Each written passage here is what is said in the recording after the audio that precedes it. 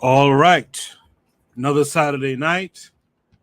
Another Saturday night shoot the breeze. I want to thank everyone who's already here. I'm a few minutes late. Thank everyone who's already here and thank everyone who's about to be here. You know the deal. I jump on early to shout out a few things, let you know what's happening tonight. I see Real Black Gentleman in the chat saying greetings and graces. The Pro Black Perspective saying ready. He was here early, as a matter of fact. Just to let you guys know what we're doing tonight. Also, while I'm looking for these notes, make sure you guys check out the community tab. There's usually something interesting there, I believe. And it'll be nice to hear back from you guys, get some comments and whatnot on those items on the community tab. And also there's a poll pinned to the top of the chat. So while we're on live tonight, please give your responses to that poll as well. Trigger Happy 262 is here saying peace, peace. Partiality Podcast, one of the family from KWAZ Radio saying peace, fam. We got Tanzan, also part of the family saying Amani, Koku, me, and the Bitter Medicine Podcast. So peace to all of you guys. Lero always comes in nicely with the loved ones. My beautiful fam, she says, I hope you all are well and feeling beautiful. Sending all my love. Keter is here as well saying blessings, fam. So thank you all for being here tonight. What we have in store tonight, we're going to talk about being a man. We're going to talk about how slavery is on the books. I forget what state it is now, but we'll learn about it more later. Slavery is on the books for the next election.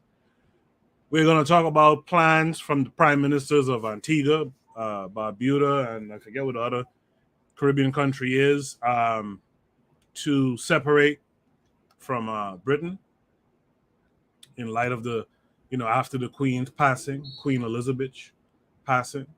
We're going to talk about the LGBT as well tonight. It's an interesting thing. We'll talk about it.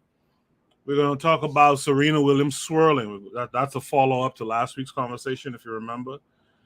We're going to talk about music and why it is that we don't support music that reflects the times and is also entertaining, but yet educational as well.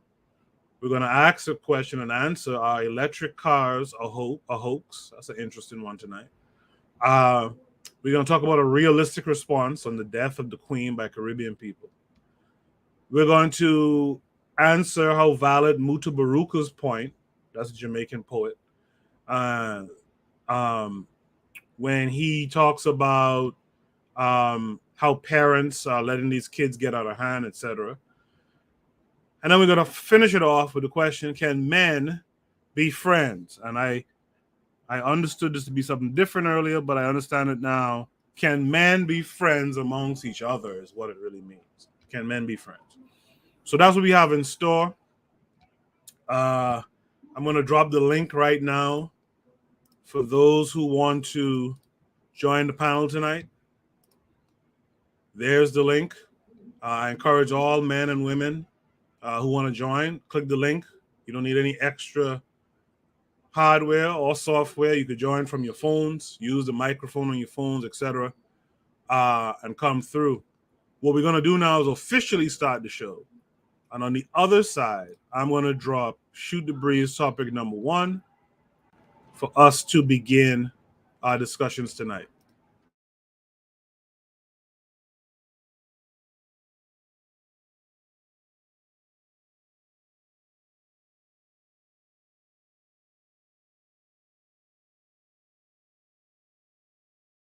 You are listening to the Bitter Medicine Podcast on KWAZ Radio.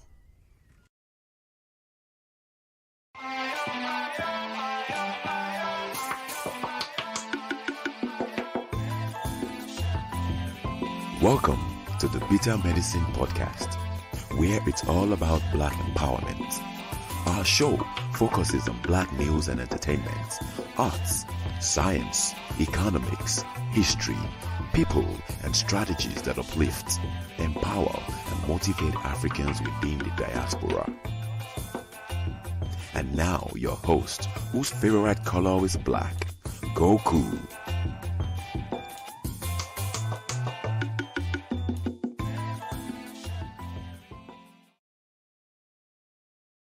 Welcome back to the Bitter Medicine Podcast. I am your host, Koku. Just want to remind you guys before we get the show rolling that this show is part of a podcast network called KWAZ Radio. There are other shows on the network you are invited to tune into. This is D Webb with the Harsh Reality Podcast, asking you to tune in where we tackle the news of the day that affects our community, only on KWAZ Radio. Peace, family. This is Oni, inviting you to listen to the Pro-Black Perspective, where black problems are addressed with black solutions. Greetings, fam. Tune in to The Learning Curve with me, the Revolutionary Matron on KWAZ Radio. You are listening to the Bitter Medicine Podcast on KWAZ Radio. All right. Yes, indeed. We're back. Another week, no side night shoot the breeze. I see we have some folks who have joined us on the panel. Peace to Oni. Oni, how are you this week?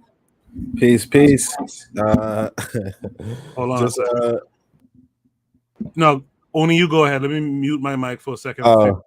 Yeah, just saw the latest trend of some trailer trash going period. I think period something like that. I don't know, but yeah, it's exciting times, man.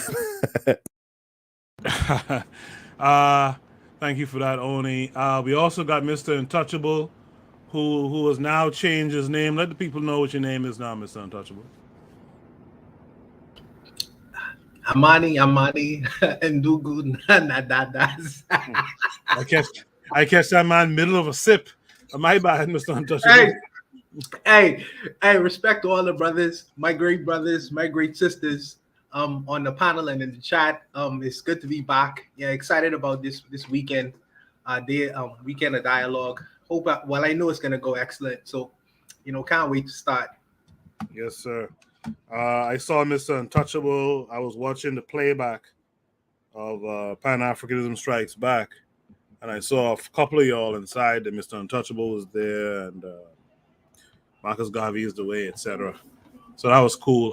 We also got Tanzan on the panel. Tanzan, how are you tonight?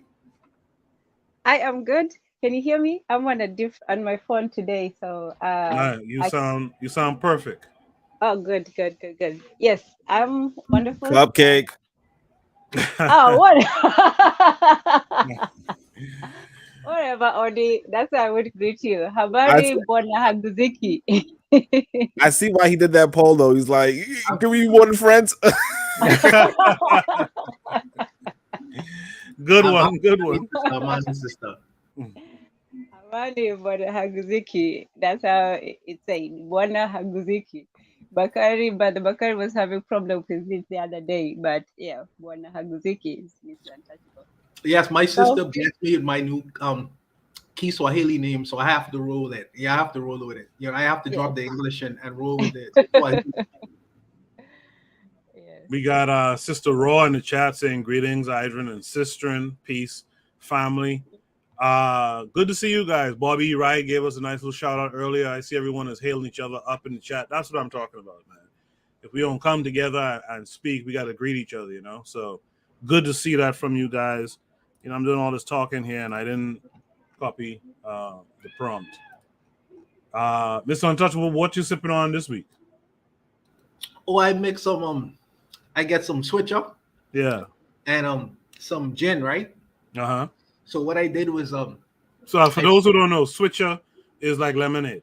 Yeah, okay, that's right, lemonade. And I put it in the freezer, and I froze it overnight, so it's like icy right now. So if I get carried, if you all stop hearing me, Babylon, you all know what it is.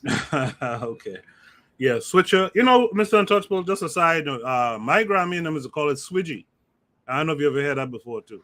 No, I ain't never had Swidgy. Swidgy might be your topping bay thing. Yeah, the topping bay thing. That would be a topping, yeah. All right. Yeah, we all don't speak Caribbean. We don't know what all that stuff means. Well, he's drinking lemonade, and I forget, was it rum or gin you said? Mr. Untouchable, was it rum or gin you was drinking? Yeah, I tried on the gin tonight because What's the other thing I used to drink? Cocoa. Appleton. The Jamaican. Appleton has laid me too low, man. It's cost me not to be able to function the next day. Yeah, boy. That Appleton is have you mash right up, kapunkle up, like we used to say back home, man. Anyway, let me start with the Caribbean chatter. Apparently, should be topic number one is being a man. I see Marcus Garvey is the way is out there in the chat. You could click the link to Marcus Garvey and join the panel tonight. It'll be good to hear your voice as well. So let's go to this prompt, the link that came with this prompt. Hold on, let me set that up first, and let me share the screen with you guys.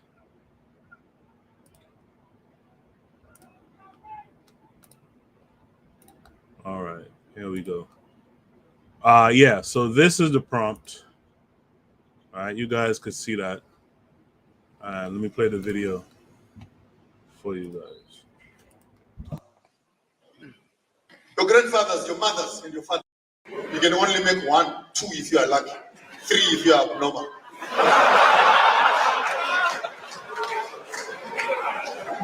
We cannot measure your masculinity by reproduction. Being a man is not taking a woman's panty down. It is applying the soap and the perfume. That makes sure that tomorrow morning it smells good. And when you are very interested in your woman, don't be embarrassed to wash her underwear.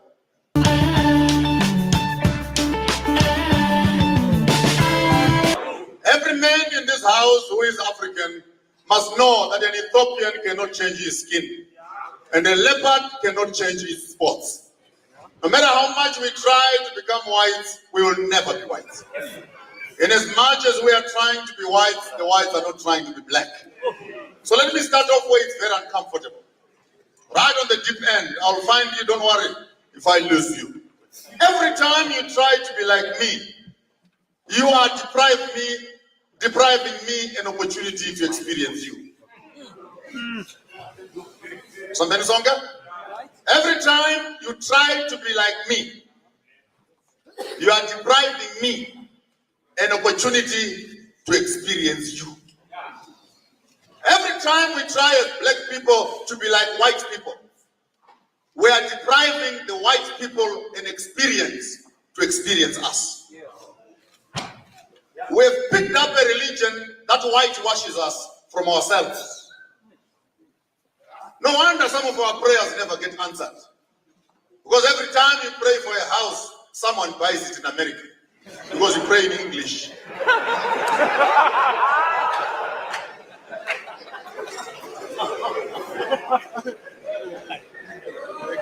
Let me speak like an African. Good afternoon, kings, princes, noblemen, and wise men. Indoga brethren is not African. We greet each other properly. Adults are adults. Young people are young people. So let me start off by controversy. This thing of us thinking that a man must have one wife is not right.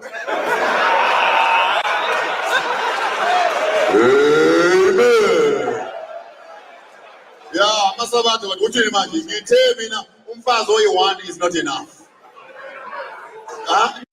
Ingajahi. Well, abanye humanity have one wife, but we have a few girlfriends and a few children in the bush. So let's not waste each other's time. But I'm not here to be discussing infidelity issues. We are not here to agree. We are here to share ideas. It's not right for a man to have one wife. A man must have 2 wives. Put it on record and quote me when you say it. That Maponga said, I need a second wife. You are not enough. Please, Mama,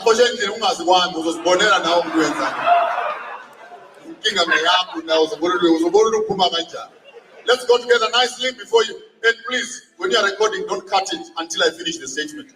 Otherwise, you will quote me out of context. Because what? We must have 2 wives. I start to pause. I pause.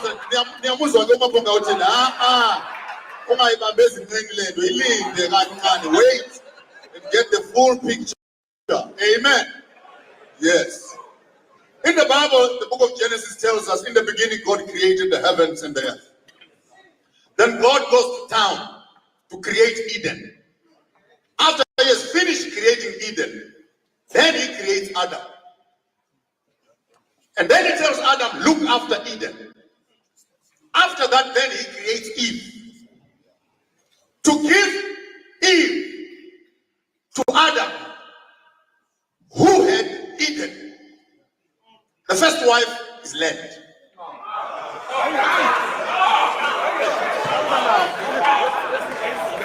The second one is the one you sleep with. It's illegal to make a woman pregnant before the land is pregnant. Don't be in a hurry looking for Eve's legs when you have not sweated with the first wife, which is land. Teach your children properly. Before they can find a woman, let them find land. And until land is pregnant, you will bear children to poverty. Men are a connecting cable between the past and the future. That's why between our legs, there is a cable that is hanging. This cable is intended to connect the past and the. Before you connect, double check on the piece of land that you are connecting to, because that land is responsible for bringing up your next generation. You can't connect with your eyes closed, as many of us do. You must open your eyes and see the land before you connect. That's why you must use your brain first before you use your cable. Respect your history. Or let me speak like an African. Respect your ancestors. Ask me why. They lie in the grave, but they are buried in your genes. When you hold your cable, you are holding all of them together.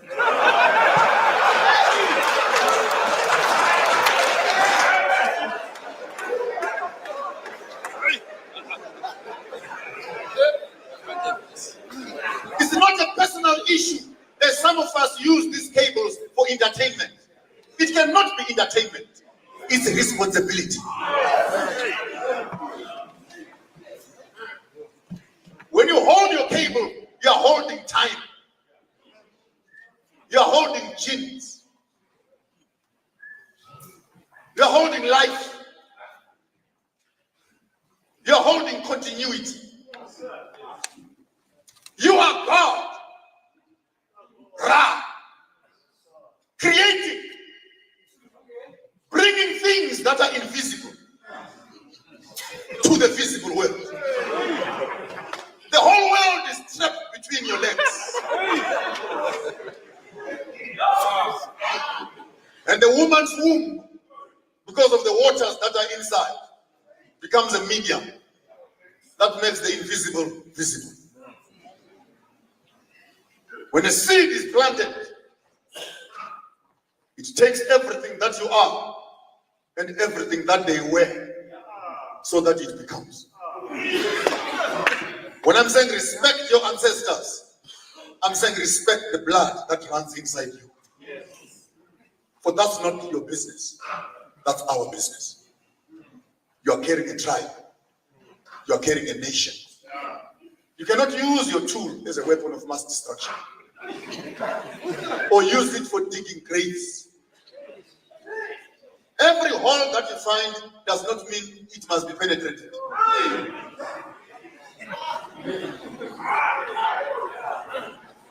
Establish the fertility of the land. And being a man is not getting a woman pregnant. Dogs do a better job. They make 16 children at one go. You can only make 1, 2 if you are lucky, 3 if you are abnormal.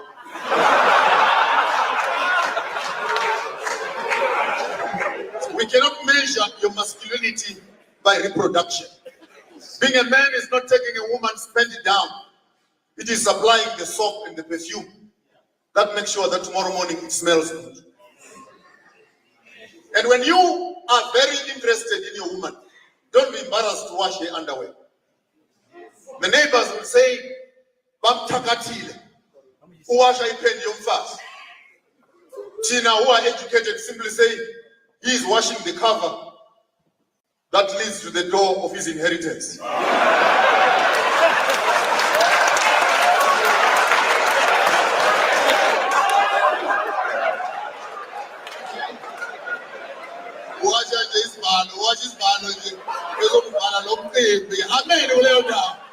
How? Especially as a school man in Njengamasabata bazalwane.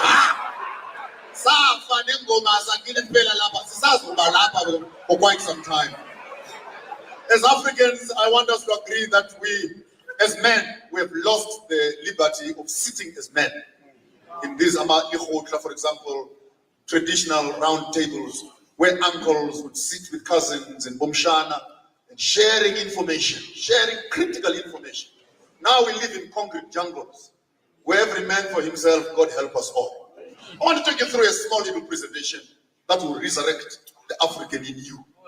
Be patient with me as I do this. Trees we water, fruits we eat, seeds we plant. One more time. Trees,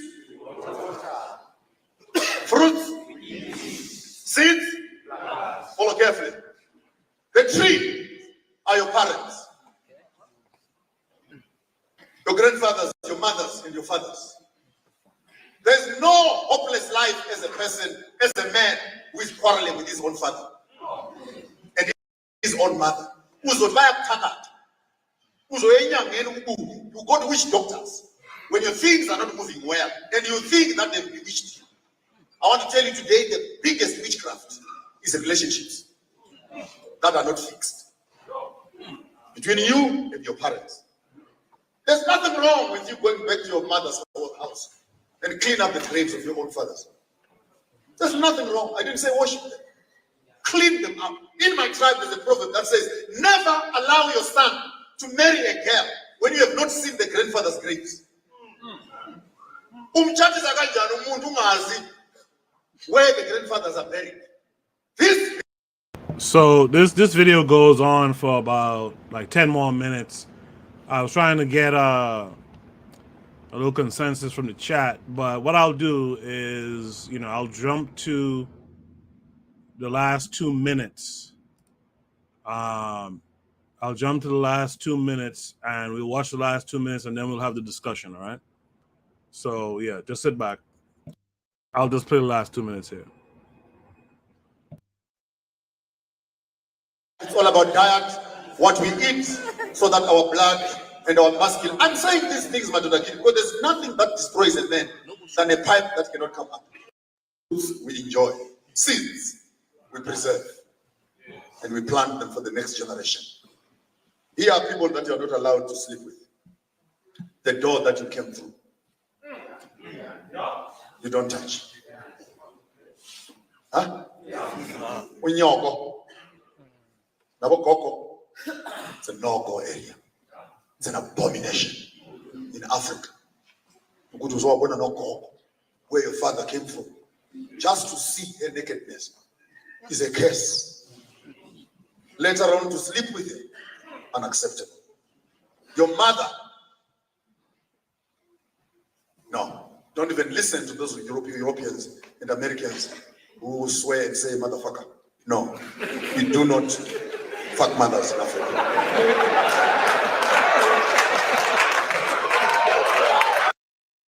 All right. So the prompt says, being a man. Oni, what did you take from the video on being a man? I saw you with a comment in the chat earlier.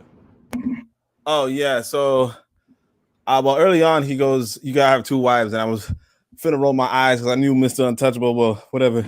Mr. Untouchable and Tanzan were gonna, figure out something.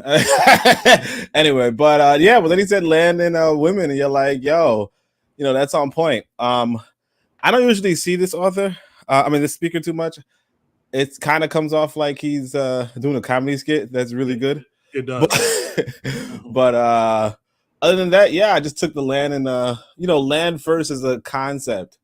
Particularly if we talk about there's this political party called BLF, although I'm now like an EFF guy, but just knowing that black people are concentrated on land, wealth, as Keta says in the chat, economic reform, this is really it's really critical for people to understand that when you're talking about wives and relationships, you also have to talk about how you can materially provide for the woman in question or the women in question. So like you said, if you really meant more than one wife, you really have to be able to provide for more than one human being. And I mean, some people got it like that, some people don't. And I think that we as a people, like realistically, what he's saying is that you have to focus on being productive first, and not enough of us are really talking about that really seriously. So I'm going to be excited when I get back onto the continent, because I'm gonna treat it like a business trip and really try to figure out how I can get me some land, among other things.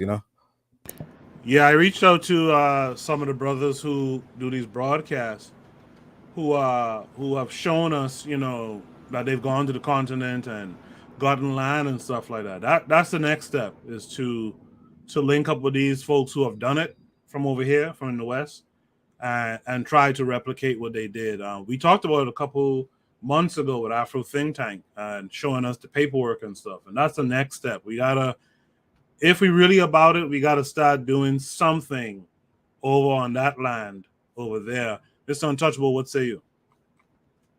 I thought his presentation was very inspirational, and I thought that he had a lot of very good things to say. He really reminds me of Amuta Baruka and people of that ilk. He reminds me of these kinds of guys. But for me, I'm past the oratory stage. You know what I mean? I think that we have seen so many great orators. We have great black orators in the Caribbean and in the Americas and South America, and I'm sure in Africa. We have the best speakers, but when it comes down to the actualization, to actually actualizing what it is that you saying, professing with your mouth, I don't see so much of that. I am curious to know, because he has an African mind, and I appreciate his African mind. But I'm curious to know, if this person was elected to high office, in charge or responsible for the people, for the governance and of people, the devil is always in the details. Will he fold to international or the internal pressures of his country and go back to the same old? Because for me, we've seen these acts before. These guys who propagate these grand ideas, and when they get into office, you see the manifestation of backwardsness or greed or selfishness, etc., etc., etc. And for me, I've seen this play before, and I listen. It's not to take away from what the brother was saying. I mean, I think that a lot of the things he was saying was very good. It's very inspirational. But for we in the actualization phase right now. With us, the speakers are long gone. The Marcus Garveys, the Malcolm X's, the Elijah Muhammad's, etc., etc. These brothers have laid the blueprint for what we must do. So we don't necessarily need to reform the wheel or reinvent the wheel. The wheel has been there already. So it's time now for us to actualize the wheel. And I think that sometimes we get caught up with the fanfare and the entertainment without actually doing anything. And for me, we are the phase where we need, as younger brothers, we need to start taking action. As y'all was saying, only having a business mindset when you go back to the continent. Koku thinking along the lines of, how can I connect with the other brothers to make these kinds of things happen? So for us in our generation, I feel like it's time now us to start to lay the foundation and the connection and start to actualize what these brothers been saying for eons. But that's where I am with that. But shout out to the brother, much respect to him.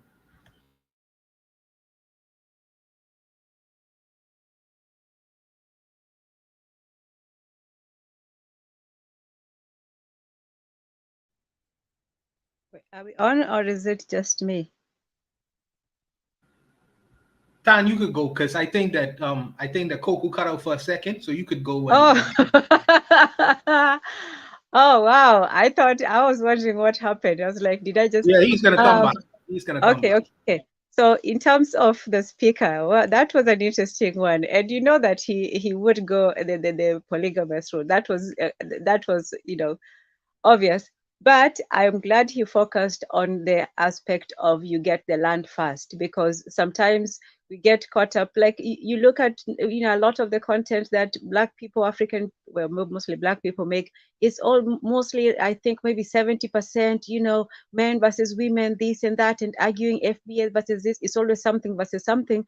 But there's little content, or that kind of content that doesn't get attention is doing business, going to places and actually doing something rather than just looking for the next pretty thing. So you would think that people who are struggling financially at usually the lowest economic ranks and so on, and even those who are not, we should be talking more about working together, or or building each other up, investment and money and things like that. We should be going at it the most and the most desperation, if necessity brings what necessity brings invention. I'm butchering it, but you know what I mean. Then the people who are in the most need, that's what we should be talking about. And yet it seems that we're more interested in being petty and arguing and gossiping and things like that, instead of talking about the things that are actually in terms of development. And I'm not just so yeah, I do agree that even when it comes to to relationship, to marriage, it was not just you go get somebody and you shack up. Well, let me say this. There were rules and tests for marriage, for just like there were tests for adulthood, for for warriorship and all that. So these things were not automatic. So even when it comes to marriage, both the first one, the second one, and whichever subsequent one, it was simply not people just doing it for the sake of trivial pleasures. It was actually done with the community. It was done with the aim of making everybody to benefit. It wasn't for one person to take advantage of another one and so on. So when it comes to when we talk about relationships, we should first talk about building. We should talk about having your own, whether it's a man or a woman or whatever. We should talk about being healthy and stable before we start looking, because two people who are angry and hateful, they cannot talk to each other. And sometimes in these conversations, you just find people who are angry shouting at each other, and nobody is making any sense. So let's forget something of our own. Let's build the land, and then we will build the house. Yes. That's me. I just want to add to so when Mr. Untouchable said about we talk too much, or that we're past the talking stage. The thing I want to add to that is that what's good about things like what this guy is doing is that it's reaching a wider audience. And unfortunately, where we are as a people is that the widest audience is going to just I want to say the Ascari, but the Rat, the Decay, the Isfet, whatever you want to call it. But it's like the Cardi B's, I think it's a lady named Ice Spice or something like that, or something like that. But or there's this Period lady, which is this ridiculous white lady, or even the Little Mermaid talk, which unfortunately I'm gonna have to go into tomorrow. But it's we on a mass level, we as a people have to get together, and we're just not on a large scale. We're not getting together. We're not getting our things together, and because of that, I can't really when people are doing so. Even when people are talking, it's more than what the other side is doing, because the other side is talking and actively trying to dissuade us. And even though conversation is not enough, conversation is not everything, it's a start in the right direction. Because even if this guy is not doing what he needs to do, him telling other people who might be in a better position to do it, who might be considering, hey, should I sell this land I inherited? Or hey, should I buy this land or should I buy this PlayStation 5? You know, like it helps because it reaches them. So I although I do agree with the idea of, you know, we should, like, you know, talking is, you know, talk is cheap. You know what I mean? I agree with that, but you know what this gentleman does, and like I don't know how many views it has, but the fact that he's, you know, out there speaking actively, you know, about no bullshit, you know, unlike, you know, what we have in America, which is, you know, your Truth Nasheeds and your what have you, who are just speaking bullshit, right? When he's speaking no bullshit, you know, the importance of your cord or your wire or whatever, right? And the importance of getting land before you get a wife, all that kind of stuff. That kind of direction is kind of what we need as an African people, particularly when we remember that most of Africa is like under 16 at this point, you know, and there's this need for the elders to connect with the youth. And right now, the elders that are connecting with the youth are your Jay-Z, your Beyonce, your Brandy, your and this is obviously just America, but still, like those are the people that are connecting with the youth right now. Those are the quote unquote elders. And the result of it is, you know, people getting gunned down on a regular. Coco, are you back? Because I see you moving, but I can't tell if your audio, we can't hear you if you're speaking.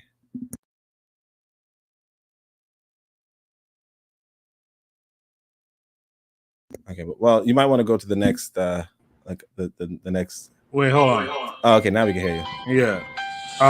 Hold on a second. Yeah, this shit was all fucked up. You trying to figure out if this lady is gonna be his friend or not? Oh, baby, you. All right, man. You got what I need. Okay, first line, we got it. First line. Let me say shout out to Gas Them Up, who's in the chat. Marcus Garvey is away, agrees with Mr. Untouchable. We have not implemented solutions as a collective. Although I will say what Oni said just now, it is true too. You know, again, this is why I like Shoot the Breeze. It makes you have to sit back sometimes and think about your stance. Like, yeah, we kind of repeating, you know, we you know, like Ketter says earlier, you know, our intellectuals are in the literature. You know, we kind of have that, but you're right. We have the forces today, right now, that are saying some opposite type shit. And so we kind of do have to speak, you know, this truth to power. So I get that. Gas 'em Up is out there. Peace to Gas 'em Up. The forecast is also out there. Say, what's up? Peace, y'all. Habri Amani. Peace to you. Forecast. Chief Mindset is here as well. He said truth. Right? Gas 'em Up says to Keter, exactly. Black think tanks with true policy reports. The Chief Mindset says, I am going to send you a message on Discord. Okay. Jay says he's here, but he can't join tonight. Keto says economic reforms first, then political, and last social. No nation could grow or last on social bickering. Athrazer is here. Y'all make sure to check out his channel. He says necessity is the mother of invention, finishing Tan's thought from earlier. All right. Keto says not just America. Pop music is like movies, a shape of consumerism, a selling point of lifestyle. And I thought this same thought when Oni said it just now. Forecast says my brother said Brandy. Yeah, Brandy influenced in Notre Dame these days, but I get the idea.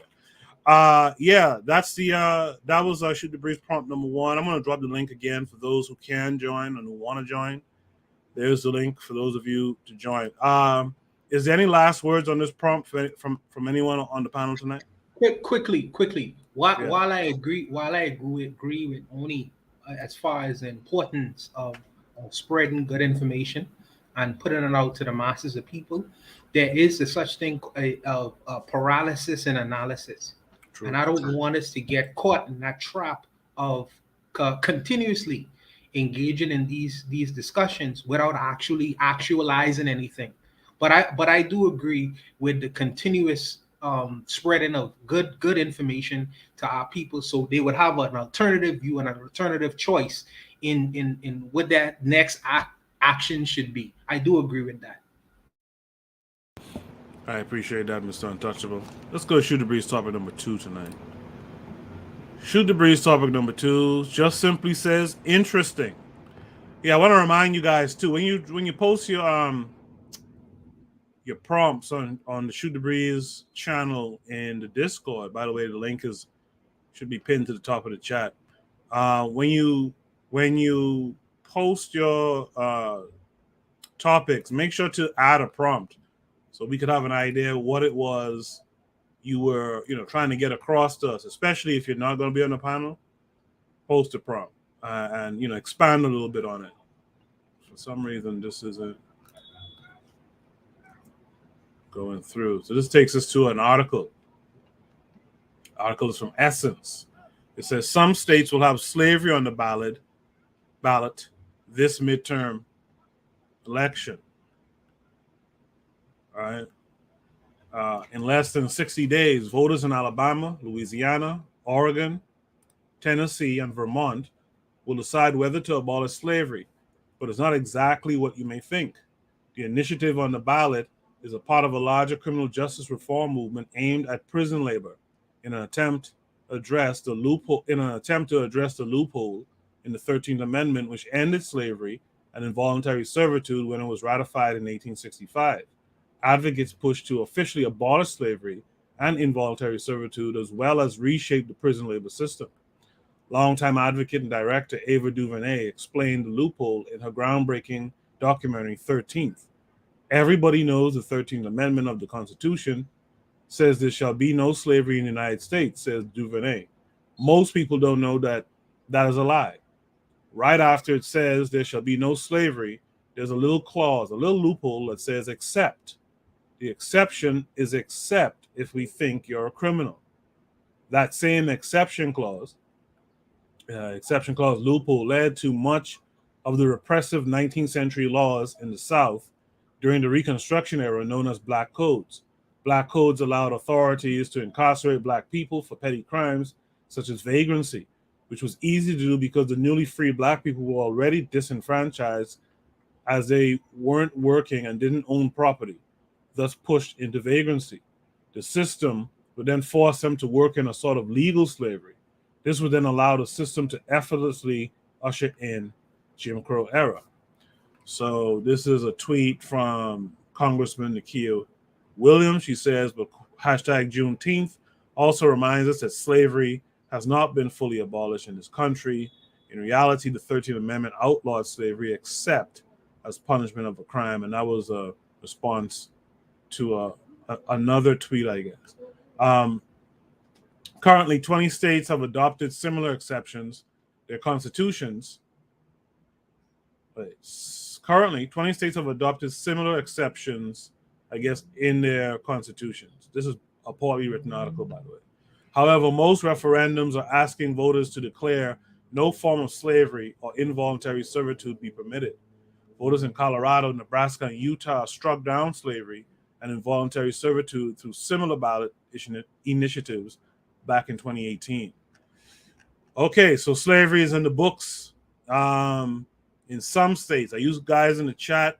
Are you guys surprised or are you guys like, it's to be expected? I think Tan stepped away, so she'll be back in a bit. Oni, what say you to this? Yeah, I think so one of the first, things I learned back in high school, one of the first conscious things I learned was this idea that, slavery is still allowed in America, except for in the prison system. I mean, within the prison system. And, right now prisoners are working for 13 cents an hour or something like that.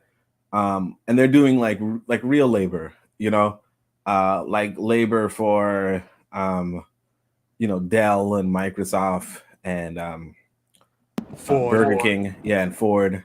So like things that we use. Now I don't know what they're doing exactly, but of course, you know, if they're getting paid, it's not slavery. But then they also have to buy, you know, meals or like buy decent food at their own expense. So a lot of it, you know, is exploiting and extorting, and one of the reasons for um, like why black people get such long sentences is because you can use them for free labor, and it just reminds you of why they, you know, brought us to this country to begin with.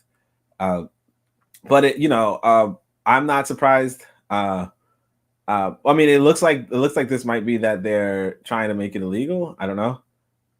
But you know, it's like what like you're in this other man's country and he doesn't like you and he's never going to like you. You know, he's going to think that you're trying to replace him, just like, you know. Unfortunately, now some Black Americans are thinking that other people are trying to replace them. It's a weird paranoia. And it's just like, well, what are you gonna do? Like you're in this man's nation. What more do you want from him? You know, you want him to treat you like a human being. I mean, yeah, so did our ancestors. You know what I mean? I don't know what more to say. Like if the tiger claws at you, right? Then just go away from the tiger. Like if you go into the tiger cage and it claws at you, go away. If you want to stay in the tiger cage, you know, like what do you want me to say? You know what I mean? Right. In the chat, Marcus Garvey's way says, FBA better be careful or they may find themselves fleeing. The thing is, I don't know if this changes much. Like D Webb says from the Harsh Reality podcast, he said, so what does this even mean? So you're still in a cage, but not declared a slave of the state now? I mean, woohoo, right? So it's like you're still a slave. You just won't be, you know, deemed one legally by the state. And I guess it may have its benefits in that it kind of limits how far they can take advantage of you. So maybe that's what the people are getting at. You know, if you take away this slavery thing, because the slave has no rights, that's to be respected, right? You take away that label, maybe it means this limits the state on just how much they could do to you while in that cage. Perhaps. I don't know. I'll have to see. Mr. Untouchable, you have any thoughts on this? Yeah. I don't like to get into the internal politics of another country, but what I would say is this: under state law, since the people states have state rights. So if you are a person in prison by the state, not federal, you probably be treated like a so-called person, not a slave. But under federal law, if you're in federal prison, you'll be treated like a slave. Why? Because of the 13th Amendment. You know what I mean? That's federal law. So under federal law, what that means is that since that is very difficult to change the Constitution, extremely difficult. So under federal law, that federal idea of slavery still being enacted, it still holds. But states, since they have state rights, they could change and finagle and manipulate and change the meaning of maybe the Constitution. No, they can't change the meaning of the Constitution. But under state rights, they could do whatever they want to as it relates to prisoners, which means that prisoners would have more rights in state prison as opposed to federal prison. It's kind of like it's a small distinctive difference. But when you're dealing with federal law, you're dealing with the Constitution. When you're dealing with state prison, you're dealing with state law. So I think that's the difference.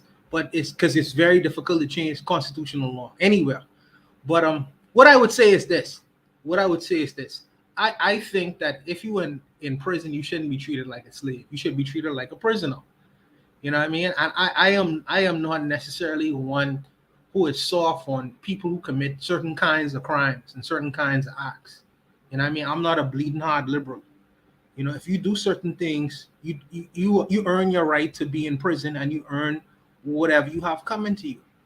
Now, I understand that the liberals try to humanize us in prison and make it seem that all of us are there because it was a mistake of the government. That's what they would say. Well, we ain't really here. We ain't do nothing to be here or to get these long sentences.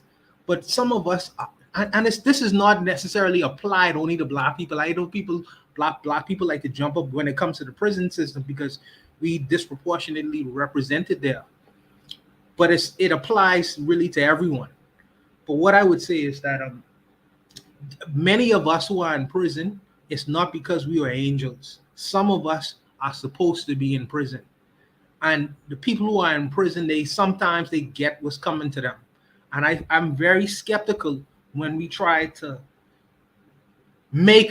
humanize and make people who behave like animals in civil society, give them all the rights in the world without reflecting on the victims or the people that will cause them to be in there in the first place. I'm very slow with these kinds of legislative acts when it comes to us or other people being in prison, man. I don't necessarily want to go soft on criminals. Some of us earn the right to be in prison, and sometimes we get what's coming to us because not all of us are angels. I just really want to put that out there, but that's just my perspective.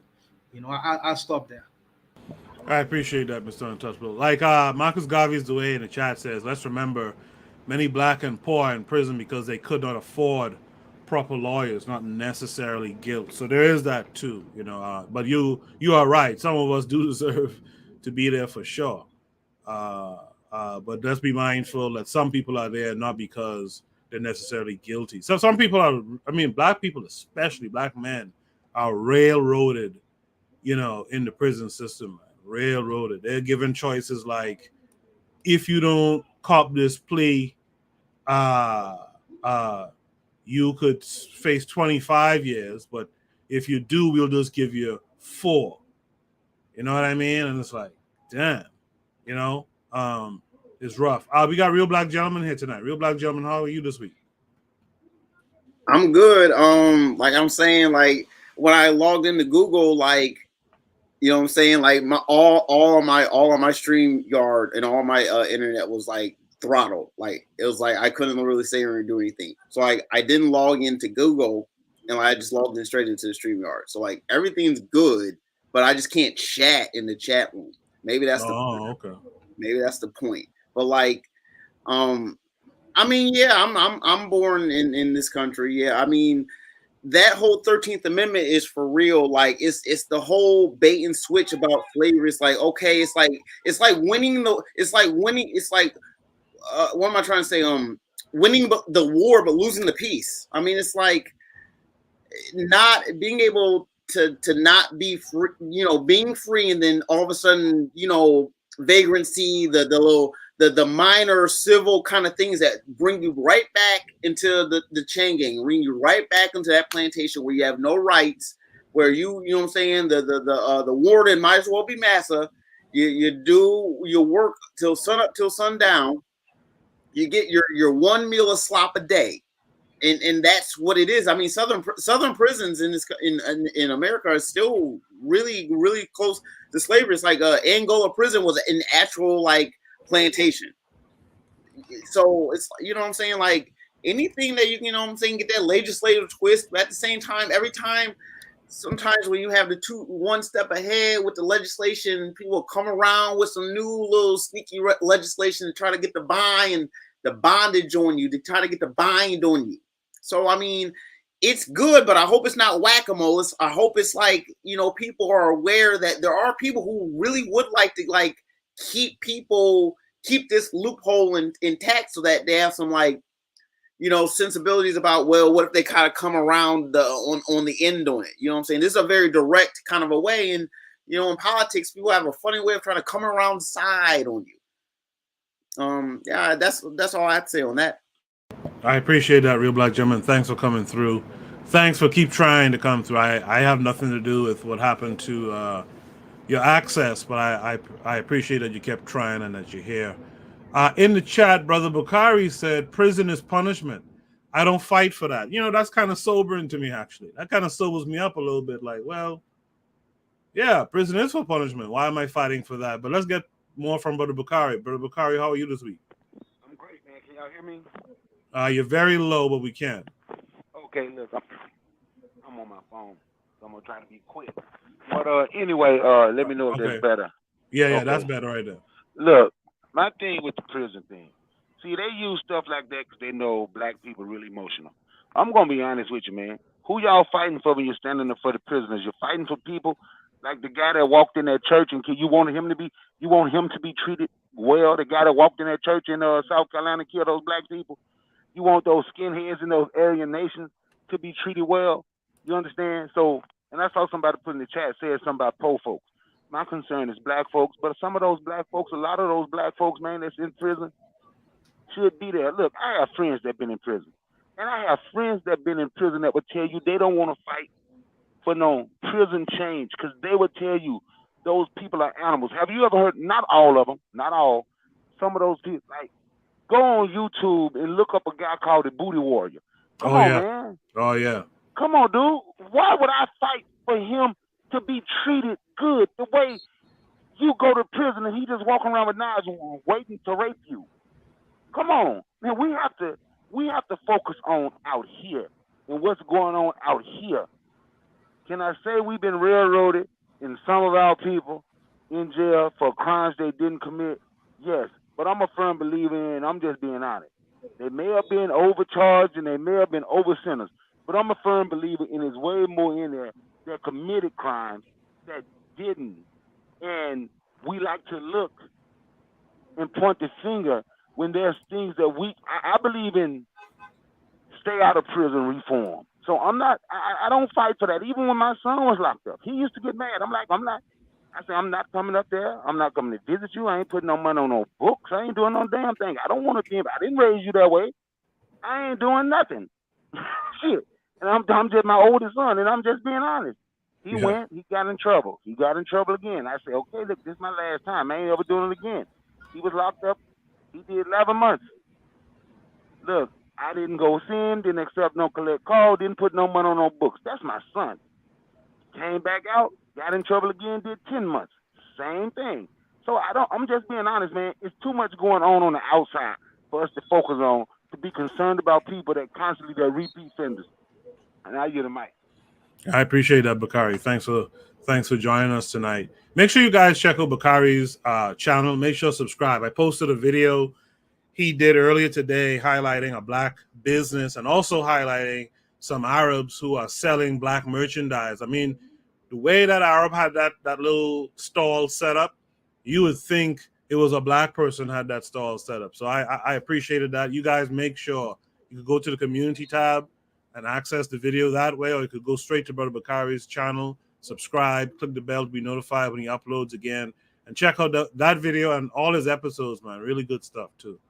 In the chat, the House Ready Podcast says, word, just end petty drug crimes and that'll solve most problems. Kind of crazy. They look at any prison reform as a gift to the black community, though. Lero says, people love carceral politics over rehabilitation and wonder why, quote unquote, crime and the like continues. This PIC in the U.S. is slavery. Pro-black perspective was like, what kind of warrior? Talking about what Bakari said, talking about the booty warrior. They spoofed him. He did like a 60 Minutes or something interview. And they spoofed him in the Boondocks, actually. Erzuli's laughing his ass off at that. Yeah, so those are some of the comments in the chat. Trigger Happy 262 says, even though I think prison abolitionists have other defects in their analysis, I believe this convo is missing a prison abolitionist perspective to a degree. And even then, there are qualms on abolition. Valero says, our political prisoners are sitting in their prisons. Prison reform matters to me. I got loved ones sitting unjustly. Yeah, that's a good point, too. We do have political prisoners. Mumia and them are still in there. So I guess we should save some room for those folks. But does anyone here have any last words, including the idea that we have political prisoners and whatnot inside there? Who else wants to say something to that? I would say this. So I know somebody in prison. Like I got a relative in prison, And now let me first say I think I drank too much. I'm trying to be like, yo, I don't know what happened. All right, Go slow, go slow. I just More kind of jumped ice. in it. You said ice? Oh, More sure. ice. More ice. Yeah. Go More ahead. ice. Okay, yeah. All right. Anyway, so what was I gonna say? You have a So family in prison. I'm not gonna do this for my podcast. All right, so what are we talking about? Prison. Yes, I know this dude. Yeah, like I don't know what this whole, oh, you're not gonna be treated like a slave thing. Apparently, if we went to visit this guy, right, he would have to squat naked, so that they could check him for drugs and Yep. drug trafficking, like that kind of stuff. Meanwhile, the guards are there trafficking drugs or trafficking weapons and all that kind of stuff. This dude like regularly gets shit stolen from him. So it's a point where I would like send the dude some books, and I'd be like, what happened to the book? And he's like, I'm in a prison. You know what I mean? What? I'm surrounded by criminals. You know what I mean? Now he's a fairly good guy, but I mean he did do something relatively violent. I ain't gonna hold you guys. But anyway, but my thing is that yeah, like what does it even mean to not treat somebody like a slave? Like, because the thing is that, like I said before, like they're paying you anyway, so they could always say you're not being treated like a slave. Now, if you're talking about they're going to give you minimum wage, that's cap. They're not going to give you minimum wage. Or if they do, like that's very like again, it wouldn't even matter because they could just charge you for everything. You know what I mean? For room and board and all that kind of stuff. So it really like white, like I don't know what this is like. Obviously somebody's gonna be like, oh, I gotta vote, for whatever reason. And of course I'm not gonna tell people not to vote, but I'm also gonna say that, obviously, if you haven't caught up on it yet, the government is, or the politicians are always using scare tactics, and like just not even only in America, like they're doing it all over the world, just scare tactics all the time. If you don't vote for me, you're gonna be enslaved or some shit. You know what I mean? Like it's when I was in the UAM, the brother used to say it was a Mutt and Jeff routine. I don't know what Mutt and Jeff routine is. I'm not gonna hold you guys, but apparently it's like a reference to some old show from like the 50s, maybe. I don't know, right? Or the 70s. I don't know. But like basically this idea is that, the good cop, bad cop. It's always that with the politicians. It's always they're playing some sort of, or at least that's what I've been told, that they're playing some stupid game where they're one way or the other, they're like, oh, you gotta vote for us. So sorry, so drunk only, right? Okay. All right. So anyway, so what I would say is that yeah, I mean, I just don't like what's going to change is the question in the sense of what's going to change with regard to how they treat like the people in prison. They're still going to make you squat if you have like just for contraband or whatever. You're still going to end up having to watch your back because somebody could be trying to stab you with a knife that they slipped in. You're still going to get paid 13 cents. So what is this? What's really going to change? Anyway, that's all I would say. Yeah, drunk only, sober over. Yeah, you're still making some sense there. What's really going to change, Mr. Untouchable? Go ahead.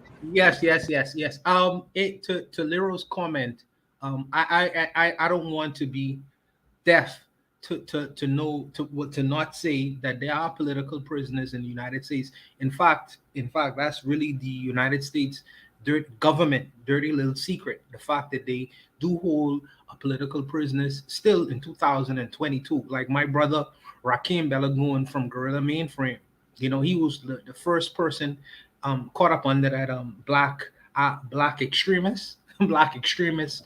Black identity extremist. Black BIE. identity extremist law. That brother he's a peaceful dude. He just believes in self-defense, and the United States government has been after him. And my other brethren from Jamaica, who went to the UK, he's he's a brethren that he's a good dude. He's just a religious dude. His name is Sheikh Abdullah Faisal. After the British government imprisoned him, when the United States government extradited him from Jamaica, and now they are holding him captive inside their prison as well. So I don't want to to make it seem like there are people out there who are not necessarily guilty of any kind of crimes. You know, they are just political prisoners, and they speak their truth to power. And unfortunately, power, sometimes they do what they do. You know, but I'm not gonna ignore the fact that there are brothers out there who look just like me and you, who shoot, you know, haphazardly into crowds, killing young kids, babies, women, children. You know, I mean, they deserve to be in jail forever if I could help it. But for the other brothers who are legitimate political prisoners, shout out to them, and I hope one day they be free. Hey, let me say something right quick, right? Go ahead, Bakari. I understand people talking about the political prisoners. If we ain't willing to go take out the political prisoners back, shit, I'm just being honest. Don't worry about it. If we ain't willing to go get them out, right? Because this is the thing. Because we gloss over, and I understand the political prisoners, but we gloss over the fact that look at the other people you're going to be fighting for prison reform. They ain't going to put that white boy to death no time soon. They going to keep him alive 20-some years, 30 years, so they can do documentaries on that white boy that walked in that church. So if you're going to do it, you got to go through every prisoner. And I really only care about black folks. And the reason I can't get on that bandwagon is because when people say prison reform, you're including everybody. Everybody, all them nasty ass white folks, all them skinheads, all them Aryan nations, all them damn Mexicans, everybody in there, all them black folks that have attacked black people. We are including all of them by prison reform. So for me, if we ain't gonna go in there and do something about the ones we feel free or should be out, as far as I'm concerned, shit, I'm gonna be honest with you. When they give them the death sentence, shit, they shouldn't live more than a week. Go ahead and put them to death. You keep them alive, taking people tax dollars so they can do documentaries and make money off them. But like I said, once again, let's not skate over all those Aryan nations. Let's not skate over all those skinheads. Let's not skate over like that white boy from Buffalo who should be. So we want him treated fairly. He should get great meals. I guess he should get steak and lobster. He should have exercise time. I'm just saying, because we ain't making a distinction that who you're fighting for. You just want people in prison treated better. Solid points, Bakari. KWAZ. Let me add to this right here. What was I gonna say? All right, never mind. Wait. God damn. No, I was gonna say something. All right, never mind. You know, I'll think about what I was gonna say. Okay, think about this, guys. Let me ask this one follow-up question from the chat. Keto asks, how come indigenous people had no prisons? And you know, that's an interesting question. Do any of you guys here have an idea as to how come indigenous folks didn't have prisons? I'm sure there was some criminality. Oh, let me do before we go to that. Wait, hold on. Before we go to that, oh yeah. So there's this story about this lady. So she, you know, I guess she's dropping off her boy, like she's going with her boyfriend to a mall or something. I don't know. And then he leaves his phone in the car. You know, rookie mistake, right? And she's looking through his phone and she finds out this dude. Now, obviously, he was tripping, right? He was messing with her sister or something like that, you know. So when she sees him and he's walking out of the store, she's gonna be the passenger of the season, by the way, right? Well, so when she's walking out of the store, she drives her car into him and also another, you know, just a regular old man crossing the street or whatever, right? The old man dies, okay? And then she gets out of the car after crashing into this guy. Mind you, the child's in the back seat. Gets out of the car and starts beating the guy after he was hit with his car. He survives or whatever. But this lady gets like 20 years in prison. And the thing is that it's like, yeah, when you talk about, you know, prison as a, you know, separate this person from society kind of thing, right? Like, what do you want him to walk? You know what I mean? As far as what other people have done with the prison, there are two options. Obviously, one is, well, there's three options or four options really.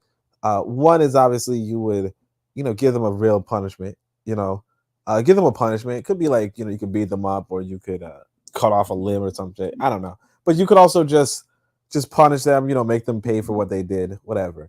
right? Another option is you exile people. You say, just get the fuck out. You know what I mean? Which is not prison per se, because, you know, you don't have to feed them, you don't have to clothe them. You just have them, you just tell them to go somewhere else, right? Another option is to just kill people. You know what I mean? Just kill people. Just say, you know what you did was unforgivable. We're going to kill you. And then the other option is obviously forced labor, you know? And the reason why I bring this up is because I think it was that, I think it was like the 25th dynasty of Kemet, where ancient Egypt or whatever, where African, where essentially the leaders of that time were considered just and humane because they gave you forced labor instead of killing you. You know what I mean? I think this was like political prisoners. Like they gave you forced labor instead of killing you. And that's the thing about, now obviously, you know, in America, you know, the political prisoners, it's a really interesting case. I don't know, I'm kind of yapping, but it's pretty interesting because a lot of them, apparently they were told to reverse their stances and they were like, no. You know what I mean? Which is like, you know, it's bold, it's cool, but it's kind of like, you know, I'm not saying that I would like be like, yeah, I reverse my stance, but like part of me is like a lot of these people kind of declared war against America, you know? And my thinking is this, like if you were like me personally, I respect that, you know? But I could also see how America wouldn't respect that. You know what I'm saying? Like I can see how America's like, oh, you declared war against me, and if I set you free, you're going to try to, you know, unleash war on me, right? And they're like, yeah, if you set me free, I'm gonna shoot up your precincts. I'm gonna, you know, like I think I remember who it was. I was talking to some sister, I think, and she was like, she was related to some dude who had no. I was talking to some coworker. She was like, her friend was related to some dude who had like 90 something kids or some shit, right? He's like one of those like radical revolutionary Muslim types, and he's in prison because he like attacked a police precinct. You know what I mean? And it's like, and they're like, he's not gonna get out. And it's like, yeah, that's a political prisoner.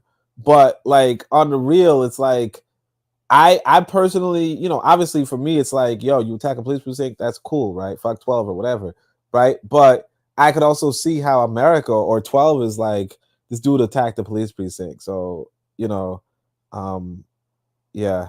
Okay, yeah, sorry, I see the comments. All right, yeah. Someone go and hold Oni's hair back tonight, because I can tell that's coming. While Lodi goes to have a drink of water, let me try to bring a little bit of clarity to the conversation. As far as Ketta's, because I ain't there yet. As far as Ketta's statements, if he means when he says indigenous prisons, you know, I relate that to African people. There was a gentleman named Simon Mann. I want you to look him up on YouTube if you can. Mann. He and a lot of Europeans, under the behest of, there was a lady who was the Prime Minister of England. Her name was Margaret Thatcher. Mm-hmm. He was Margaret Thatcher's son. Oh, okay. They wanted to run a coup in Equatorial Guinea. So they paid the mercenary Simon Mann to overthrow the president of Equatorial Guinea. But before he was able to do it, the president of Equatorial Guinea was able to receive that information, and they actually imprisoned Simon Mann. And through that, Simon Mann started ratting on everyone. And he basically said that that Margaret Thatcher's son paid him to create a coup in Equatorial Guinea. So he spent some time in prison, but the president of Equatorial Guinea actually let him out of jail, you know, because he was such a good rat.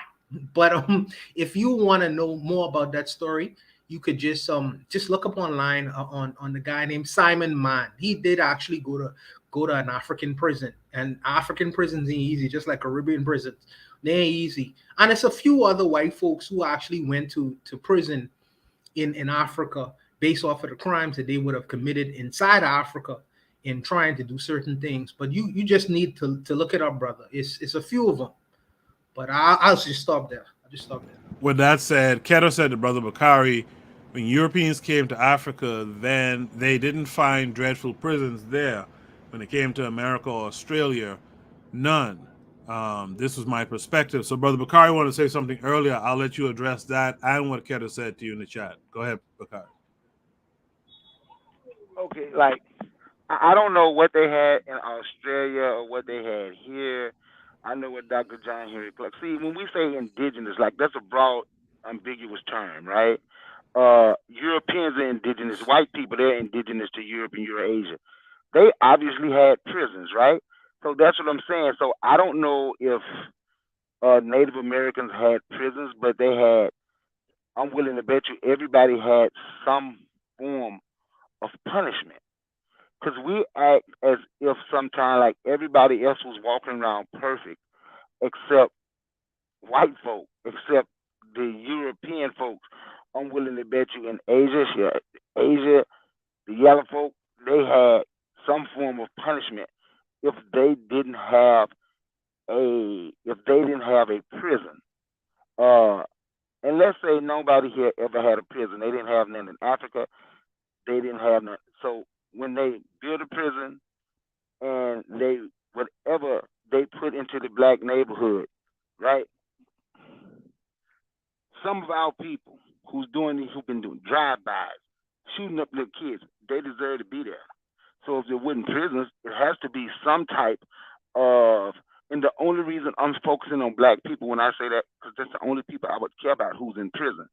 So some of those people do deserve to be there, and we just have to be honest. And I don't want, they should be in a country club or something. I don't know. I thought prison was a punishment. We can't just, it has to be something. If we're not going to create a punishment, and if we're not going to go get if we're not going to create a punishment for our people, we're not going to go get our political prisoners out, right? We should create some type of system. Then if we create some type of system, we wouldn't have to worry about other people coming into our community arresting using their system. My youngest son, right? He was taking a law class and he was in high school, and the cops used to come and speak to him, right? The people who complain about the cops the most call the cops. The people who complain about the cops the most call the cops the most. Ain't that something?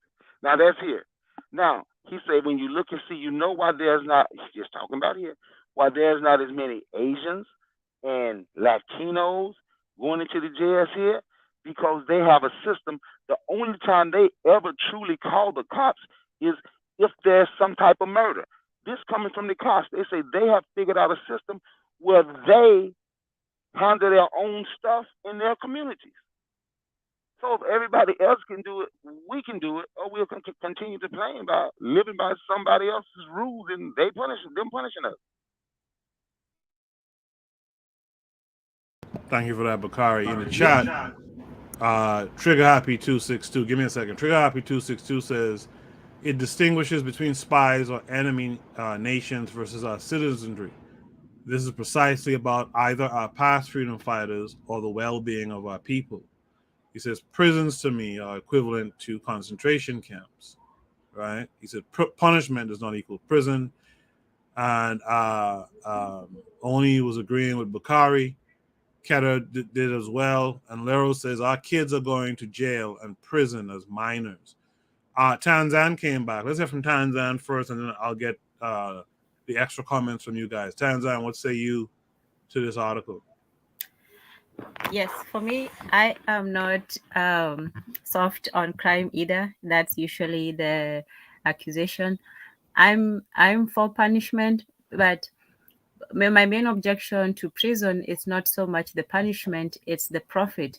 We all know that the point of prison is not just supposed to be to punish the perpetrator. It's supposed to be to give justice to the victim. But our system is mostly focused on punishment rather than there's a word for it where you give the victim what they are owed.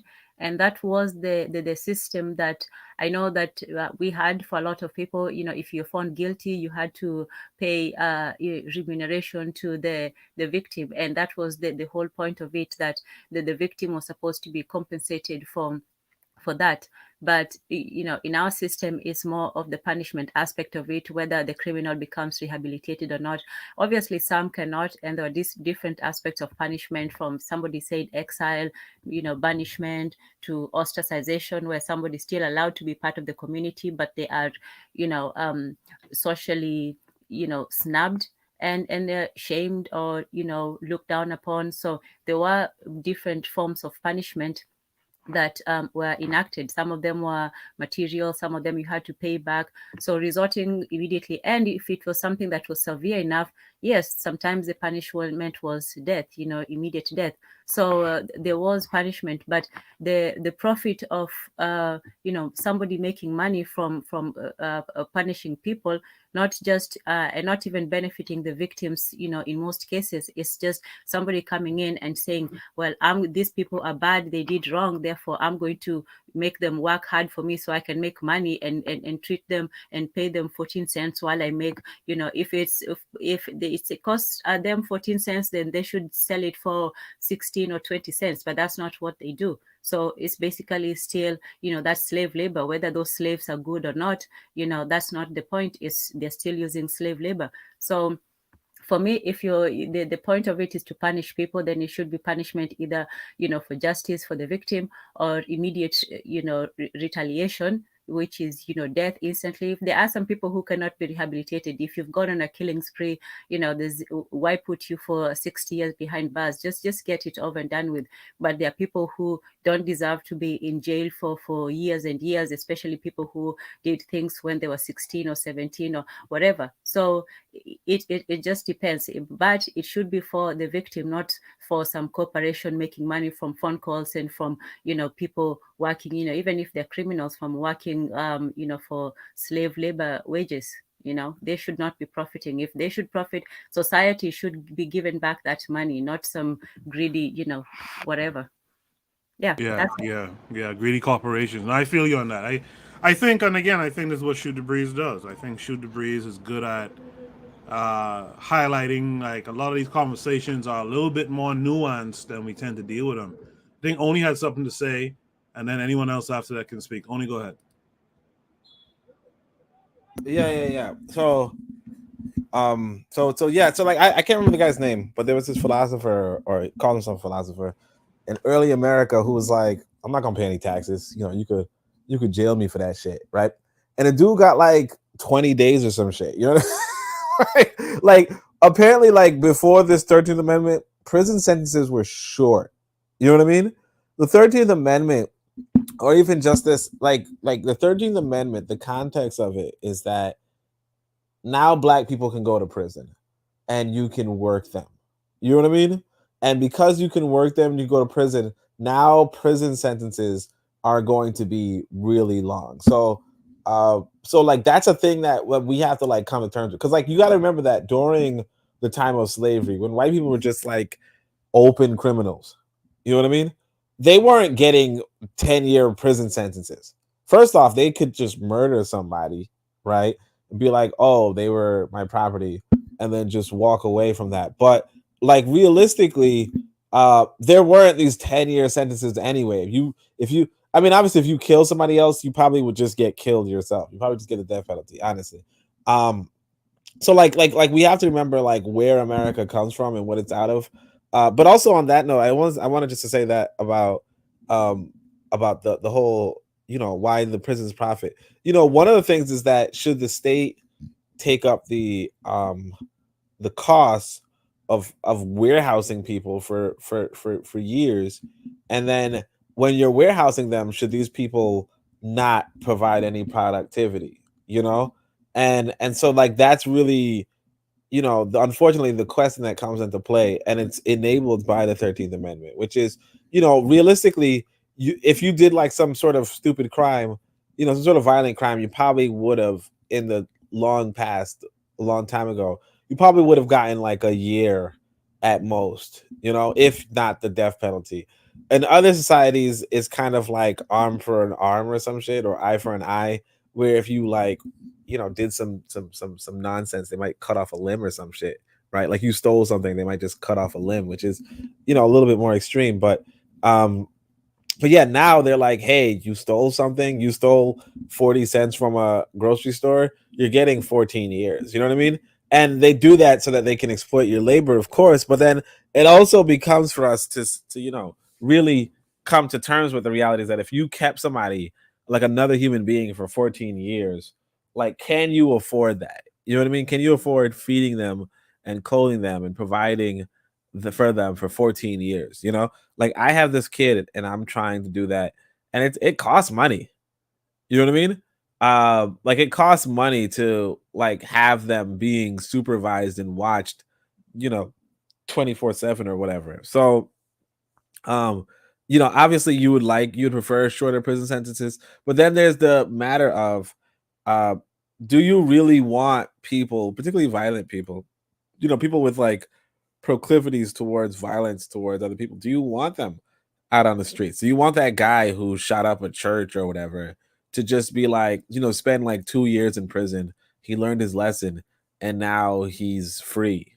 He served the sentence. Like I don't know what, like unfortunately we're in this society and we're like what do you do? Like my thing is just get out. But if you're not gonna get out, like you're gonna have to deal with the fact that this white boy is in charge, unfortunately, and you just gotta deal with it. You know what I mean? Like you gotta deal with the fact that, like, if nothing else, you got these police who are like freaking psychopaths, and they're all loose, and they can do whatever they want. And what do you? All right, never mind. I'll stop. I get it. In the chat, Laro says our kids are going to jail and prison as minors. She says for ridiculous things, not even crazy violent crimes, for having ADHD at school and stuff. She says I literally had my life ruined from the school to prison pipeline. I don't need no pity though, but I'm just saying. She says prison reform matters. I'm not even one who is big on electoral politics or being a law-abiding citizen. Shout out to Laro, man. Shout out to Laro. I'm sorry to hear how that thing, school to prison pipeline actually personally affected you. I've talked about that in the show before too. Brother Bakari in the chat says, Tolero, yes, they are, and we know these people are at war with us.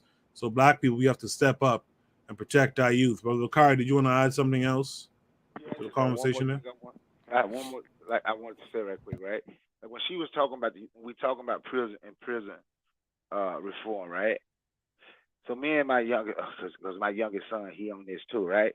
So we was holding this conversation, and I asked him, I say, look at the prison in Mississippi, right? Because that's where I'm from. It's majority black. No, it's not majority where the prison is. The state is like 40% black, right? And I asked him, why were because I'm gonna show you how this is what you want.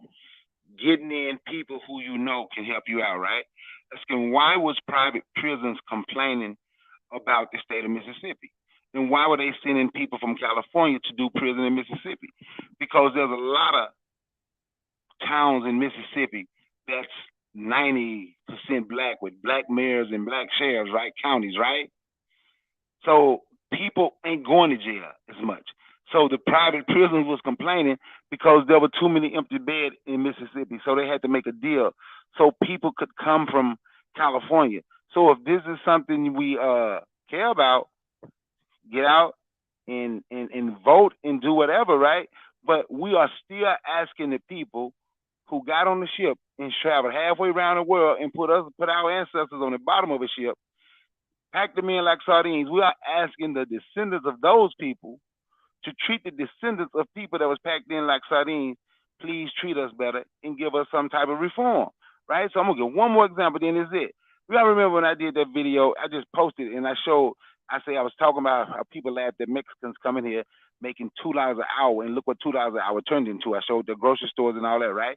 So last night I was riding with my friend and I showed her this. I said, I meant to put this on the video, but I didn't. She said, what is this? I said, it's a trailer park. Now, and the reason I'm mentioning this, right? Because right now they're talking about rent and black people being evicted more than everybody because rent is going up so high, right? So when I say we have to take care of ourselves and want to live amongst one another and do for sales, this trailer park was almost abandoned. The Mexicans came in, bought the trailer park. They fixed up the trailer park. Even put a few new trailers in there. Now they're living and they're only paying rent $300 a month. And the point that I'm making is they saw a need for their people to do better, right? And I'm calling them Mexicans. Of course, all of them not Mexican. If we see a need for our people to do better, why don't we do it and stop trying to depend on the people that enslave you? To me, that just doesn't make sense to me. Now, I could be wrong. It may make sense to other people, but it doesn't make sense to me. That's all I want to say. I yield the mic. Yeah, I wanna Go ahead. comment on a few things. Shout out to Gaslam Up, by the way. He's the only person I know is quote French philosophers at a Saturday night. Yeah. Needless to say, I sympathize with Lero. Shout out to Lero, by the way. I think that she is my beautiful sister, and I respect her greatly.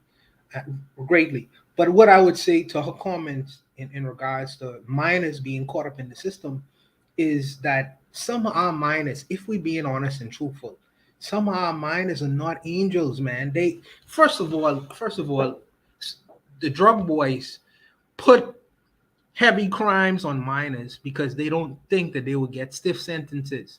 So, they'll put a gun in the hand of a minor, instead of them doing the dirty work themselves, because they know more or less they'll probably go to before prison. What's that called? What's it called before prison? Juvie. With juvenile hall, and then they go to big man prison. So they would tell them, say, hey, let me put this gun in your hand, shoot my enemy or whatever. You can go to juvie for a while, and that's it. You know what I mean? But what about the victims? What about the victims? And there are also minors who are heartless. Let's be honest here. There are also minors who have sociopathic tendencies. You know what I mean? Sociopathic tendencies. And they prone to do, not speaking about the people who are poor and disenfranchised and things like that, but among them, there are also people who are sociopaths. They would do the deed. They would kill their grandmothers. They would kill their mothers and go eat McDonald's. No doubt about it. No doubt about it. And these people need to be taken into consideration as well. And I am sympathetic of the fact that your personal life was ruined by the school to prison pipeline. But what about the victims of people? Not you speaking as far as personally, but there are others out there who children have committed heinous crimes. You know what I mean? And they need to answer for that. They need to answer for that. And if their lives are ruined, then so be it. There's a brother right now. His name is Curtis Wall Street Carroll. Brilliant dude. Brilliant man. Was in jail since he was in the age of 16. He's in his 40s now. But he committed a heinous crime. He should answer for that. It's unfortunate that men like him are locked up for such long periods of time. But there are geniuses in prison who've done heinous things. They must answer for that. If you kill my daddy, you must answer for that. I don't want you out of jail. And there are people within our community, we have to be honest, who have sociopathic tendencies. You know what I mean? And if their back is against the wall, they may do certain things that may be very harmful for your community. They may rob your grandmother. What about her? What about your dad? What about your mom walking home from a hard day's day of work, trying to get home, and she's raped or maimed or killed or murdered? You know what I mean? And these same minors or these little innocent little children are doing these kinds of deeds. You know what I mean? I feel like these people need to be called to answer for the crimes that they commit. This is the reason why I am not soft as far as prison is concerned. I'm not soft, man. You know what I mean? You do the act. Well, there are consequences. Consequences we all should pay, because we are responsible for our actions, whether we want to admit that or not. And if the system decides to grind you put yourself in that position, you committed the act, well, you should have to answer for it. You know what I mean? But this is what my personal stance on it, and I'll stop there. I'll just stop there. We're having a real good conversation here. In the chat, Gasam Up says the issue, I believe, is that the criminals are not properly brought up within the community. Yet the community is not also allowed to autocorrect behavior that is harmful. The state owns the monopoly. Keter says the Gassimo Foucault theory is good. Gassimo continues his thought and says the ability to dish out violence. Yeah, we don't have that ability to really take care of the bad elements in our society. We have to kind of rely on these other folks to take care of it. That's one of the things I didn't really appreciate when I was home about like what do you call them again in Britain? The Privy Council, where if you want to execute this man who killed 3-4 people, you got to reach out to these folks to get permission to do it. That's the craziness. We haven't exercised that kind of control in our community. Gassimup says school to prison pipeline is easy to create because Black people still send their kids to state programming, daycare, commonly called school. Tanzan says surgeons are sociopaths, good sociopaths. Bakari in the chat said, my daughter was at a house party about 3 months ago. There was an argument. One punch was thrown. The other kid pulled out a 9 and shot the one 3 times in the chest, only 17. Yeah, it's our situation is a tough one, and I have some thoughts on that, but I'll share them in another episode, I guess. If there's no last words here, I'll say a quick word. All right, I want a word too. All right, Oh, Tan wow. and Oni. Yeah. Okay. Yeah, Oni. I'm not calling them like outright murderers. They're not Hannibal Lecter and all this, and I'll have to hunt down my sources. But some of the traits, not all of them, not that sadistic traits, just that detachment aspect of it, the ability to look at a human body and simply see, a body and not worry about, well, they still are taught, bedside manner, but a surgeon, when they look at you, they're not seeing, your hopes and needs. They're simply seeing you as an object. And when they do surgery, they're not feeling, how does this person feel? They're simply doing their job, and you have to do that. You have to have a certain kind of, clinical detachment to do that kind of work. And when you think about, how do, people tell when a kid is not going to grow up right? The kids who start, tinkering with animals, is that same curiosity for cutting into things and that same fascination. But one person, it leads to killing people and then butchering up their bodies, and the other one, it leads to cutting them up and healing them. So it's not to say that also, in fact, studies have been shown that not all sociopaths are inherently, criminal or violent. Some of them actually, manage to live seemingly normal lives. And, if you're a sociopath, or I forget which social cycle, get into the medical field. I think that would be the best career option. Okay. Oh yeah, well no, I would not agree with any of that, but but anyway, let me no, what I would say is this. So regarding that, what you just said, yeah, I mean, because my thing is that it depends on how you're socialized. So like my son, the way how I'm socializing him, like he's not doing what regular schmegular, particularly Black kids are doing. You know what I mean? So I don't know if you guys saw, there's like this video circulating with the Little Mermaid where these kids are like, "Oh, mermaid's black," frothing from the mouth, right? And I'm getting more sober. Anyway, but they're frothing from the mouth and the mermaid is black. My kid's not gonna do that. That kind of color complex is something that's like taught to you in America. Like a lot of the reactions that we have, a lot of social reactions we have in America are taught to us, and we're like saying that they're normal responses, but like they're really not normal responses. Like for instance, when I walk by a dead bird and my son walks by a dead bird, we just say, "Oh, it's a dead bird." We don't, "Oh my gosh, it's gonna come and haunt us" or something. Like no, we just say it's a dead bird. And I think that's the same thing with these surgeons. Like, yeah, you're if you have a job where you're supposed to operate on a human being, then you're just going to do your job and operate on a human being. You're not going to be, "Oh, is he going to feel pain?" No, he's not going to feel pain because he's asleep. You know what I mean? He's under anesthetic. He's not going to feel anything.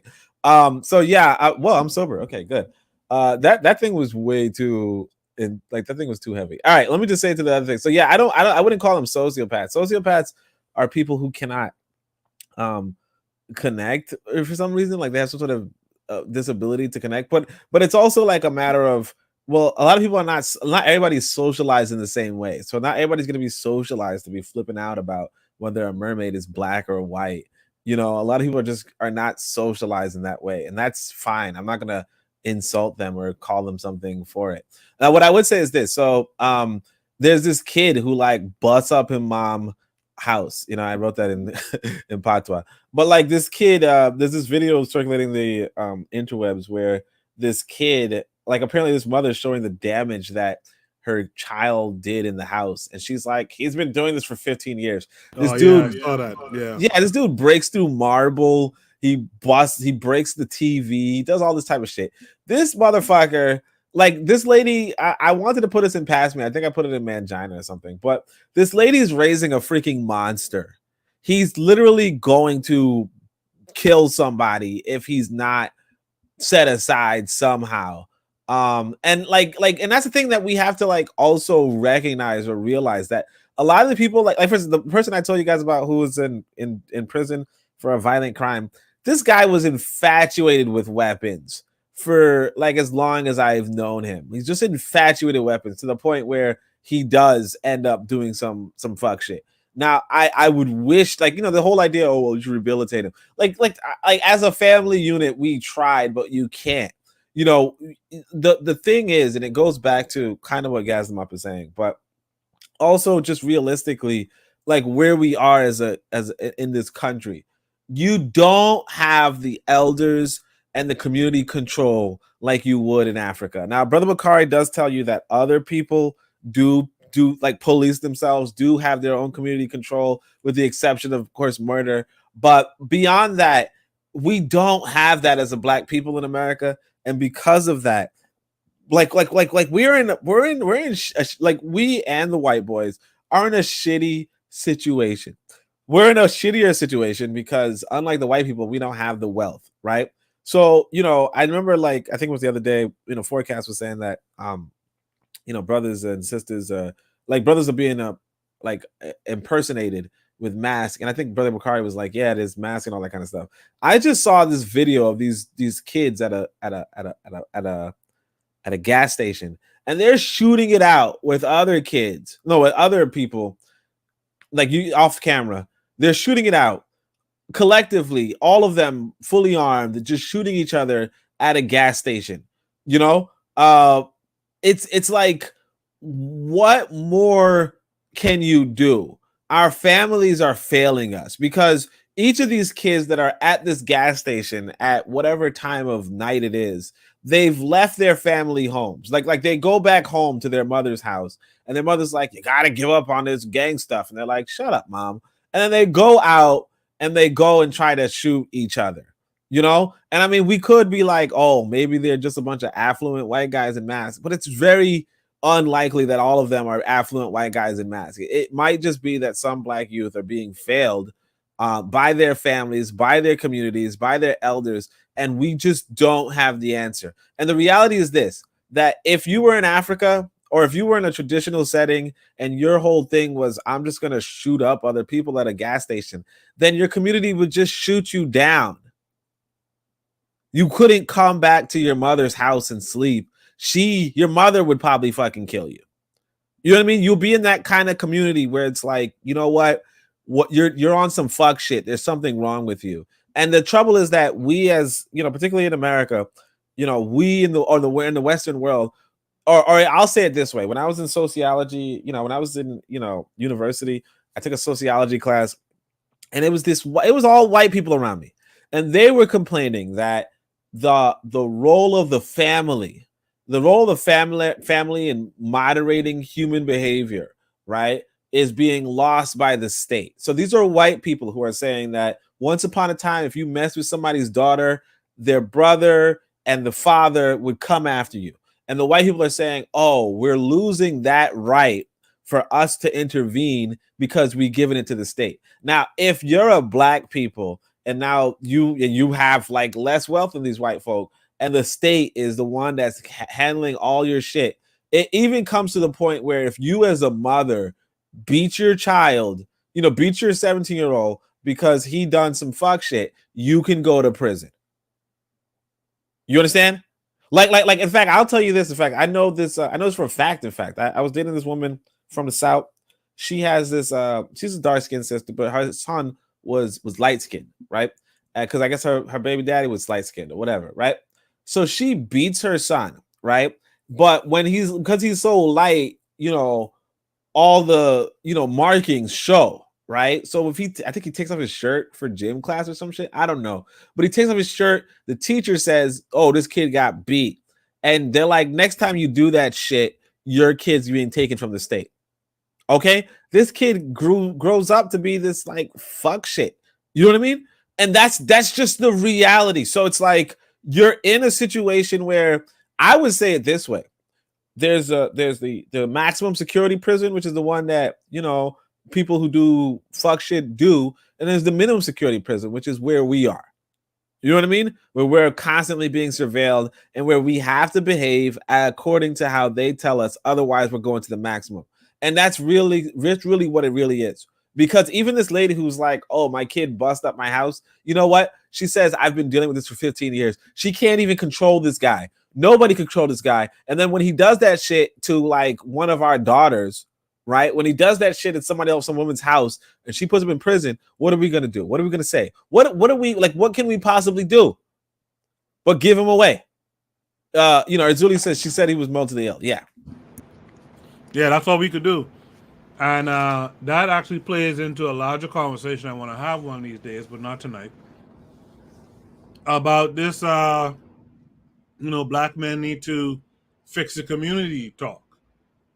Like, again, I'm not going to get into it right now, but what are you supposed to do with these knuckleheads out here who by the time they hear the word accountability, they're ready to blow your brains out?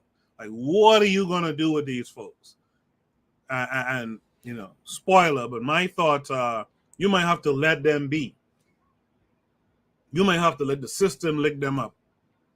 Let them age out of the foolishness who all survive, because they are no use to us. But that's a different conversation for a different time. Let's go to Shoot the Breeze topic number 3, though. By the way, Raw said that she had to cold cock a young fella, for trying to raise his hand to his mom. That's interesting. We got to gas him up here. Gas, what say you? No, everyone said what needs to be said. I think everyone's touched on it, man. Peace to everybody. Assalamu alaikum to all of you guys and girls. Let's go to Shoot the Breeze topic number 3. Shoot the Breeze topic number 3 is simply yes. This came with a link. I think that takes us to an article. The article says Prime Minister of Antigua and Barbuda plans to reclaim countries from the new King Charles III. I'm just reading the title. Shortly after Charles III took the throne, Prime Minister Gaston Brown of Antigua and Barbuda announced his plans to remove him as head of state, according to NPR. This comes after Barbados did the same thing with late Queen Elizabeth II, replacing her with a president. Now the rest of the Caribbean is seeking a true republic. Antigua and Barbuda joined other countries, including Jamaica and St. Lucia, on a quest to completely separate from the Commonwealth and oversee their own affairs.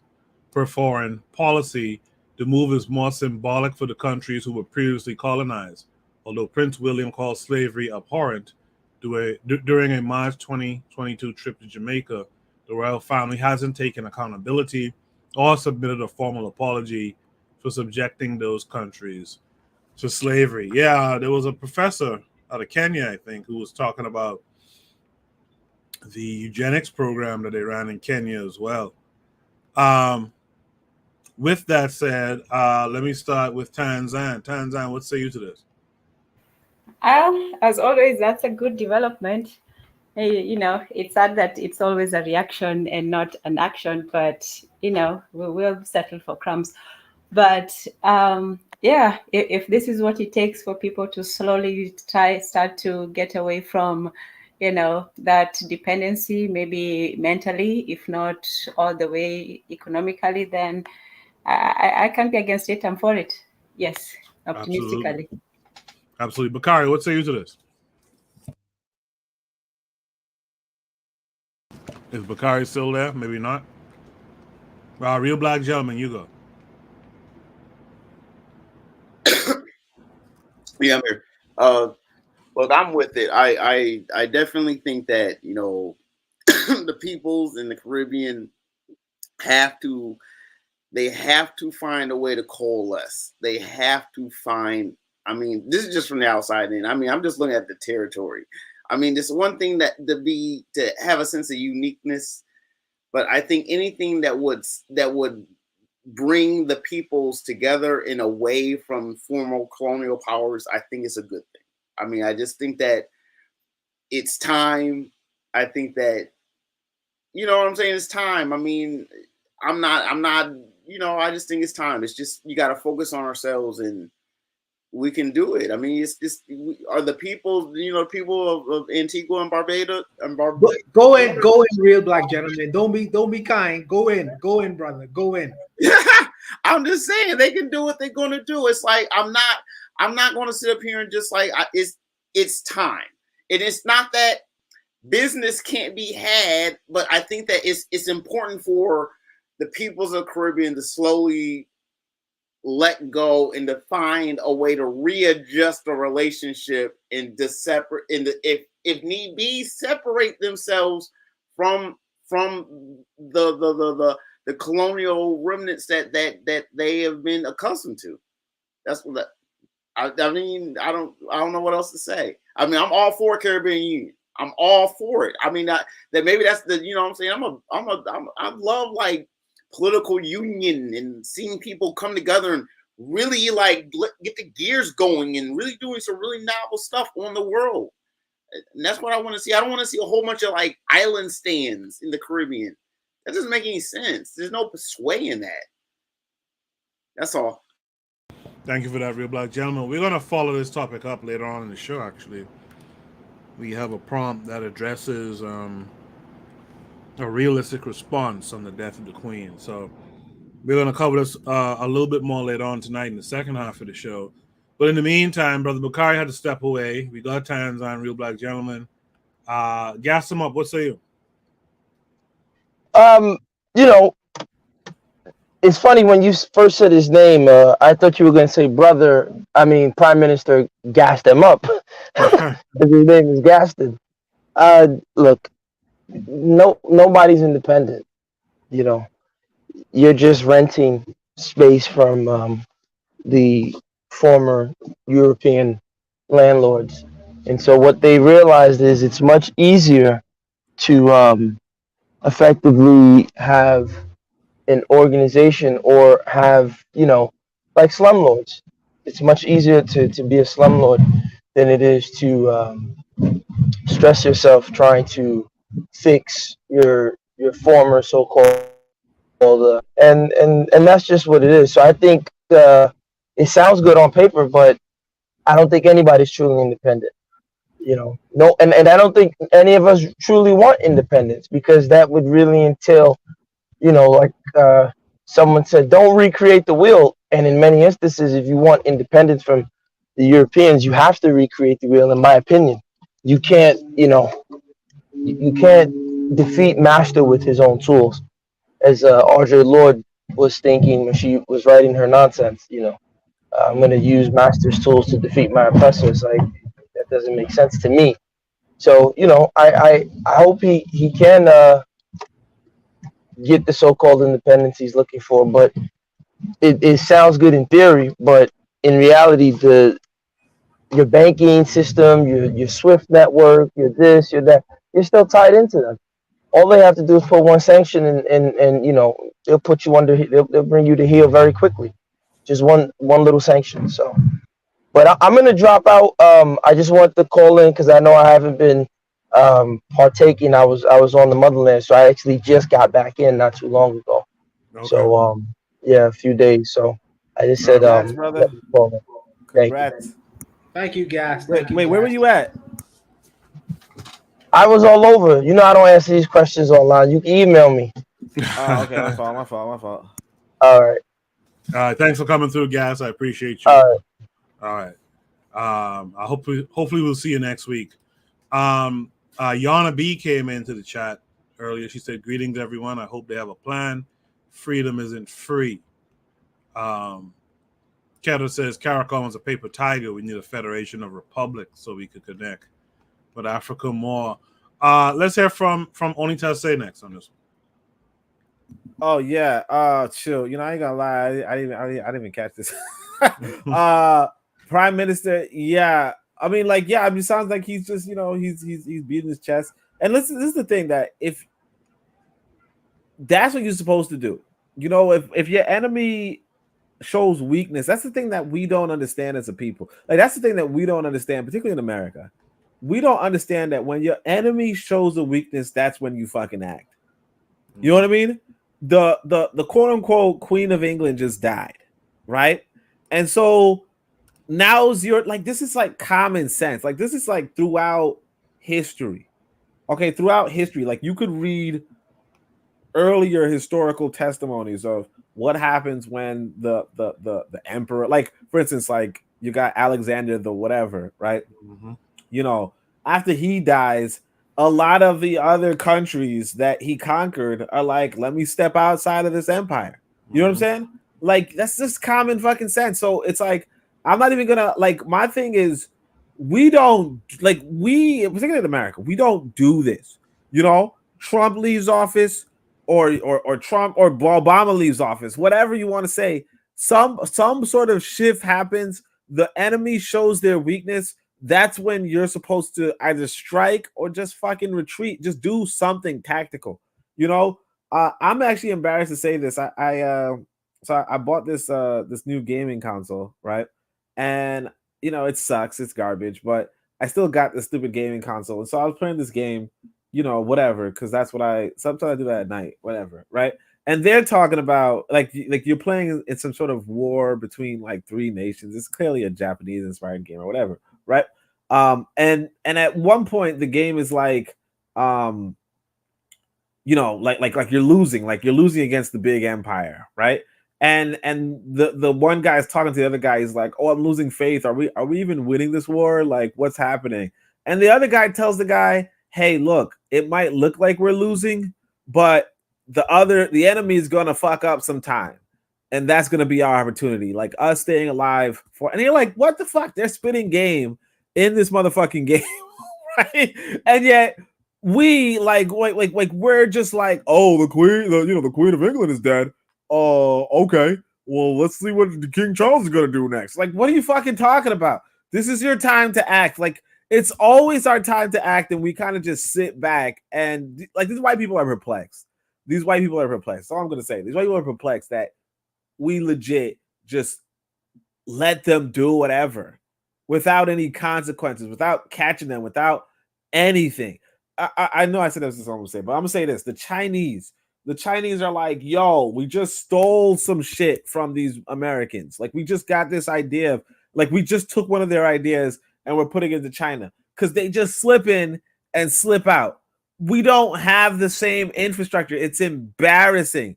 It's really at a point where I'm telling you, it would not, like, if white people were not in charge of America, I would not be surprised. Just based off of how weak we behave, I would not, like, I would know. I would be surprised if white people were not in charge. It's really at that point. Sorry. Forecast laughs out loud saying, quoting, "Let's see what King Charles gonna do next." That was funny, only. Mr. Untouchable, you're up. Yeah, for me, in this whole experience, as far as the Queen dying, I never knew personally that we had so many black British royalists in the country. I never knew that. You know, as far as the lady who was commenting on CNN, as far as y'all saying that the Queen is our mother. First of all, I don't even know if she's Bahamian because she didn't have a Bahamian accent. No, So I'm she didn't curious, sound Bahamian at all. No, not at all. So I'm curious as to know where she was from. But it's not to say that we don't have many black people in the country who are British royalists. We have many black British royalists in the country, and there's a distinction that is to be made. And I feel that there are people before 1973, the so-called idea of independence, what we believe is independence, where people were subjects to the crown. and they still royal subjects to the crown. They are older people. And there are people who are born after 1973 who are born in this idea or ideal of independence. But we still have the so-called queen. We still have the, what do you call it? We still have the after effects of colonialism in the minds of many of our people. So we have work to do. We have much work to do. So now the Prime Minister of Antigua and Barbuda is talking about becoming a republic. And I think that the Barbados showing us the way. Barbados. There is 3 different revolutions in the Caribbean as far as trying to chart their own direction. There's Grenada with Maurice Bishop. There is Trinidad and Tobago, which was a short revolution. I can't remember. Abu Bakr in Trinidad and Tobago, he overtook the government. Yeah, that's in 92, 93. Do an Islamic thing. And there is Fidel Castro. All of us know about all of these guys. And then you have Jamaica, who had little skirmishes, but they never completely overthrew the government. But now this new thing that's happening in the Caribbean where they want to break away from the republic. No problem. Trinidad did it. Now Barbados is trying to become a republic. No problem. The Bahamian government right now, the prime minister, like Pontius Pilate, the coward he is basically saying that, well, we're going to leave whether the people want to become a republic up to a referendum. So we're going to leave it to the people. We're going to let the people decide whether they want to be have a referendum, where they want to break away from the crown and become a republic. Now, I feel like this is a cowardly decision, because he could take the decision or make the decision to become a republic, but he leaves it in the hands of the people. Why? Because the people are colonized. Colonized people are going to do what colonized people have done. If you give a colonized person a microphone after 400 years of slavery, what do you think he's going to say? Listen to hip-hop music as it stands right now. That's what colonized people do. They're going to sing about killing each other, and they're going to sing about promoting their colonizers' material possessions, Gucci, Briani, Hugo, whatever. You know what I mean? Hugo Boss. They're gonna do that. That's what colonized people do. We have never went through the process of decolonization. When you go through the process of decolonization, then you have a sense of self. You have a renewed sense of self. I am the main actor in my play. So I actually have a choice. I'm not gonna be cajoled or convinced. You know what I mean? So now I could really think. I could be a free. I could act as a free man. But if you ask a colonized person whether he should be free or not, of course he's gonna choose to be a colonized person, because he hasn't gone through the process of decolonization. So I feel like sometimes, and this is why I'm anti. What do you call it? I'm anti-democracy, unless a man go through a process of decolonization, because he ain't thinking straight. He ain't thinking clearly. Ain't thinking clearly. You must do something for him. Do what's in his best interest. Because if you leave it up to him, he's going to do something what he believes is in his best interest, but it's actually against him. And that's unfortunate. That's unfortunate. I think that freedom is a must. I think that independence is a must. We should behave as grown adults. And if you say that our mother is dead, now since the mother can't make decisions for you, the child have to make decisions for himself. What does that look like? So we are at a point now in our stage in our development where we have to decide whether we want to choose to be free people, as free actors, having relationships with who we wish, or we gonna just accept the status quo. We gonna put the King Charles on our money now and have him as a future bearer for our successes. You know what I mean? And it's a sad state of affairs. And this is why the small little opening what Mia Motley is doing in Barbados, I look to her leadership in what she is doing, because I think that is progressive. The last person who did it was Maurice Bishop, and they blew his head off. So this is a dangerous game to play when you want to disassociate yourself from the so-called colonial oppressors. And I understand that. It's a dangerous game to play, but we must play it nonetheless, even if it means death. Because in their own constitution, what they say, what freedom or death? Yeah, freedom or death. That's what they stand for, the revolutionaries in America. And that's why America become America, because they was about that life. Nathan Hale say, who's another one of their founding fathers, say uh America, right or wrong. But if she is wrong, I still stand by her. I still stand by her. And this is the kind of men we should have in our own kinds of society if we believe in the ideas of freedom and independence. Independence is all or nothing. It's all or nothing. Because if you don't do that, they're gonna keep you forever. You know what I mean? After Charles, it's his son, and after his son is his grandson. Even though we can say, well, okay, but he black, he mixed race, This is the nonsensical arguments we get into. No, it's all or nothing. Either we gonna be free or we gonna be dead. You know what I mean? Fidel Castro say, they asked Fidel Castro, if you had not won the revolution in Cuba, what do you think you'd be doing? You think you'd be one of these crazy people out in the streets, talking about revolutionary and Marxism and all that? He said, no, I would be dead. I would be dead, because this is the price you have to pay for freedom. It's all or nothing.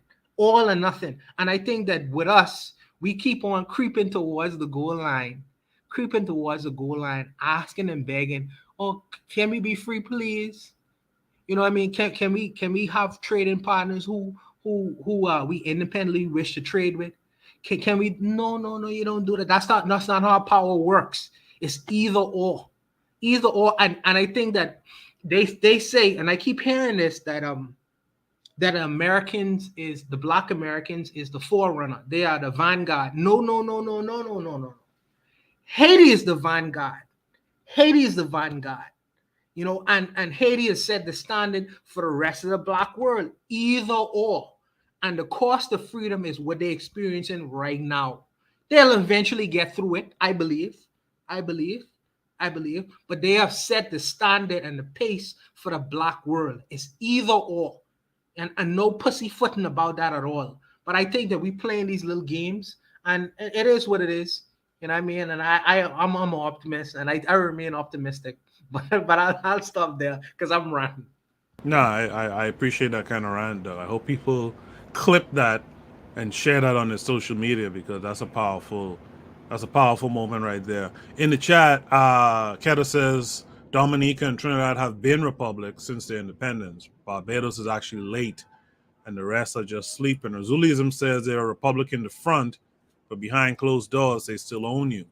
Trigapi 262 Plus says sometimes you got to be aggressive and authoritarian, but with a plan and things that benefit people, they will be with you. Azulism says they own all the Caribbean. Keta says true. He says all of it. We're still their property. Yana B says, do you think India went through the process of decolonization? I'll throw that to the panel in a second. Marcus Garvey's way says, for real. Keta says, Mr. Untouchable is on fire. Azulism says, no, he would not. He would be an actor. We don't believe him. What he was anyway. Talking about Castro. We don't believe him. Okay. Keta says, Haiti is the vanguard. Can I use this quote? I'll let Mr. Untouchable answer that. But yeah, what say you guys about India? Has India really decolonized? That's an open question for all people on the panel. Has India, from what you can tell, has India decolonized, Tan? Not completely. Okay. But they have held on to, they're like midway. They have held on to their culture like China does, but they have let in a place for, for the English to stay. They are still Anglophiles. They like that. There are people who don't, they do complain about, the British, the Raj rule and all that stuff. But to them, they actually sort of liked it. In fact, some of them say, the British helped them, get over, some of the internal conflicts, and, they can't be unified, whether for or against them. And, so there were excesses and so on. But, for them, I don't see it as a terrible thing. And also, they were helped in their migrations. We were forced to go to different places, but True. one thing that Indians have been helped with, they were taken to all the places where the British colonized. So they were like the secondary colonizers of all these places. While they didn't achieve, British status in all the places, including in Kenya, the coolies. I don't know if you have those in the Caribbean, but they were brought in to work on the trains and so on when the Africans would not work. So they were brought in like how you call those people when people strike and they call the scabs. Yes, the scabs. So they were brought in with the scabs. And there was a video about the lion where the lion started attacking both the workers, the Indian workers and the white people, and there was 2 lions. It was actually a male and a female lion. There's a movie, Gastimap shared it a while ago in the emails, but there was a movie about the lion hunter or something like that. And in the movie they downplayed the role of the Indians in those attacks, but mostly it was when there were Indians came in when the Africans had refused to work, and they were attacking them because the Indians didn't know the terrain and so on and so forth. So eventually these 2 lions acted contrary to the characteristics of normal lions, because lions don't usually hunt humans once in a while, and they never definitely don't hunt them in a pair. That's unprecedented, and before or after. So this was like a phenomenon. So when the lions came and attacked and they killed a lot of them, I think it was like 50 or 60. I would give them even more, maybe there was some more, but yeah, they did what they needed to do. And it was one of those things that I wish that we Africans sometimes we can take advantage of what we have. If we could have trained lions and elephants and all those things to fight for us when we didn't have the technological advantage, maybe we could have done something out of that. If we could have taken the those into the fight, because obviously militarily we were disadvantaged. But in any case, so these 2 lions went and attacked the Indians, but eventually the Indians came, and you all know the Idi Amin story with when he chased them out of Uganda, and unfortunately most of them ended up in Kenya. But anyway, so in terms of decolonization, no, I say that they have enjoyed some of the benefits, some of the crown benefits of colonization, as have other people. Yeah. Yeah, to answer your question, they have coolies heavy in some Caribbean islands. With us, it wasn't that much, at least when I was coming up.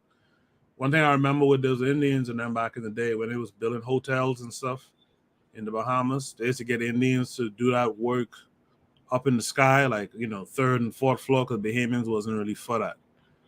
But Indians will tightrope across a canyon. They have that kind of nerve. That's a perfect phrase for it. Tightroping. Yes, they have that kind of belly. Marcus Garvey is the way in the chat says India is still colonized. Keta says India is going to overtake Britain as the 5th biggest economy. Lero says India is not decolonized, but they have a lot of cultural retention. For the forecast radio says from the looks of the black ones, certainly aren't. Right? Lero says a lot of colonial apologies from them too. Caleb Don 7 says India is full of melanated white people. Wow. Keta says when the economy grows, one becomes more powerful and independent. Marcus Garvey is the way he says the Indians who took the British names are considered traitors by many. They gave up culture and religion to get an easier life under the British. Yonder B says yes to Tanzan. That was a great movie about the lions. Marcus Garvey is the way he says British used India to attack many parts of Africa. This is true. Keta says India has a growing Hindu nationalism under Modi. They will fully decolonize themselves. So he has, I guess Keter is keeping up with what's going on over there. He says Africans need nationalism based on race. That will do us good. If there's no last words on that prompt, let's go to Shoot the Breeze topic number 4 tonight. Shoot the Breeze topic number 4. Yeah, Keter says in St. Lucia they have a lot of coolies. I didn't remember seeing them when I went to St. Lucia, but yeah, they, especially Trinidad and further down south in the Caribbean, they tend to have a lot of Indians in their population. Should we topic number 4 is, should we support LGB losing the T? Should we support LGB losing the name of the T. In the chatter, Zuli said, "What's the name of that movie, Tanzan?" So Tanzan, can you repeat that quickly? What the name of that movie was? Let me look it up, and I will send it to you right now. Okay, thanks for that. So this prompt came with a link to a tweet. The tweet says, from KRS, wanting to cut your dick or boobs off is not LGB. Wanting to enter women's locker rooms as men is not LGB. Wanting to compete against women as a man is not LGB. Wanting to give puberty blockers and sex change hormones to children is not LGB. Common ground here? Hashtag LGB without the T. So they're throwing the trannies, the trans, under the bus here. They're throwing the trans under the bus here. It seems like it. So should we support them being the LGB of the spectrum? Should we support them losing the T? That's an interesting prompt. Marcus Garvey is the way he says, yeah, I didn't see much Indians in St. Lucia, more in Trinidad, Jamaica. Barbados is also known as BIM or Bimshire. She said BIM now has many from Guyana and St. Vincent too. The forecast is laughing, saying LOL. So should we support the LGB losing the T? Tanzan, I'll start with you. What say you? I was still looking stuff up. I know the movie. I see the pictures, but I'll have. Well, in terms of that, I really could not care. I don't care about the L, the G, the B, the T, the Y, the Z, the X, the N. So hey, we could lose it all, and I wouldn't lose any sleep. So. Not the Z? Z, yes. Oh damn! Okay, damn. You taking it? You considering everybody? They can just have it all, encapsulate the whole entire alphabet until now you can't say any single letter in the alphabet without roping one of those people in it. So hey, we can lose them all for all I care. So I'll pass it on. A real black gentleman, what say you? Unmute your mic, brother. Oh man. I mean, I don't really got too much to say about it. I mean, this is like some infighting amongst. Oh my goodness gracious! This is some majoring in minor stuff. That's all I got to say about that. Okay, I feel you on that. Bobby Wright in chat says, "Hell no." Marcus Garvey is the way has joined us. How are you this week? I'm good. How are you? I'm good, thanks. Should we support the LGB in losing the T? No. They got together on their own and they can separate on their own. They'll figure it out. I feel you on that. Thanks for that. Mr. Untouchable, what say you? Yeah, it's not my argument. I tell my lady, you know what I mean? Because we just get into these kinds of conversations with polygamy and all that business. And I tell her, listen, if a black man could stick in his genitals in a blender and get off from it, he would. You know what I mean? So I don't get into the genitalia politics. I really don't. You know what I mean? I don't judge what another man decide to do with his genital or woman, what they decide to do with their genitals. It's not my business. As far as public politics is concerned, that's my concern. But these people, them, ain't my business. Honestly. You know what I mean? It's not my business. I feel you, Mr. Untouchable. Shout out to Elutra too, by the way. KW Don 7 says, I am straight black pride. I don't have anything to do with the alphabet crew of sexual confusion. So he's similar to Mr. Untouchable. Trigger Happy 262 says, nah, if you get off putting your thing in a blender, you're around white people. Forecast says, I don't know about a blender. Oni, what say you to this? Yeah, I don't know about the blender neither. I don't know what you think blenders are, but shit, you know what I'm saying? You gonna get off all right. No, like what I would say is it's divide and conquer. So this is the thing about white folk, and this is the thing about us, really. Like white folk know that you don't really mind your business. You know, like white people don't mind their business. You know, what they say is, look, they want to exploit divisions. It's kind of like when they see when you said the what was it, the Tutsi and the Hutu. You know, when they saw the Tutsi and the Hutu, they were like, you know, like most people would say, who gives a shit? You know what I'm saying? Like you know, like let's say you were a traveler from Nigeria and you see the Hutu and the Tutsi, and you like, okay, like realistically, let me think about it. One of them might have been like pastoralists, one of them might have been agriculturalists, right? And they was living harmoniously together, but they were divided, right? If you were a traveler, you were a traveling merchant back in the day, and you saw that shit, you'd be like, who gives a shit? You know what I'm saying? But these white folk were like, I bet I could get these motherfuckers killing each other. You know what I'm saying? And that's really, and I'm not saying like you want to think like a white person, because you don't. But what I want to say is that at the same time, when the white folk give you an opportunity to divide and conquer, right? Like me personally, like, I mean, I'm not saying that I'm a jump on it, but like it's less of them coming at you. You know what I'm saying? If you get them, because like that's the thing that we don't even. I want to say it this way, in fact. So you know, y'all know about ADOS. Part of ADOS, I'm gonna be real with you. Part of them probably not even black folk. You know what I mean?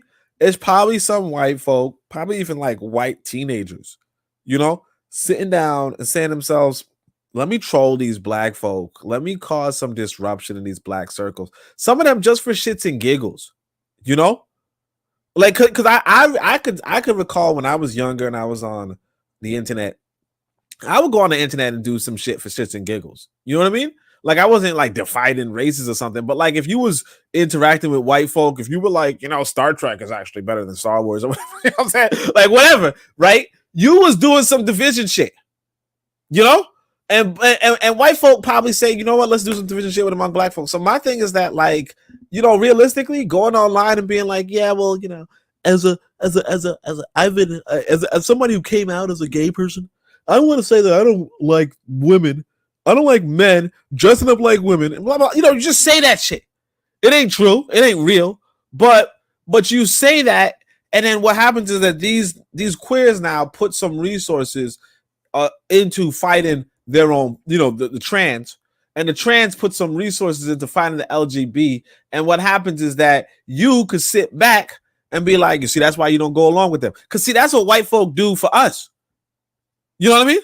Like a young black woman sees a muscular, sturdy black man, right? Or and then what she hears is, oh, well, that motherfucker, he's a violent criminal. You know, I could say this in fact, because I said I knew this African American sister, and she'd say her stereotypes against Jamaican men was that Jamaican men would like be violent or something. You know, I've never heard this shit. But the point being that if you want to put propaganda out against the people, or if you want people to be divided, if you don't want people to go where the grass may be greener, you make up shit. And that's what like when white people put an opportunity, because when we put an opportunity in front of white folk, they take that opportunity. You know, do like for instance the ADOS thing, white people were like, yo, we can fuck up the Democratic Party. You know what I mean? Like white Republicans were like, we can fuck up the Democratic Party's whole stranglehold on black Americans if we just tell the black Americans, hey, you know what? Immigration is fucking you over. You know what I'm saying? And it worked. It's like one of the biggest movements now.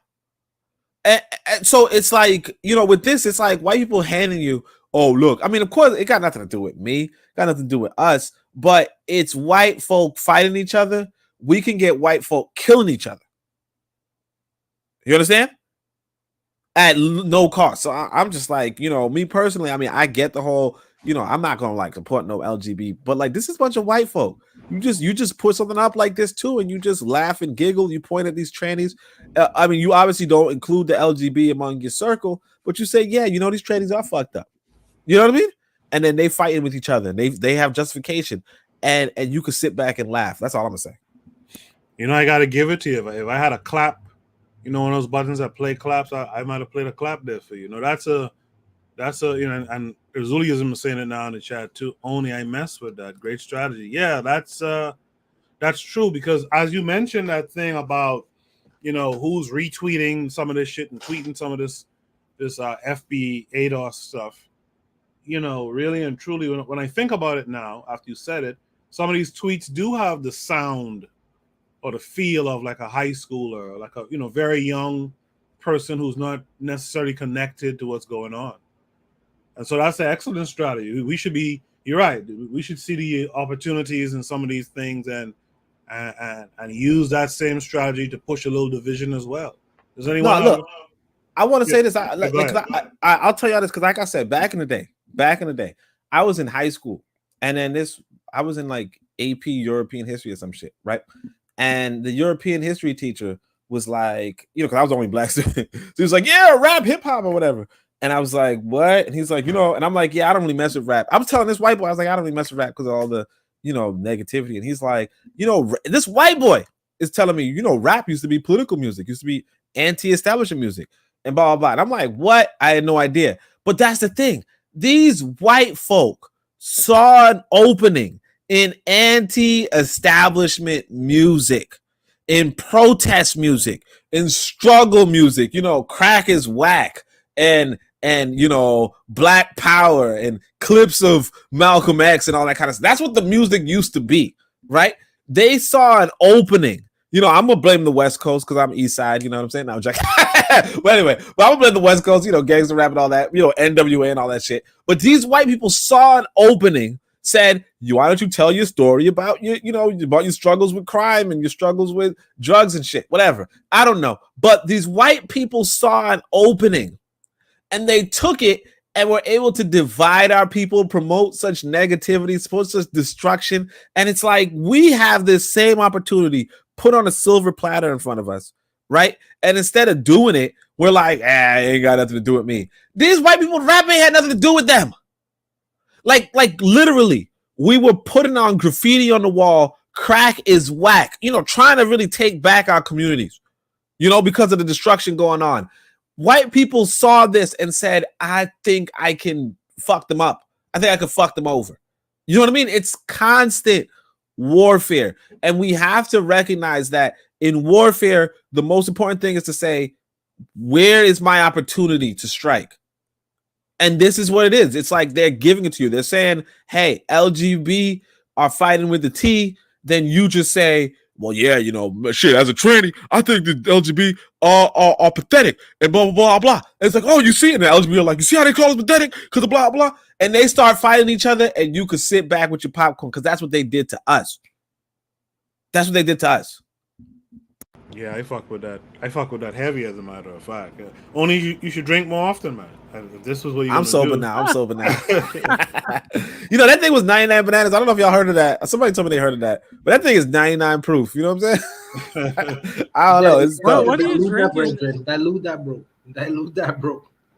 You said what? Diluted? Yeah, I had some like juice with it, but I just dumped it into my stomach. I was what was it? It was 99 proof. That was what it was. That's the name of it. It sounds it's like called 99 bananas or something like that. Like it's a whole brand. It's like it was cheap, so I was like, shoot, I wanted to get the most of my money, right. And it was like it was 99 proof, and then I just put some, you know, juice with it, and I just drank it like it was juice, and yeah, that was a bum liquor, man. You gotta dilute that. That's bum liquor. Yeah. It was some homeless shit. I don't know, man. It was it messed me up, but that's Wild Turkey. That's Wild Turkey. And what's the one we used to drink back in the day back home? I forget the name. St. Vincent has a strong one called Sunset. Oh, Sunset is horrible. That's a freaking St. Vince beer. That's a St. Vince rum. Oh gosh, Vincent, man. Yeah. That'll lay you on your. Anyways, let me leave that. Did I get to everyone on that prompt? I think I did. I want to say something quick. Two things. In terms of the rap music, just a quick joke. Once, years ago, I was driving in Virginia, and this white boy was in his car. I mean, you know, had his rap music loud, and part of the song was "I'm a Black Man in America," and I'm like, he was rapping to it, and I looked around at him like, you're a black man in America, like, but he's just so into the song that, you know, the words really meant nothing. He was just vibing out to it. So, you know, they use music as, you know, their tool, but it, you know, it is what it is. And in terms of strategy, as the guy was saying, after COVID, you know, I felt that we as a people should have moved forward into um, forward movement in terms of even going back to Africa. I felt that we were moving so positively forward towards Black consciousness just before COVID, just to come out of COVID and have, you know, Black America now with the ADOS and FBM. Like, now Russia and America and stuff are fighting for resources and trying to go to war. This is when we should have had a very, very concrete strategy. Within the last 2 years of lockdown, we should have had a plan as a collective to now move forward towards strengthening Africa, rather than being divided, or, you know, watching FBA divide among themselves and then try to put us into the fray of, you know, nonsense. Yes, I think the only benefit that Tariq did was create conversation about identity, because I noticed that even the Africans were saying amongst themselves, yeah, we're divided and all that stuff. But it is not a positive thing. It is very divisive towards, you know, to points of violence and, you know, just hate. So I felt that, as the guy was saying, yes, you can have somebody pretend to be trans and speak against the LGBT, but again, you know, we can as a people move forward. You know, a lot of stuff is going on, a lot of divisions are going on. It's time to move forward, and we should have had a more concrete plan now in 2020 for Africa and strengthening Africa, whether in the diaspora or in Africa. Thank you That's for all. that. Only mentioned, both of you mentioned the music. We're going to talk about music, and I think in the second half of the show tonight. So keep that in mind. If you guys enjoying the conversation, drop some emojis or something. Make the chat a little colorful.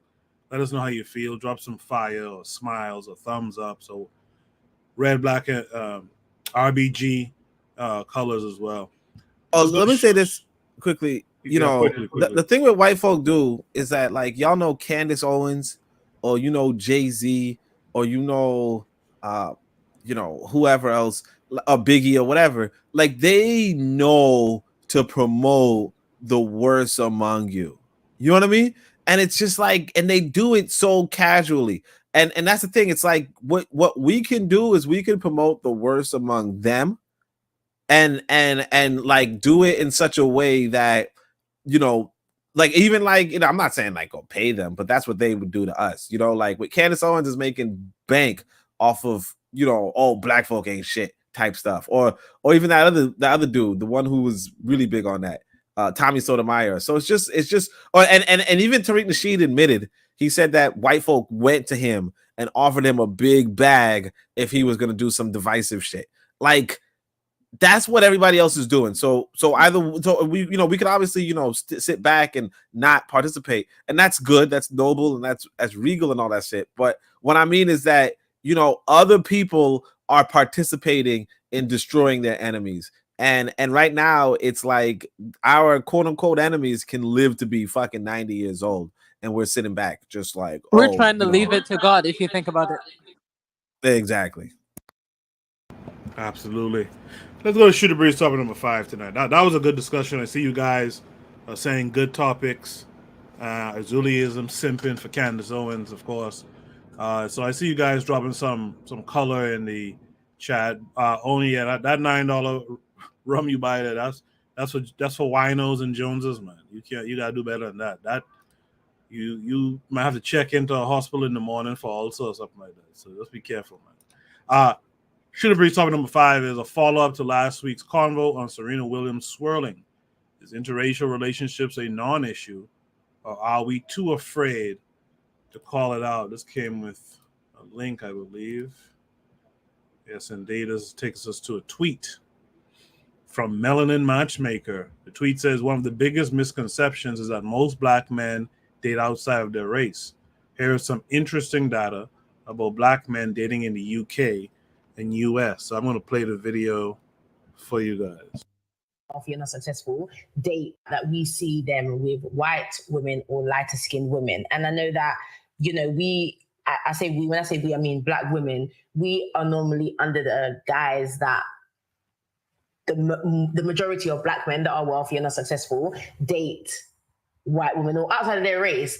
But yeah, talk to me about that and that perception and that narrative, because I know we were having an interesting conversation about that. So is that true? Is it that, you know, wealthy men, they don't want the Black ladies? Well, we'll go on to wealthy men in a second, but I think that generally the narrative that most Black men date outside of their race is very misleading and it's very dangerous. So we consulted with the Office of National Statistics to establish how many Black men are actually dating within their race. So we simulated the data.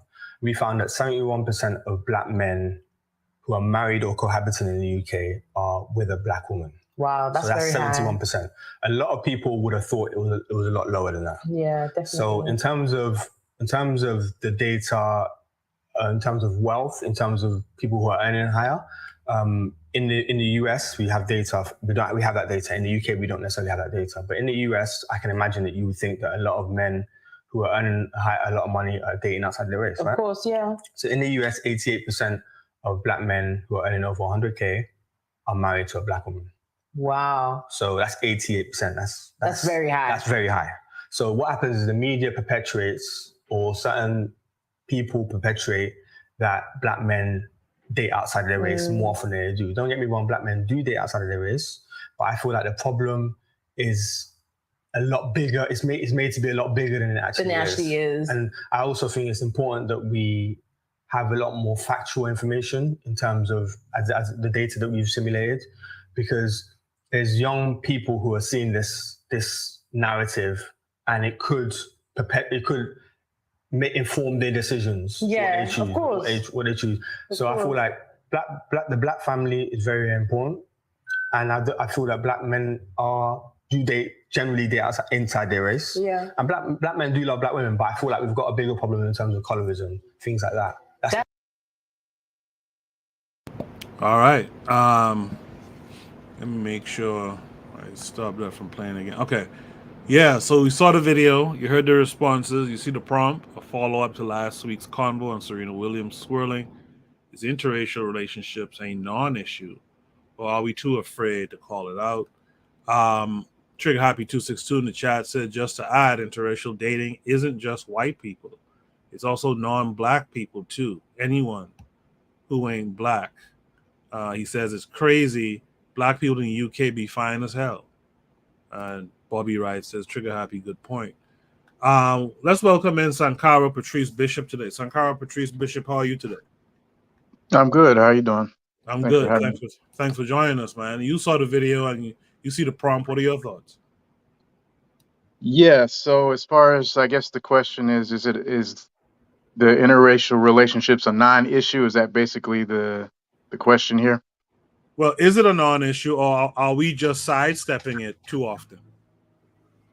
Well, hold on. Like last week, we were talking about Serena Williams, and we were giving her props, and someone mentioned the fact, she is a divester. She did swirl out. Yes. Right. So is it that it's a non-issue, or are we just sidestepping it when we see it? It depends on your perspective. My perspective is Black progressive, Black first, pro-Black. If that's your perspective, the way I look at it is I cannot support and don't support Serena Williams because she's a divester. I don't, I'm not a fan of hers.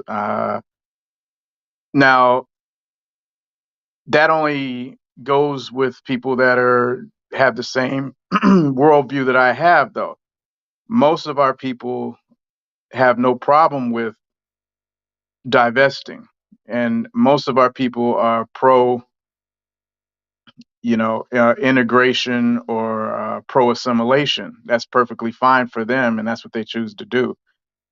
So I would just say it's a problem if you're trying to be about your people first and putting Black interests first, Black families first. If that's your stance, then yes, it would be an issue. Other than that, it wouldn't really matter, it wouldn't really matter to most of our people because they don't have that mindset. But Sankara, here's the question then. Let me pin you down to an answer here. Should we be moving to that first position, that position of like this should matter, right? Should we be moving there? Like you're saying correctly that some of us believe, one way and others the other way, but really and truly, should we come to some kind of consensus? Should we be pushing our mindset towards the first option? If black people want to be more than just the servant class or the if black people want to be more than just the peons or the people that are just used and exploited by those in power, you'd have to take issue with it. You'd have to have a pro-black stance if you want to get out of that condition. If we don't start having the type of mindset where we have to put our interests, which includes our families, which includes our bloodline, which includes our heritage, if you don't put those things first as a priority, we won't be able to come together and have any type of power or economic advantage over anybody else unless we start moving that way. That's my opinion. I agree with that too. Ketter in the chat says, I think it's a non-issue, always around so-called celebrities. Someone needs to mute their mic. Always around so-called celebrities could do what she wants. So even if she married black, what has her fame and wealth done for us? Gatekeeping celebrities, not mine. KW Don 7 earlier said Serena never won another Grand Slam after she spawned her multiracial offspring via Urugu with less resources than her.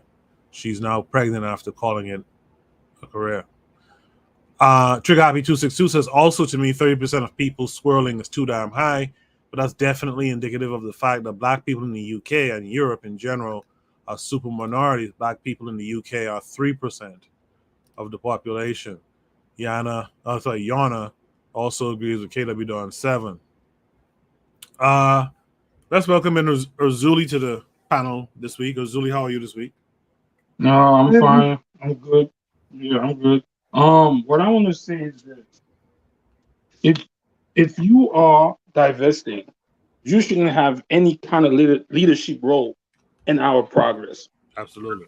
You could give advice, you could say this, you could say that, but you should not be in any leadership major making decision. You forfeit that right when you did that. Because I don't understand how you don't even want to reproduce yourself. So I think if that's what you want to do, fine. Yes, but you could start programs, but the main leadership of our movement, you should not be involved in. That's what I think. I appreciate it, Urzuli. I agree with that. Let's go to observing immigrants. What say you?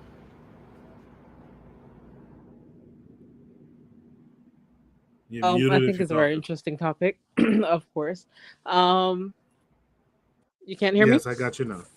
Can you hear me? I got you now. You can hear me now? Yeah, I said it was a very interesting topic, I think.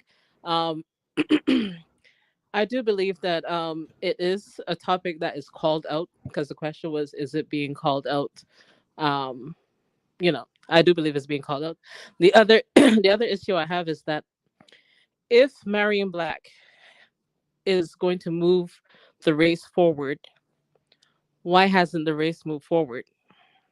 Now, I don't think that marrying white or marrying Asian is going to move the race forward. But there are a lot of people married to black people, and I know a lot of couples. Black and couples. I know that. Hello. Yeah, go ahead. Yeah, I know a lot of black couples, male and female, married to each other, and there's no concept or desire to move the race forward. There's no concept or desire to have black pride or instill it in their children. In a lot of cases, religion has taken over black pride. In a lot of cases, nationalism has taken over black pride. So I don't think in some cases, because everyone doesn't follow the rules and there's always exceptions to the rules. But yes, who you marry can influence your decision making. Like Serena, when she got married, for some reason she thought that, you know, that the white people who were being negative towards her were not racist. Like she wouldn't use the word racist against them. You realize she was trying to be real diplomatic when, you know, you remember when she has they drew the cartoon of her after she had thrown down her racket. Right. Yeah, she didn't, she tried to be very diplomatic and use them, but the people were racist. I mean, let's get it straight, you know. So the issue of race and marrying black, that can't be the one and only solution, because it isn't. We have far more people around the world married to black people. If that was all it took, or if that was the first step, then why haven't we moved forward collectively? So it has to be more than just marriage, because there's not enough people intermarried. Intermarrying is not a new thing. My grandma, no, my great grandmother was married to a white man. I have a sister who is half Indian. So I knew a lady from Jamaica. She would be in her 80s now. She was half Chinese. So the idea of intermarriage is nothing new. It becomes a problem now when we are looking at it through the lens of 2022, especially when you have people being vocal about their self-hate when married to other races. Or look at Candace Owens. I mean, she's married to a white man, but she doesn't like white people. Look at Officer Tatum.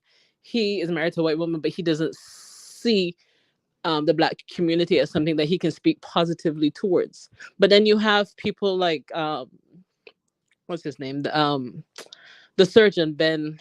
What's his name? The one that was Ben in politics. Carson. Ben Yeah, Carson. Ben I Carson. mean, he's like a, you know, little housebred raccoon, but he's married to a black woman. There are other black people who are with black people that will coon and a raccoon in a heartbeat. So if we are going to base your desire for black liberation on just being married to black, then again I ask. I gotta interject because you Yeah. said it like 3 times now. Yeah, yeah. How But does it move it forward? no, I don't think we're leaning on only um um But we're saying that um step one. we're saying, we're not even saying step one really. I think we're saying that's a big part of the whole pie, that you have to be, you know, black first in everything you do, including who you procreate with, etc. Like it's about black family, not mixed families, right? Mixed families don't help us. More people marrying out doesn't do a damn thing for us, but more people marrying in, like Trigger Happy 262 earlier said. He said something like what did he say again? He said marrying your own race means more children, means more families, means more community. Your community dies when you're not procreating with each other, regardless of ideology. And he gives the example Argentina, right? So it's not even about first step. It's not about soul focus. It's about, that's a major part of this liberation pie that we're trying to make. Yeah, but I mean, look at what's his name? Malcolm X. He was a product of or a Yeah, but descendant of. he Malcolm. See, people bring Was that not a up too. direct descendant. Yeah, Yeah, Malcolm X was far removed from that the white, mixture. right? He Exactly. was far But removed from that. But go ahead. but I do believe. Okay. I don't know if everybody in the chat knows. Well, I'm married to an East Indian, and at the end of the day, my children cannot identify as Indian. There's no way. The most they can do is, and as most mixed people are, the most you would have to do is try to pass, right? Because that's what we use the word pass. That's the only way that you can be accepted into another race. But once you have children with a black person, at the end of the day, no matter how you want to define it, they're black. Yeah. The only way they can go into another race is if they try to pass, and not every mixed child can pass. Now, my grandmother was biracial, and she would have, I've never heard her identify as anything else but black. When she got married to the blackest man she could find, the tallest, blackest man she could find. And she lived as a black woman. She never saw herself as anything else. I don't think her mother was teaching, well, her mother was the black one. I don't think her mother was teaching her any black ideology. Yeah. There is no white person in our family, well, in our direct line. Let's put it that way. The ones in England have married to white people, but there's no other white person in our direct line. Yeah. So you can produce a coon in a biracial relationship, and you can produce a coon in a black relationship. We have a lot of coons in the black diaspora. How are we solving that problem? I Is it agree. your parents? I agree with my sister, and I stand with her because, I'm gonna give you the reason why. I'm gonna give you the reason why. First of all, Serena Williams never said, not at one time, that first of all that she was a black nationalist or a Pan-Africanist or a Garveyite. I cannot hold her to the same standard that I would hold myself. It would seem odd. It would seem very odd if a person like myself or Garvey or Malcolm X was to marry a black person, a white person. That would seem very odd. But I don't hold it. I don't hold him to the same standard. Bob Marley's father was a white man. He was a white man, but Bob Marley was one of the blackest men I know, preaching black politics all over the world. You know what I mean? And I think that this whole idea of sex politics is a dangerous thing. And the reason why I say that is, it really and truly, man, love for me is a rational decision that you make. It's a rational decision. Not only that, sex sometimes is irrational. As I said before, if a black man or a white man or whoever man could feel like he could get off by sticking his dick in a blender and cutting it on, he would. That's a fact. You know what I mean? And I feel Yo, like stop that sexual deviant shit. Stop that sexual deviant shit, man. Yo, Tronics when you read Mr. Untouchable, man. Let me finish. Hide your electronics. Let me finish, man. Let me finish. Jerry. Let me finish. I feel like it's a dangerous conversation to get into sometimes, because sometimes we are rejecting friends, family members, etc., and so forth, who they may not necessarily, because I agree. I wouldn't put a black nationalist person who may have an inclination to sleep with white women at the head of my movement.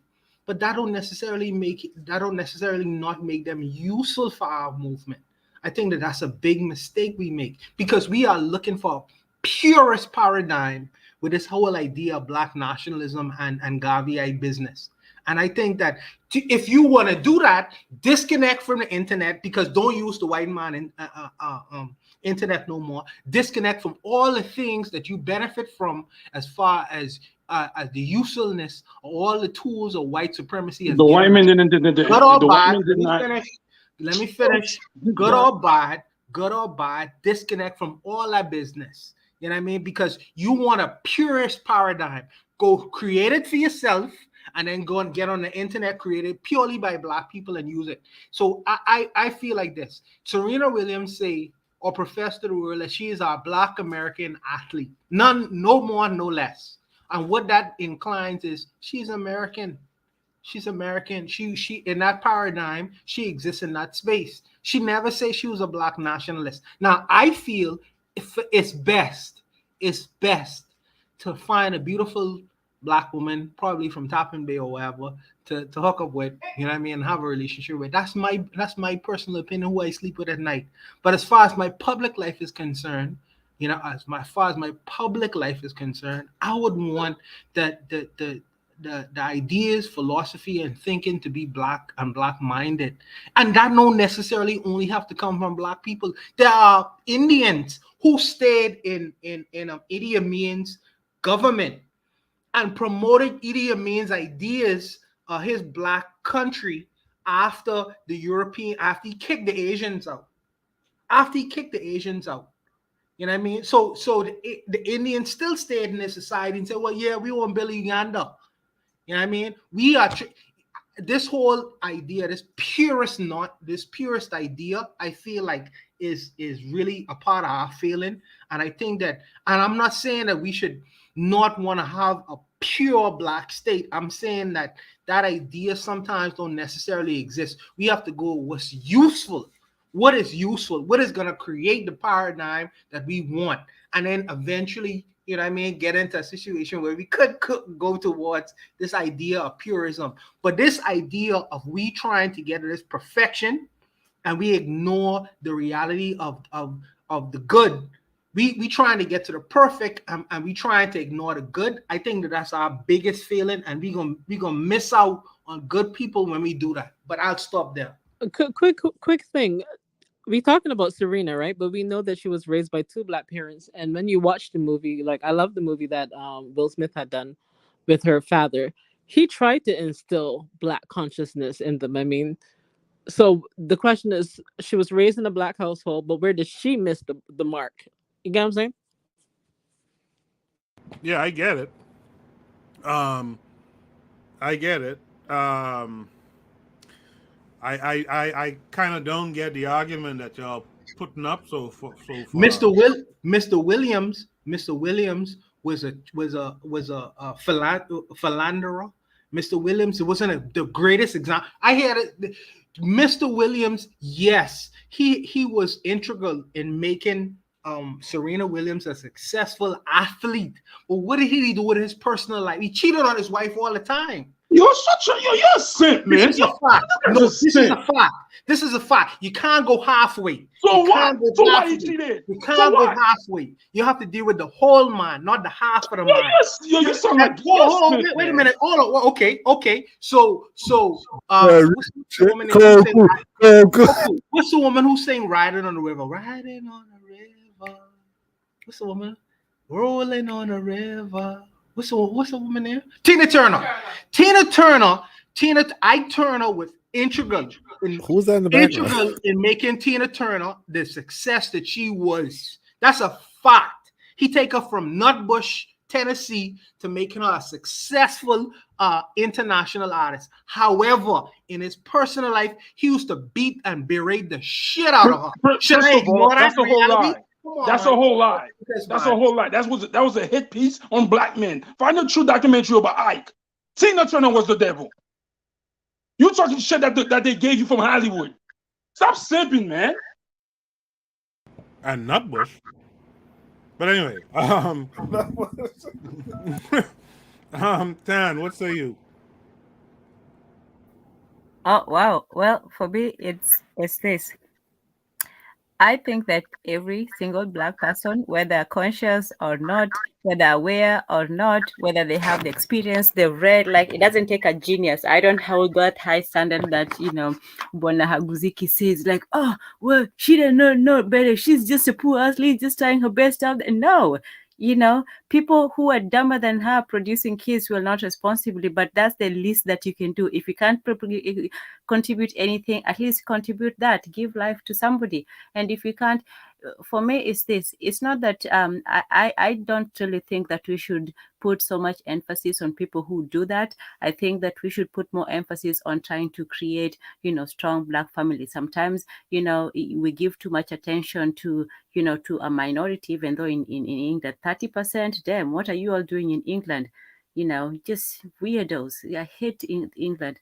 But in any case, if you give too much, of that attention, whether it's positive or negative, it makes people think that, that's the way to go. Just like sometimes when people have, there's interracial kids and then they come around the other black kids and all the women and say, oh, you're so pretty, you're so this. How does that make the other black children feel? Like, do you have to be, somewhat mixed to be pretty? And it makes the black kids feel Sister Ro, to the black children feel, a certain kind of way. They already don't see themselves, on television. They already don't see themselves, in education, in the teachers, in politics and all this stuff. And then you give attention. Attention is one of the most important things that you can give to somebody.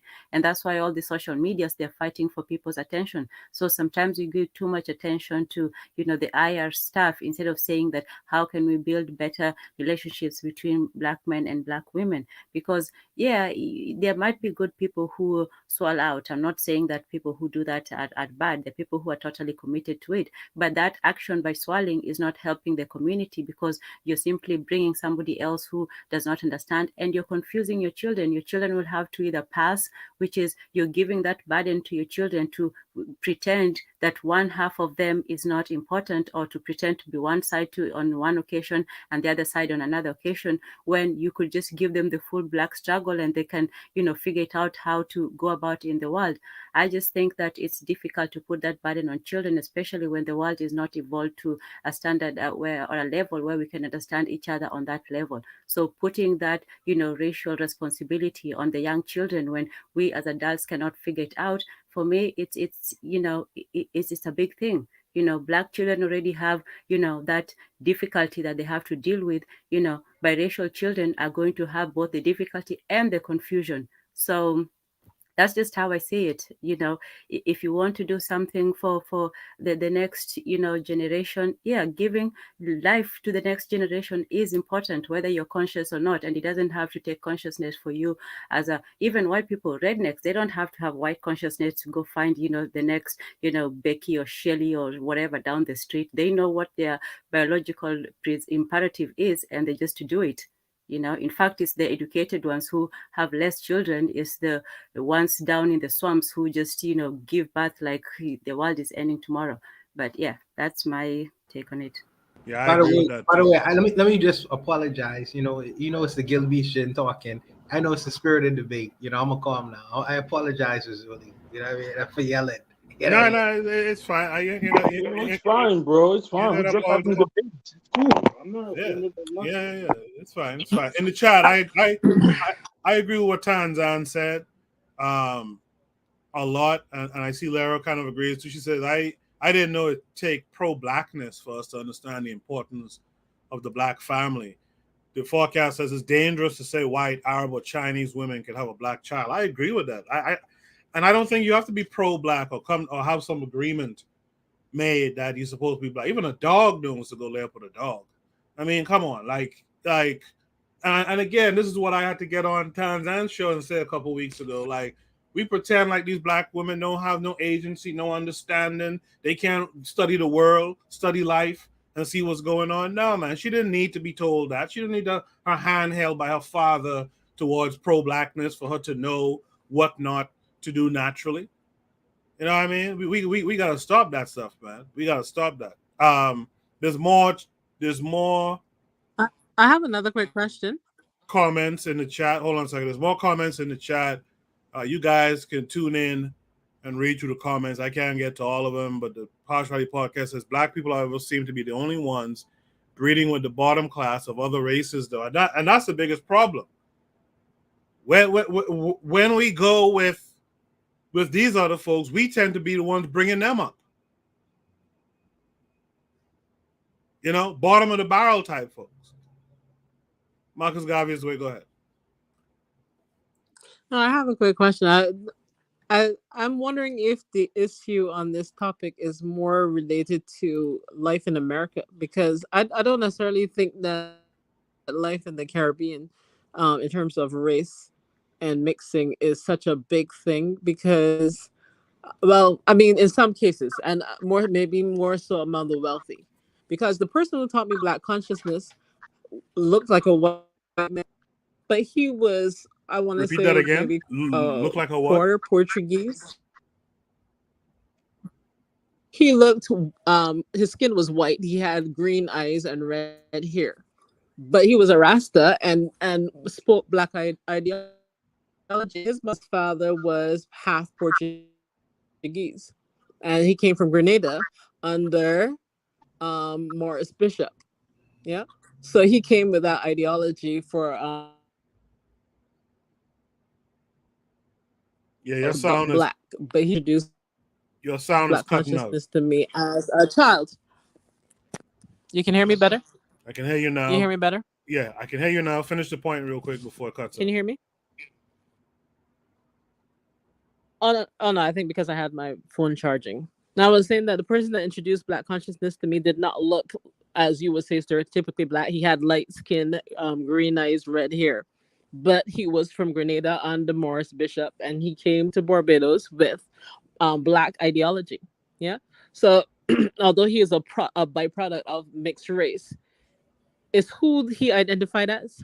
I have a cousin who her mother was half white and her father was half white, and she sat in her room and argued with us, telling us that she was white, yet all the family members in the room was black. Her children are black and all this stuff. So you can have confusion or wanton confusion or willing confusion among mixed race people. But I think the issue that we're talking about sounds more like an American problem on a wide scale in terms of which side do mixed race people identify as. Because in the Caribbean, I think most of them identify as black.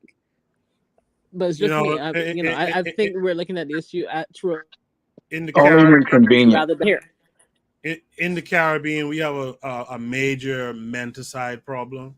So a lot of Caribbean, especially that older generation, the one who would be my grandmother and them, they think it's a come up to get you something white or something approaching white. They think that's a come up. I've known Haitian folks who had that mentality. I've known Trinidadians, of course, with that mentality. So we have a problem in the Caribbean, and we got to address that problem, and then we will start to be able to talk about this current one. So I just wanted to point that out. Real Black Gentleman, I don't think you spoke yet. Go ahead. Oh, this is about the Serena. Yeah, man. You know, I mean, I want a black woman. I want a woman who's as black as I can find her.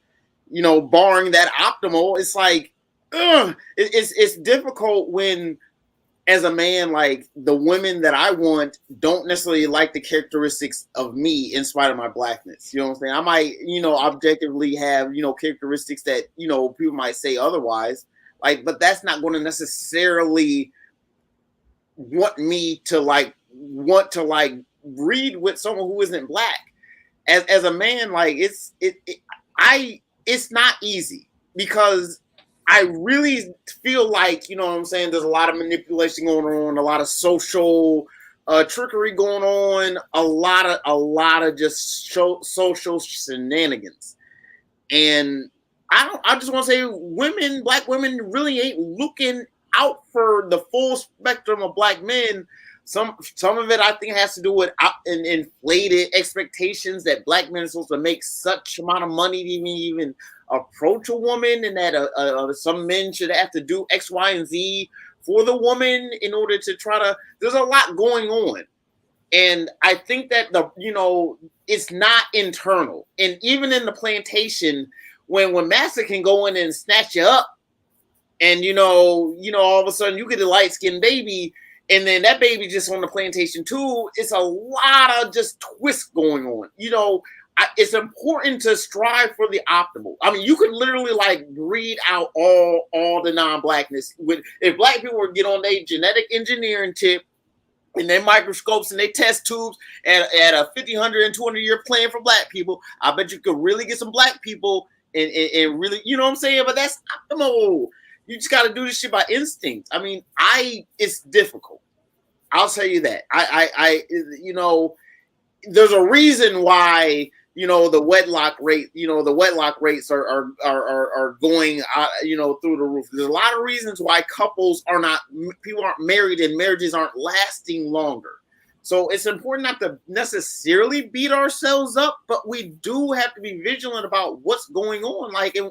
As far as our judgment when it comes to people of our own race, sometimes we we're born, you know what I'm saying? We are all in these little vessels of life, you know what I'm saying? We have to really think about it and not let our preconceptions sometimes jade us against what might be somewhat uncomfortable, but is pretty damn good, when you look at it from different perspectives. And I don't want to encourage, people, doing that. But at the same time, like I said, I'm from my perspective, if you find yourself listening to the media and you find yourself and your parents and your friends and whatnot do not necessarily, have a premium on blackness per se. They can be black, but it's almost like a secondary characteristic. then you know what I'm saying. Peoples come together who are different tends to happen. I live in a place where like that's like the big thing: diversity. You know what I'm saying? Like they hype that left, right, and up and downs. I mean, I resist the best I can. Like, you know what I'm saying? I'm not perfect, but I mean, I do love black women. I really do. You know what I'm saying? Like, I'm not gonna say other women is women. You know what I'm saying? Got you know what I'm saying? But I like the skin. I like my people. I like the real just epigenetics. I like I want someone who looks like me. I want a child who looks like me. You know what I'm saying? I want a son. And I want my son to have a brother. You know what I'm saying? I want them to look like each other and look like their parents. I guess all that's all I have to say. Real black gentlemen is the kind of black folk to take potato salad with raisins in it and then wonder why the black women don't like him. Come on, guy. Of course, the quirks that you carry on, but no, I'm just kidding, man. But the quirks are important. But yeah, we gotta be real serious about observing immigrants. Says nice convo.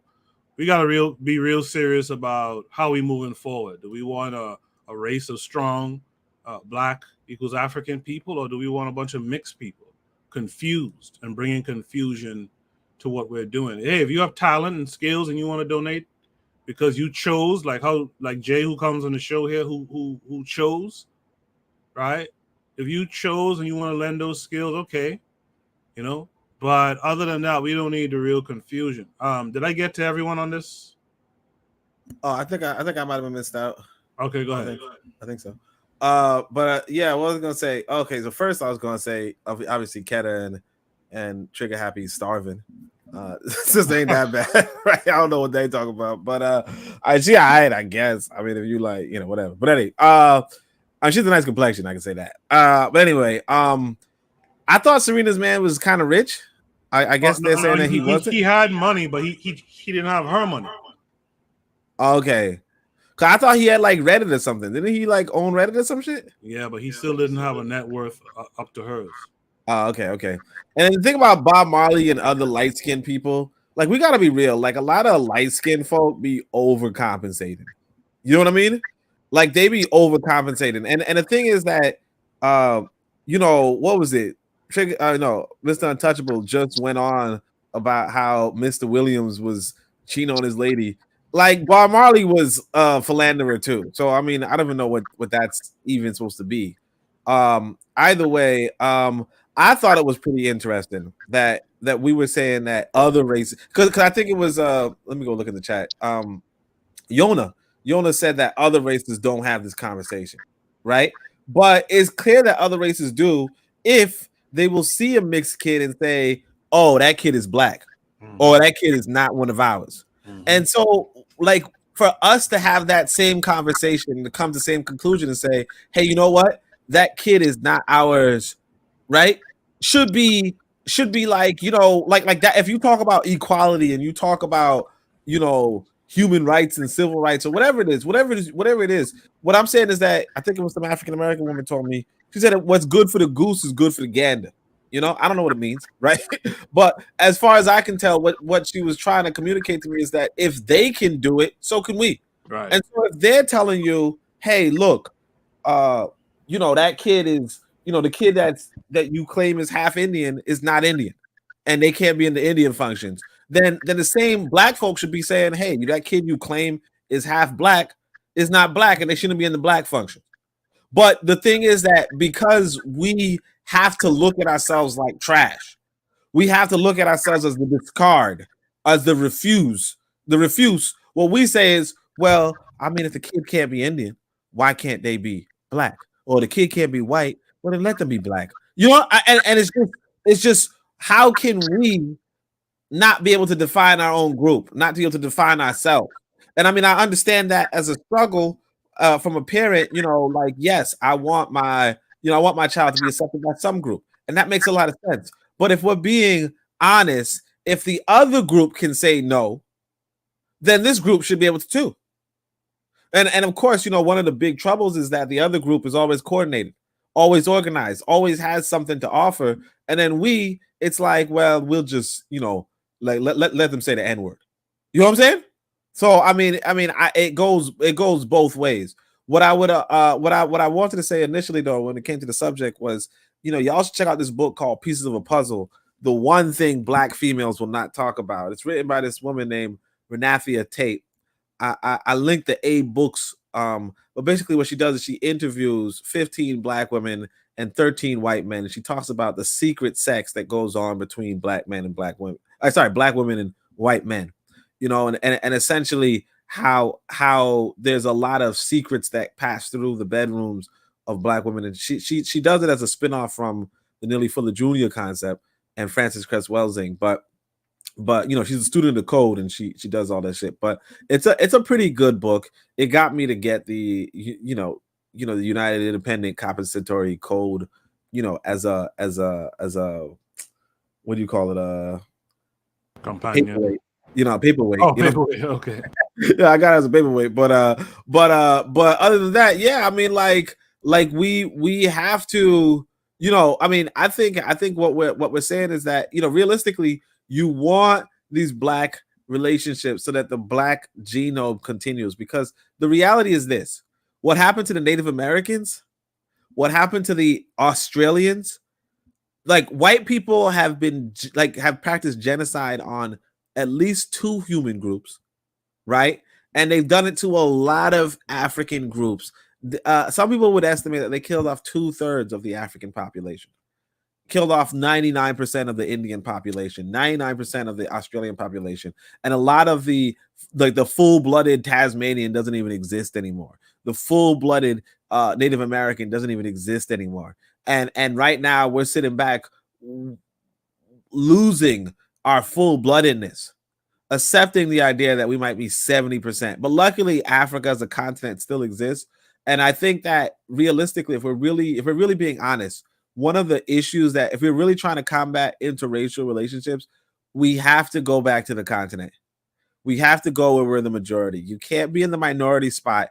And then, you see this nice looking woman, she's all right. She's not, you got to go starving for that. Right. But she's all right. But that woman, she needs like in order for her to get it, she's outnumbered 10-1 in England. You know what I mean? And so if that one good brother is out there, she's gonna she's gonna have to whatever. I want to just address this thing that Trigger Happy said. I've been trying to get that book, but I think it's out of print. Yeah, they got us. The lady just released the 2nd edition, so you want to go cop that as soon as possible, and cop in a good way, not in the way Lero thinks. But all right, anyway. So is that good? Is that good of a read? Huh? Yeah, it's a good one to add to your collection, definitely. All right. Bobby Wright Bobby Wright earlier said to me, remember when you and Carl Hezekiah, shout out to Carl Hezekiah too, I hope he's well, read Menticide from Dr. Bobby Wright. And Dr. Wright said we should make a conscious effort to darken the race. We can only do it by Black marriages. And that's something I've talked about outside of that episode too. We supposed to be trying to darken up, blacken up ourselves and shore up ourselves as a people. Does anyone else have any comments here? Last comment. I want to say something. Yeah, go for it. Back with this video. You see, this video is put there, the narrative that Black men. You see, they always focus on the narrative that Black men marry out of race. They never say Black women, right? See, they didn't even do the statistic of how many Black women date out of race, right? But it's a way to put division between the Black man and the Black woman. I've said this a long time ago. Most of the rich Black fellas, they marry Black women, but they know women are emotional. Once they hear, they put that fake ass statistic that, Black men, once they become rich, they marry out. Then a lot of Black women are gonna follow. What's the number one shit? Black men, they don't love Black women.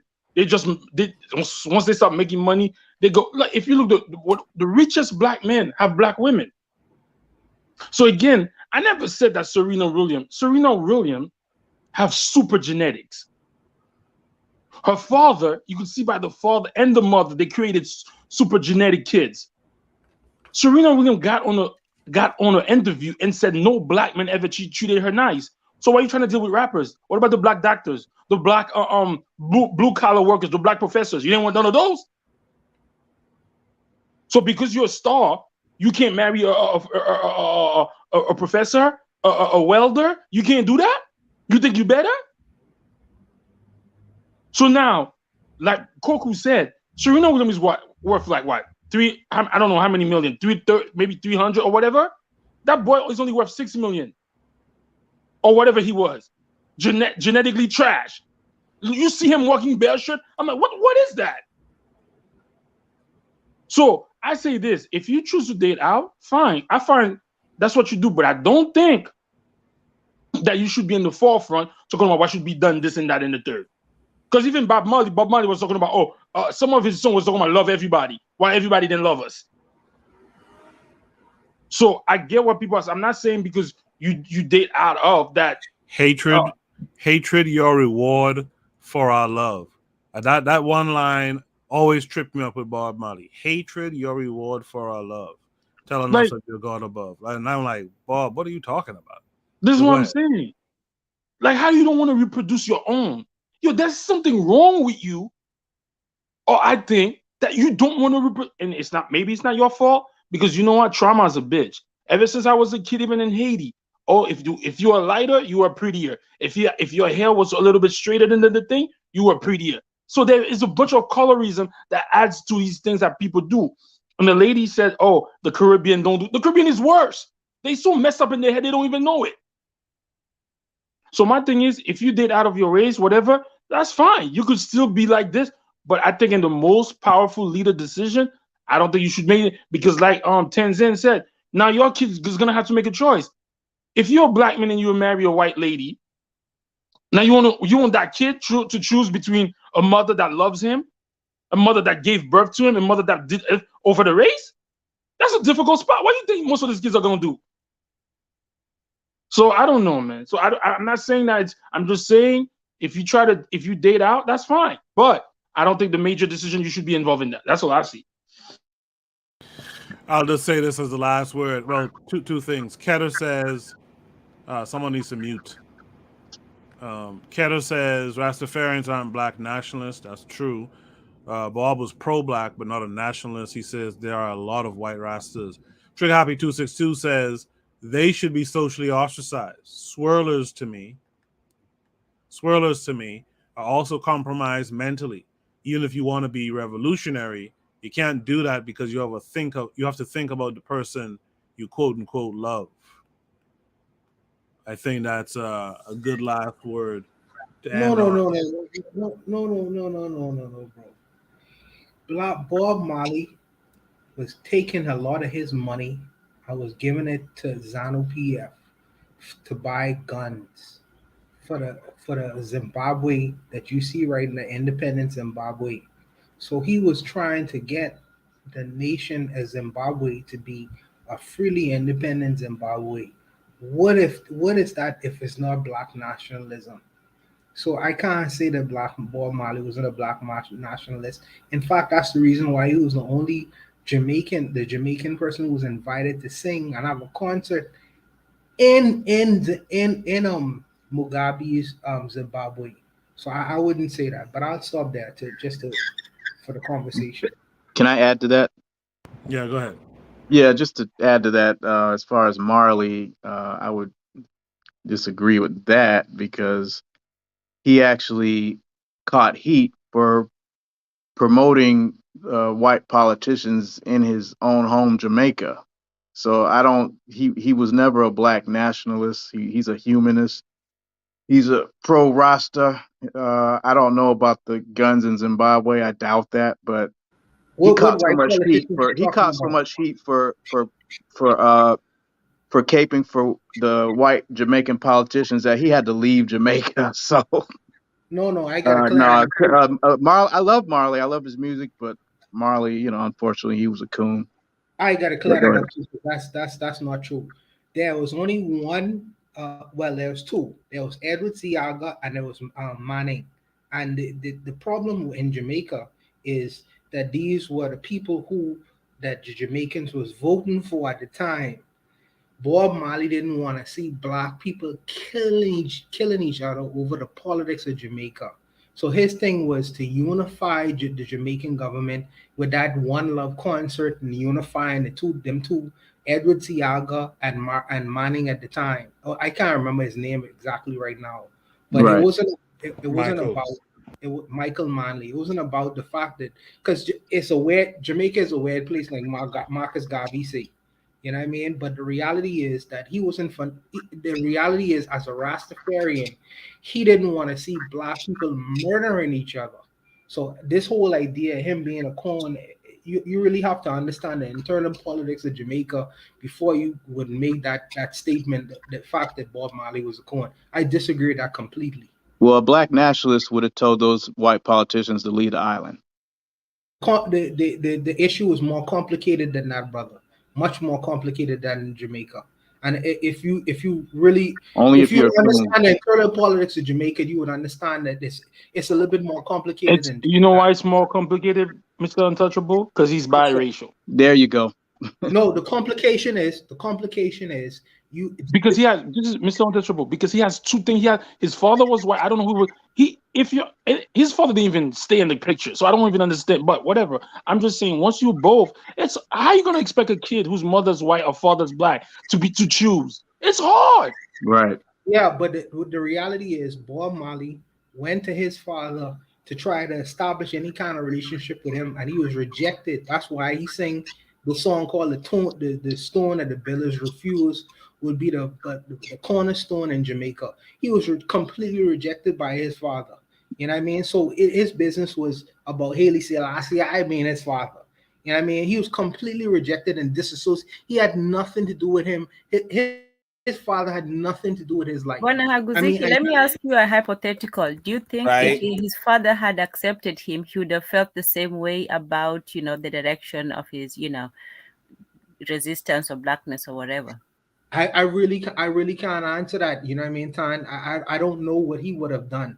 I just know what and I just know what actually happened. I'm just saying that for me, I don't want to be somebody taken in because they were rejected by somebody else. That's all I'm saying. And a lot of the times, I agree. I agree with that. I agree with that. But for his life, let's deal with the politics of his life. For his life, he promoted a black religion. No matter how disillusional it was, he promoted a black religion. What love? He had a black wife. Well, he had a black wife, and in his life, he promoted black politics. Now, whether you agree or disagree with that, that's what the man stand for. So we have to be honest about the man. Well, he had white side chicks. So that's what I was about to say. Don't just say he had a black wife. Exactly, a black woman. He treating like shit. He treating like shit. But okay. I told you before, when it comes to, first of all his children are black. That's number one. Number two, as I told you before, all his children are black. His father's white. Well, now we dealing with wait, didn't Kenneth say Damian Marley's mother is white?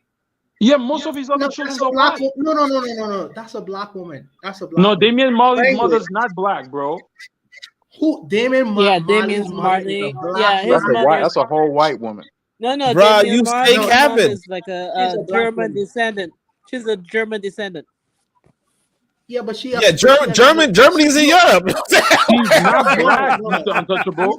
We dealing with one drop rule now because you all talking. He is one drop rule. You still saying, yo, this brother breaking, yo, you making rules, yo, Mr. Untouchable. You no longer taking it. You lost the Swahili name, by the way. You going back to the English name. Nah, but y'all missing the point. Y'all missing the point that Bob and his wife produced black children who all married the biggest coon out of all of them. And he's on that whole One Love thing. But Damien, who's half, I think you cut out that. Damien, who's half black, is singing more black power music. Dang, I just saw this lady, Cindy Breakspear. You tell me this is a white? No, this is a black woman. Yo, come on, man. No, she come on, man. She white like Wonder Bread, man. No, she's white. White like Wonder Bread, man. This is a golf ball.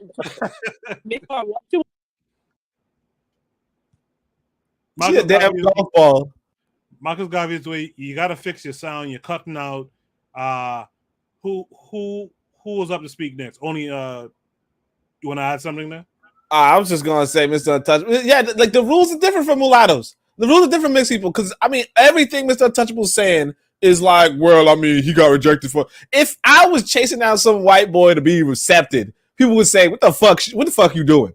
They would take my black card right away. But this was like, I wanted my father to accept me, and he rejected me. Like, what the fuck you want what you want this white man to accept you for? Well, that's my daddy. Well, all right, then you a fucking white boy. Like nobody else. Only you can't say that though, because at the end of the day, that's his father. That's his father. Even even if you take the race out of it, you always want to be accepted by your father. Exactly. So, I agree with you. So what I'm saying is that if the rules are that if you there chasing after a white boy's acceptance, whether it's your dad or not, you chasing after a white boy's acceptance, clearly you ain't on the black program. And it's just common damn sense. You know what I mean? He's just but not if a I did that shit, if I did that shit, everybody'd be like, "What the fuck are you chasing this white boy for acceptance for?" If I was like, "Hey man, I just want Joe Biden to look at me like, you know what I'm saying?" Some shit. You know what I'm saying? Yeah, you're like, what the fuck are you talking about? You ain't no damn black nationalist. But this dude is. I disagree with the brothers on this. I disagree with okay. the brothers. Of course you do, man. Of course. Let me ask you a question. What about Frederick Douglass? How y'all feel about him? Because word on the street is that Frederick Douglass is biracial, and his last wife was a Caucasian person. Like they say his last wife. I don't know. All I'm gonna say is that the rules change because this Cindy Breakspear is a white ass woman, but apparently she is not a white woman. She is not a white woman. What? Okay. Yo, Mr. Untouchable, she is go hang out with your wife. Nah, you wilding right now. It don't even make any damn sense. Like, what are you fucking like? What? Like, nobody on the planet thinks this is not a white woman. Like, nobody. Like, she's born in Canada. Like, what the fuck? Who in the world doesn't think this is like? No, I'm sorry. Like, the rules are different. The rules are different. But okay. Or so you said my boy to bed. You know, hey, you go lay down with your woman, man. You just come off the partner. Like y'all see the woman right in front of us right now on the screen. That's a black woman. Oh, okay. That's not Cindy Breakspear. And that's the thing. Like, we losing. Like I'm not gonna be like that dude talking about we losing recipes, but we losing recipes because this right here. Like, even though this lady's a little overweight, I'm not gonna hold you guys, but like, this is a beautiful black woman, notwithstanding, right? This is a black woman, notwithstanding, but now we got full on white women, and we like, well, that's a sister right there. Like, what are you? The brothers looking at this woman through American eyes, and I don't agree with them. Hold on, weren't you born in America? Yeah, I was born in America, but don't I be quiet. You gotta say damn honest, boy.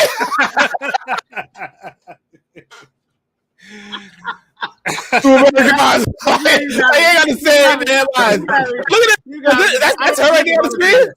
Yeah. Wait, hold on a second. That's her on the screen right now? Yes. Yeah. And this dude talking about that's not a white woman? I thought he was a Jamaican man. That's a Jamaican man. He's a Jamaican man. She's Jamaican like Elon No, Musk. she's Jamaican like Elon Musk, exactly. I don't agree with the brothers with this. I don't agree with the brothers. Okay. That's what I'm saying. We losing recipes, man. This dude talking about this is a black woman. This is a black. Like, do you know what black means? Like, come on, my guy.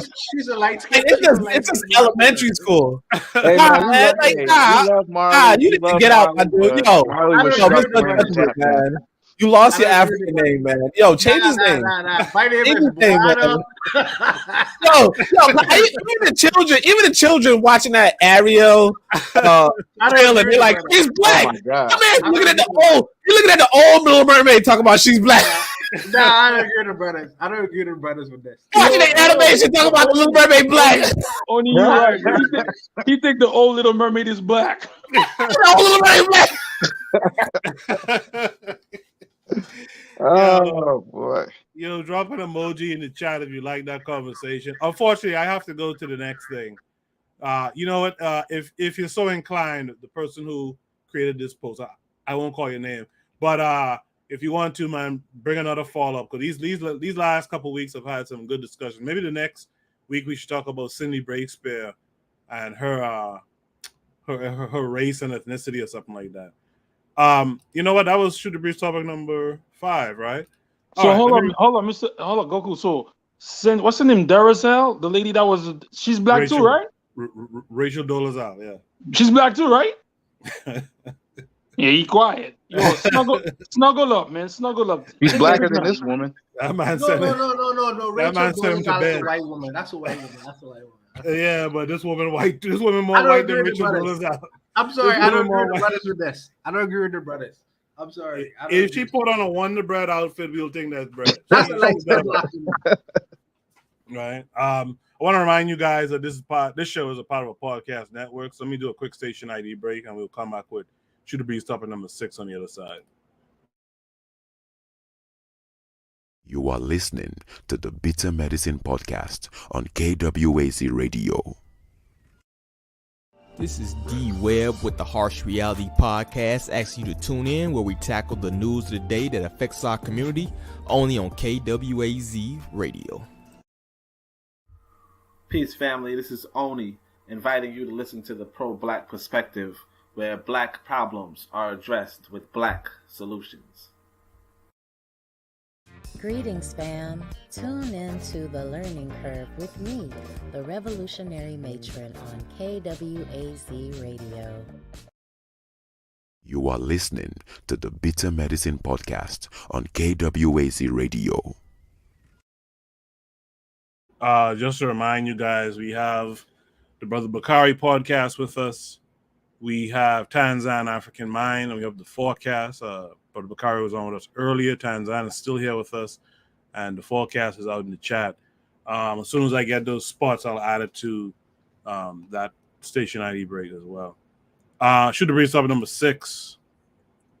Let me get this white woman off the screen, by the way. Shoot the Breeze topic number 6 is, despite being a commentary of our time, why don't we support and promote mainstream music that reflects the times, that also educate and entertain?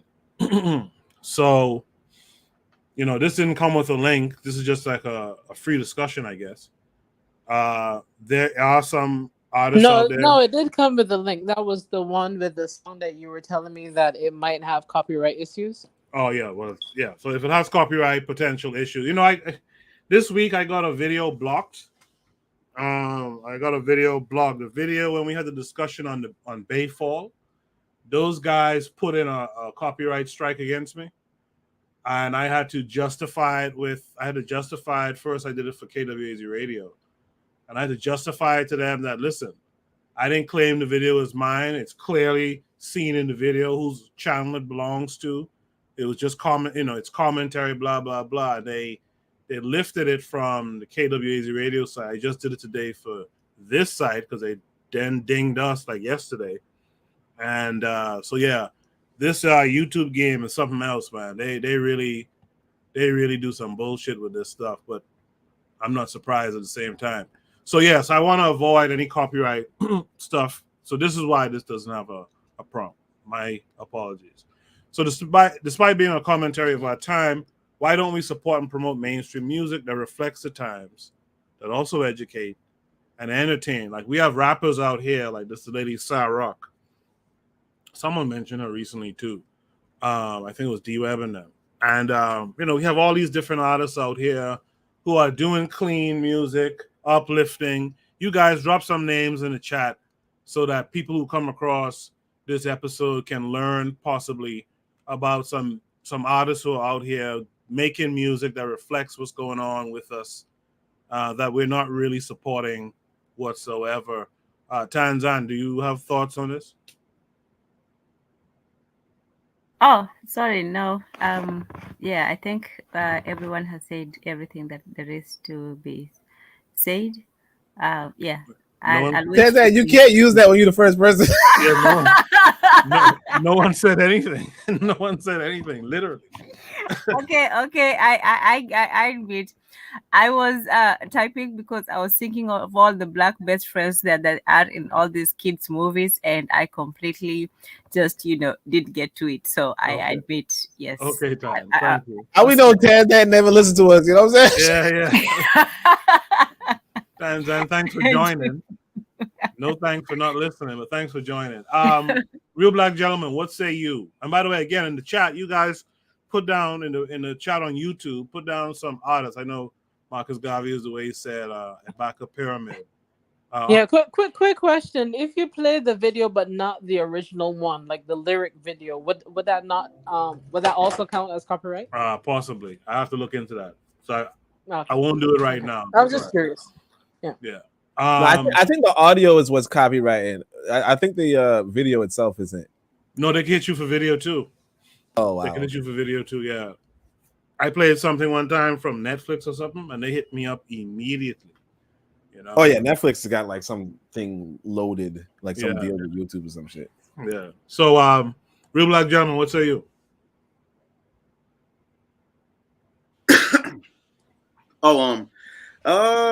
Why don't we? I don't.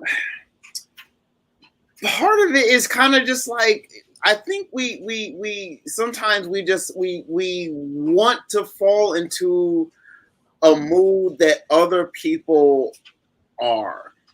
I mean, how would I say it? It's like it's difficult to have like it to. When you say mainstream music that reflects the times, I can't see. I mean, it depends on what educate and entertain. I think a lot of music entertains. I mean, it might be gritty. It might be, might be a little hood. It might be. I mean, I don't think. I think that we have to be mature about what it is. Like, how would I say it? Like, a lot of music might be against, black on blackness, just like black against blackness. It's like, situational music where like we talking about what we talking about. Now, part of that is just, us talking. I mean, we use the media the way that we're going to use it. I mean, it can be better, but I'm not going to sit here and just like, you know what I'm saying? Like, why don't we? Because I think it just doesn't. It doesn't tap into a sense of urgency. I think that if we try to play music that might be a little bit more upbeat, it can come across as detached from reality. You know what I'm saying? Like, a lot of the just, I'll say instinctual kind of just like the adrenaline type of music. You know what I'm saying? The music that gets your blood going. I mean, it's necessary. It's good. I mean, when you're out here driving and you're out here, you want to make sure that you're up. I mean, you cannot take the music literally. That's the one thing. And I think, though, although you do have rappers out here who are doing it and they're trying to make art imitate life, I mean, there's ways of as an individual you can only do so much to like block that, but I just don't think you can't turn into Mos Def and Black Star. It's not the 90s. The circumstances are not the same. If you want to be optimistic, you can do that. I mean, I find a lot of optimism in the music I listen to. I'm not gonna sit here and be like, that educate and entertain. I mean, it's difficult. I mean, especially with the radio stations, the monopolization of at least terrestrial radio. I mean, as far as like outside of that, I mean, if we're going to talk about music, I mean, are we listening to it on what, YouTube or on Spotify or on some other like platform that is predominantly probably not black owned? Is going to have the algorithms that's not what is the idea of black popular music is supposed to be stagnant, at least from the perspective of those who would like us to not really talk about what I think that you mean by educational and entertaining music, and not necessarily just like street clash music, street grind music, let's say. That's a tough question. I mean, why don't we? Because I think again, we feed into a rhythm, and we like to hear what other people like to listen to. That that's my answer. Yeah, real black gentleman, you jokey though. I ain't gonna lie. There's a couple of suggestions that's been coming through in the private chat. Queen Africa, you could check out. She's been doing it for a while. That's Tony Rebels lady. Immoral Technique, Immoral Technique and Destruction, must listen. No, Immoral Technique, Creation and Destruction is a must listen. Out in the chat. Oh, and Damon Marley and Sure. And out in the chat, I saw Bobby Wright says Saba, the Goddess, is an up and coming young conscious MC. United Front, KW Dawn 7. I don't know what Oni means by terrestrial music. I guess versus extraterrestrial music. I don't know. Yeah. So. I would say this. Real Black Gentleman just said terrestrial. Like if you're listening to terrestrial music, which was like, okay. Why in the world would you say that? Because like, is it all of the music terrestrial music? Like, what you listening to, bro? Sampa the Great, etc. So yeah, if you guys could put that in the YouTube chat, not the private chat. This way anyone listening back could possibly learn about some new folks. Harsh Ali put Nalim, Sarok, who I mentioned earlier, Rhapsody, Jean Grey. Jean Grey still doing it, huh? Oh, Jean Grey for a while. Yeah, I thought she became like a full DJ now. Okay, but that's cool. I think that us as a community, I understand that the rock music right now, in particular America and all over the world, controlling the musical zeitgeist. But I would just advise or just try to tell people to just broaden their perspective on music, because it's great music, black music out here. Absolutely. And I'm not going to talk about Damian Marley and Ziggy and all that, but I think it's great music out here that's being created, and I think that we should just broaden our horizons. Ali Farka Toure, he's been making great music for a very long time, and all over the black world, and I think that we shouldn't limit ourselves to just hip hop, because I mean it's many, even the blues is a brother, I can't remember his name now, but we make good music all over the world. Oh, Gary Clark Jr. Yes, so how you know, but what you know about Clark? Yeah. I think that we make great music. Akala is another one. He's a hip hop artist out of England. I think, but we make great music all over the world, and I think that sometimes we limit ourselves with the things that we hear on the radio, and I think that we should really broaden our musical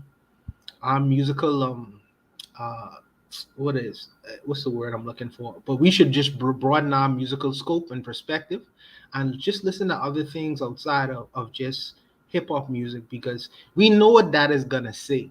We know what they're gonna say in the lyrics. It's so predictable, and I think that sometimes we need to put some flavor in the mix and start to look outside of the whole regimented radio for radio airplay of kill black nigga, black woman is a bitch kind of music. I think that that's so predictable, and it's played now, and it's not really taking us really anywhere. I agree. Sankara, what say you, brother? Yes. Why don't we support more conscious music in the mainstream? Is that the pretty much the discussion? Yeah. I would just say most of us don't know. I don't think that we know that there's an option to listen to more progressive music, because what's being pushed is people like Lil Nas X. And, people like that are big because the labels put the backing behind these people to put them out there like that. So I don't think a lot of our people even support him, but I just think that's what's popular and that's what's known. I don't even know a lot of the, I need to look at the chat again. I'm not even familiar with a lot of the more pro-black artists or whatever. You can't find them. So I would just say that's why we don't support. I think that if they were out there more, I think that more of our people would support it. But I think that the industry, they kind of just have, they just put their weight behind what they want to be popular. And so people don't really have that, the option to see anything else, I just want to say too, the music that we're out here pushing out to is so low energy, man. That Yeah. we just had this kid here gunned down the other day, robbed and gunned down, and he had his own part to it in it. I don't like blaming the victim per se, but someone's mic is still on. He has some part in it to play as well, from what I understand, out here flossing in pretty bad neighborhoods, like notoriously bad neighborhoods and stuff like that. But they ran down on this kid and killed him. You know what I mean? Over what? Over some music, some Negro trinkets or a chain or some shit like that. Like, for what? And so I just want to shout out to this brother here on the screen and say rest in peace, PNB Rock. Kind of unnecessary type thing. And also this culture that people keep talking about, hip hop is a culture, is their culture. Yeah, y'all gotta check that shit too. Real talk. Because this shit has stuff in it like, well, you gotta check in when you go to a city, which is basically extortion, right? You gotta check in there to be safe. Does Robert Downey Jr. check in when he lands in LA? Does the white boy who plays Thor, does he check in? Do they check in New York when they come to New York? Like, why is it we have to be on such low energy behavior? And this is why, and I heard Bakari talk about this before, but I kind of disagree with what they were saying on this point. It's like we do have to separate from these Negroes too, man. Like this culture that a lot of these folks adhere to, we gotta separate from some of these folks, man. This white creation of blackness that they have out here, and it's not just Black Americans too, because Caribbeans come here and partake in it, Africans come here and partake in it, but it's low energy, low IQ type stuff, man. Oh, he has something, let me kill him and get it, or let me kill him so he just don't have it no more. And then you talk about this shit in your drill music, how many ops you dropped and all this old stupid shit. Like we really gotta deal with this shit, man. Who did I not get to? One last thing, Koku. I don't mean to interrupt you. Another genre of music for my American audiences, if you all never heard it, but try to listen to Haitian compa music. I mean, it's excellent. I mean, I understand that African Afrobeats is trying to take over right now. But Haitian compa music is it's beautiful music, man. But I'll stop there. Sorry, Coco, for interrupting. No problem. Zook and Dominica is good too. You should check that out too. And Rake and Scrape. I got to try and Rake and Scrape too. It might sound folksy. That's fine. It's good though. It connects you. Anytime people hear it, they think it's African music. So check it out. Who did I not get to in this one so far? No.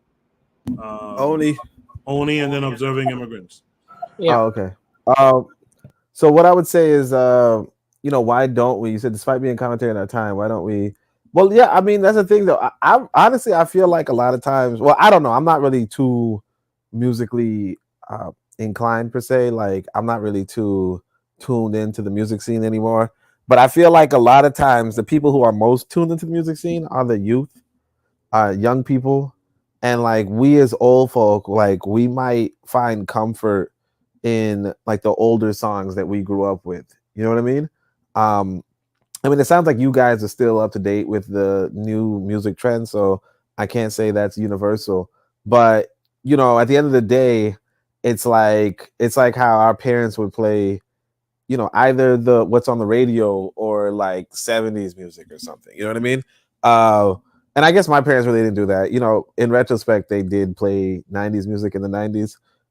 But 90s music was damn good. You know what I'm saying? Said somebody who grew up on 90s music. But that's the thing. It's like I feel like realistically, we we're just out of the loop.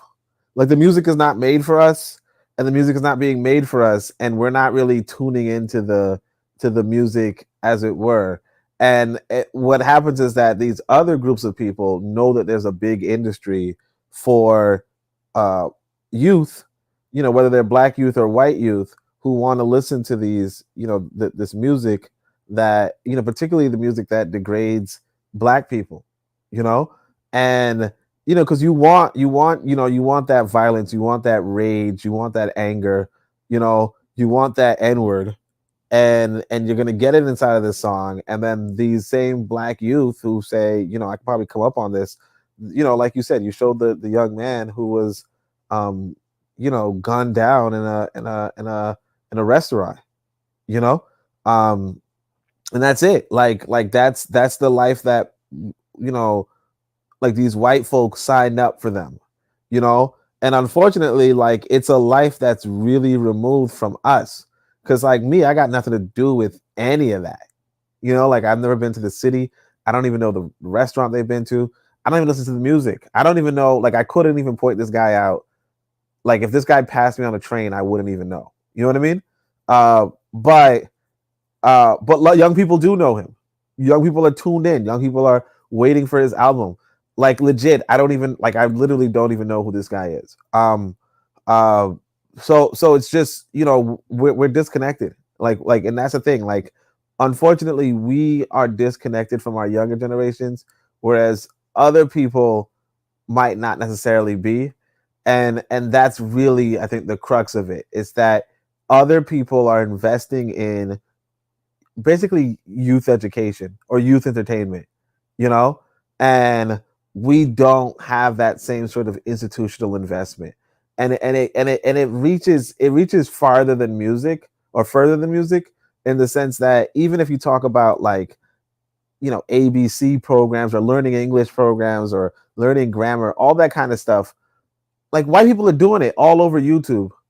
And like, black folk continue to sit on our hands. Like, we sit on our hands about everything, to the point where it's actually kind of ridiculous. Because, again, I don't know who this guy is in front of us.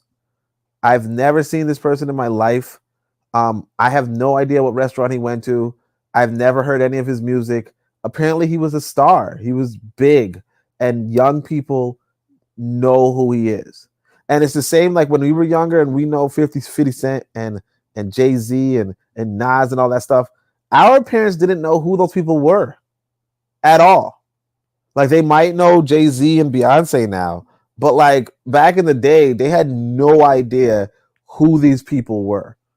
You know what I mean? Like, you'd have to be an exceptional parent who was into children's music, because that's what it really is, who were into children's music, to really know what Little Bow Wow was saying. And that's it. That's all I can say.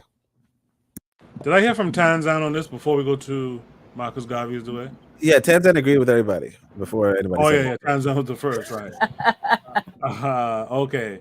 Tanzan, were you able to hear the conversation that's been going on? Yeah, I still agree with everybody, but I'll wait to hear from Marcus Garvey. All right. Marcus Garvey is the way. Go ahead. Hi. Yeah, no, I was something else popped up on my phone. What I was trying to say was, the music video was Sons of Kemet, Your Queen is a Reptile. And I thought it was very fitting, with the queen dying and everything. And, the lyrics of the song was what made me put it in as a prompt, as a topic, because, he said, your queen doesn't see us as equals. The money paid by the British is what funds her crown. He said, we know that we, the children of immigrants, know that we know what we came here to do, and the only way to solve the system is to let it burn. And I don't think that mainstream media is going to play that, because I guess it will fall under radical music. But most of the Black conscious music is radical music, because it speaks plainly about not accepting the status quo, Black love, Black positive self-image, and all this stuff. And my problem is that a lot of people complain about the music on the radio, but I find that people act as if a radio doesn't have an on and an off button. You choose what you listen to. When you buy a CD or a record or whatever, you, or even on YouTube, you choose the music.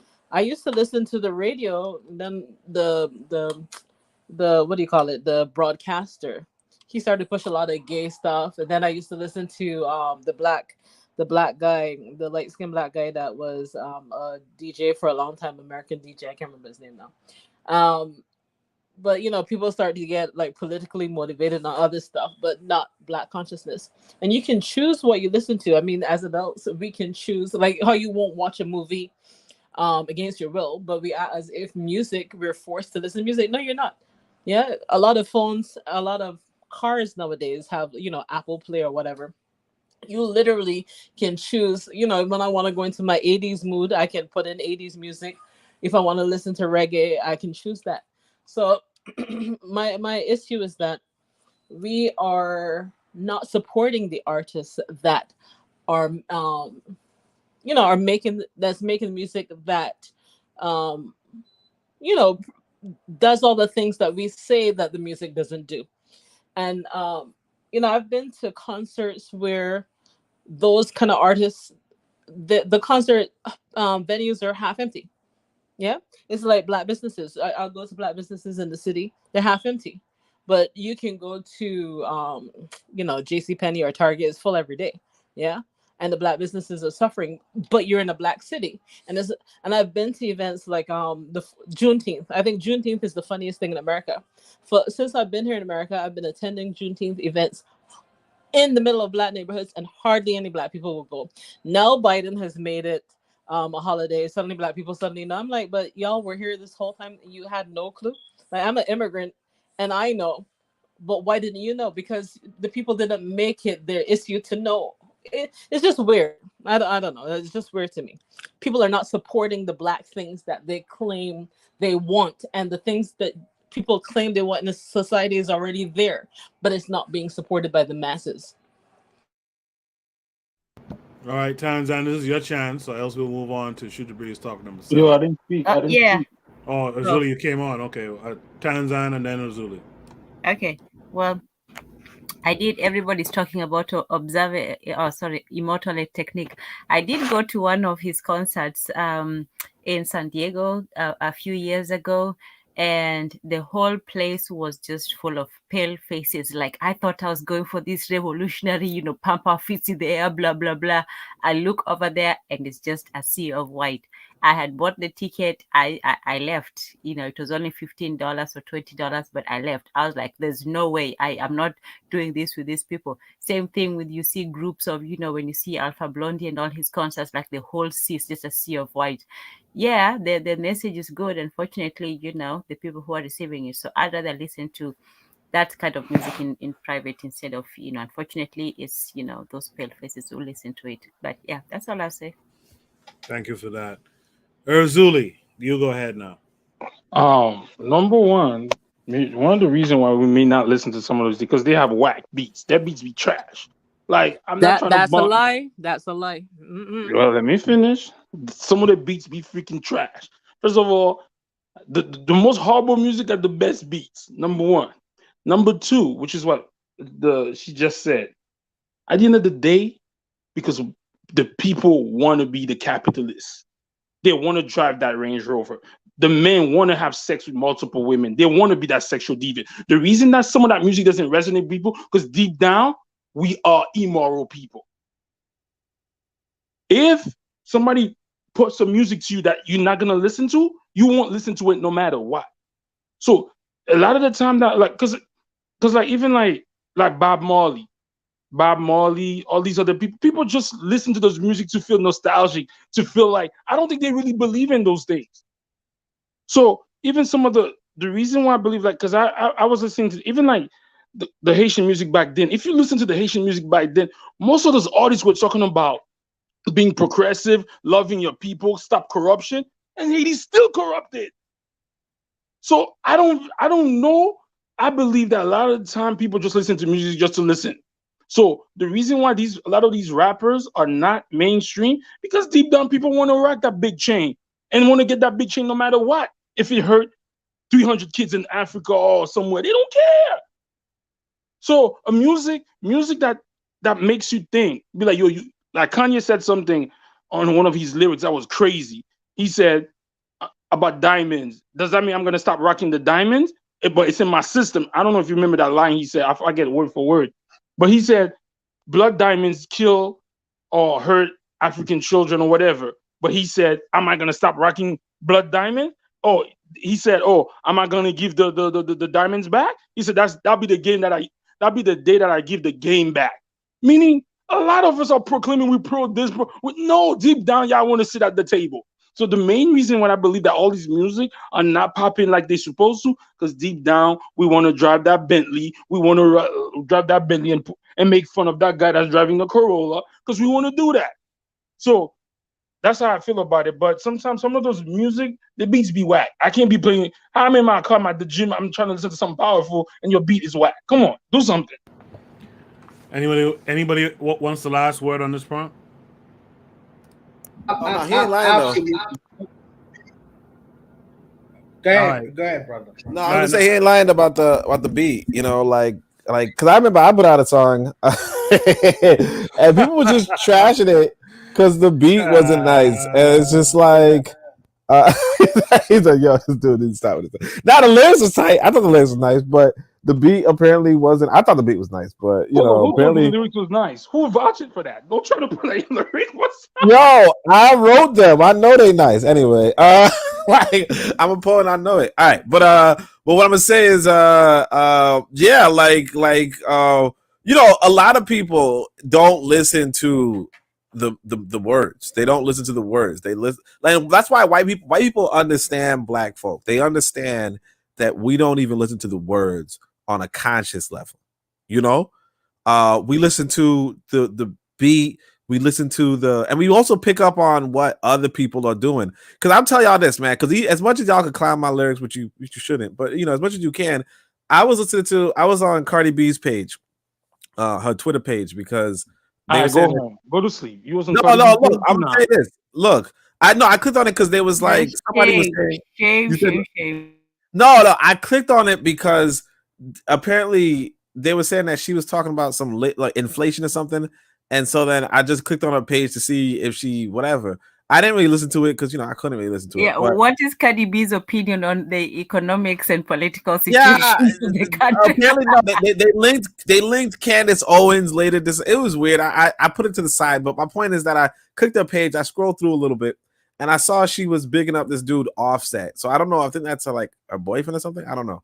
But she links this guy Offset at a concert. And he's there rapping, and there's two guys dancing next to him. And her commentary is she killed it. So I clicked. He killed. Offset killed this shit. So I clicked it, and the dude is just. These are the lyrics. These are the full lyrics to a beat in the background. 5, 4, 3, 2, 1. 5, 4, 3, 2, 1. That's it. Like all he said is 5, 4, 3, 2, 1, which is a countdown from 5 to 1. Yeah, a countdown. And she's like, he killed it. All the comments are going, yo, he kills this shit. And all he's doing is apparently dancing.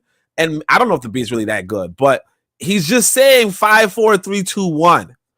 So like, yeah, I mean, I think my lyrics are better than that. But the point being that, like realistically, people go on by vibes, people go on by look, people go on by feel, people go by reputation. There's a lot that goes into music and entertainment to the point where like nobody's really listening. You know what I mean? Like nobody's even listening at this point because nobody's gonna tell you that 5, 4, 3, 2, 1 makes any damn sense as a song. And it goes on like from like all the other songs that like a lot of the songs that we listen to, a lot of songs that we bigged up, a lot of them was just trash and ridiculous. A lot of it is like I'm gonna tell you, a lot of it's children's entertainment. And we have to abide by that. It's a lot of it is teenage music. A lot of it is music just to dance on a woman. A lot of it is just children's entertainment, and we have to come along with that reality. Mr. Untouchable Denner Zuli, go ahead. Sure. I personally think that the reason why there's a disconnect is many of our people are not revolutionary, and I think that a lot of the white kids are. And that's an uncomfortable pill to swallow. But I think that that's the reason why you have large black audiences going to a place like Immortal Technique or a place like Dead Prez. because Dead Press beats that beats are banging. You know what I mean? That is hip hop business. That's banging. You know what I mean? But when you see the audiences, you see a sea full of white folks. When you go to a lot of reggae concerts, a lot of the reggae artists, you know, you see book out stadiums of black or white folks, and a lot of them carry dreads, and they live that experience. A lot of them searching, and a lot of them live the reality of trying to be Rastafarian business and all that business. You know what I mean? And I believe that a lot of them are more revolutionary than us. It's almost like we switch consciousness. You know what I mean? And I think that there's a connect with their white audiences. They'll go and tell their mommy, hey, I believe in Rastafari and Marcus Garvey is the way. Straight up. You know what I mean? They would go and do that. And I think that we want to integrate, and we want to be a part of the greater society, and capitalism and all that comes with. We are trying to be, and this is an unfortunate reality. We're trying to be white. We trying to be like. Why are we trying to be like them? They trying to be like us. Why are we trying to be like them? They trying to be like us. And I really believe that this is the reason why you have these large audiences of white folks as opposed to black folks, when the message itself was directed towards black folks. When we trying to be something other than what these guys are trying to propagate in their messages. This is the reason why Mali, I know y'all don't like Mali, but a lot of reggae artists, even Burning Spear will sing pure Garvey business. You see a book out stadium of white folks, and it's like where's the disconnect? The disconnect is the majority of people, especially with black ass, they trying to be like they trying to switch consciousness and be a part of the establishment as opposed to be something different from that. And that's an uncomfortable truth that we don't like to talk about. But that's just the reality of things, man. And you have to deal with the people where they are as opposed to where they're trying to be. And where they're trying to be is something that's far from what the reggae artists and what a lot of the revolutionary artists in America trying to promote. And that's an unfortunate reality, I believe. But I'll stop there. I don't dislike Mali per se, but I recognize the contradiction within Mali. So there's things I could enjoy from him. There's things not so much. Like I just earlier repeated that line. Hatred is your reward for our love. Telling us of your God above. That always really that does something to me every time I think of that line. Trigger Happy 262 says, yeah, that made absolutely no sense what Mr. Untouchable said, but okay. Mr. Untouchable, do you want to respond to that? No, I'll respond for him. I think Mr. Untouchable is having drinks today. I might have to. I don't understand none of the shit he's talking about. What Trigger Happy say? What Trigger Happy say? What is going on? I me and Mr. Untouchable. I don't mind. No, I don't mind it being popular. That's all right. I can be unpopular. Listen, I think Mr. The black gentleman should have used that word. That's you might be an agent today because I don't understand nothing what you're talking about today. Oh man, why I gotta be Adrian Brethren? Anyways, I believe that I really stand on that. I believe that the audiences in America, the reason why there was a disconnect is because they don't have a revolutionary spirit. That's an unfortunate reality, but I believe that to be true. I really believe that to be true. And it's not to pick on the Black Americans, but I believe that we are the same. We don't have a revolutionary spirit. Look at the Black woman say that the Queen of England is our mom. So it's not to point fingers at them. I just think that we are in the minority, and this is unfortunate reality. But Mr. Untouchable, if they had a revolutionary spirit the way you say more than us, how come the world is still the same? No, I think that we and them Haitians are revolutionary too, by the way. I think that we do have a revolutionary spirit, but we are in the minority. We are not the majority. I think that because we have a good relationship with one another on Saturday nights, we think that we the cats meow, but the reality is we are in the minority. You know what I mean? And when we speak out, speak truth to power, our voice are quieted by the so-called popular people that say, well, we need to disassociate. We ain't like them Negroes over there. These are the more popular podcasts and people you see out here, you know, in the general podcast sphere or whatever you want to call it, you know. But we are fighting against the fray. You know, we are fighting against the fray because at the end of the day, I feel like we'll be victorious, even though we in the minority. As just consider, if you will, just consider in America, how America came to be like how it is right now is because of the minority. A few white revolutionaries decided to break away from England and decided to establish their own country and state. And they say freedom or death. Either we gonna win or we gonna die. And I think that this is our paradigm as well. I think that we are in the minority, but if we are strong and if our voices are consistent, I feel like we'll eventually win. We're going to have to just carry the weight of the masses of people who are willfully ignorant. A Muslim brother used to tell me back in the day, the masses are asses. The masses are asses. And it's unfortunate we've been put in that paradigm and position, but we just have to carry it forward. It is what it is, man. And like Urzuli always say, you know, he's like, we taking a loss. Yeah, but we still continue to fight, you know. But that's my position. That's just my position, my opinion. It ain't a rum talking. It's just me. Check out what Trigger Happy 262 had to say to your thoughts in the chat. Urzuli, you want to add something last here? No, what I want, I'm just saying that, like, he mentioned Dead Prez. Dead Prez had one solid album. Like, that album was one of the best albums of all time, but they never got reproduced. They never got made to make another studio album of that magnitude. What happened? Like, if Why? the people want, go ahead, sorry. Oh no, why? I'm asking you why. Why? I don't know. I don't know why they didn't, either because what they were saying in the music. Is what D-Web said in the chat earlier. We don't control the distribution. You understand? We don't control the distribution, and we don't control the distribution. The powers that be will look at the power in the music and just decide we're not fucking with it. But Coco, what if we? I don't agree with that to a certain degree, because if we buy the majority of the music, unless it's a lot, why? When they influence us, they influence us on what is trendy. So why didn't we reject it? Why didn't we reject that? No. Hold on a second. I want to say this though. Real talk. White people buy the majority of the music.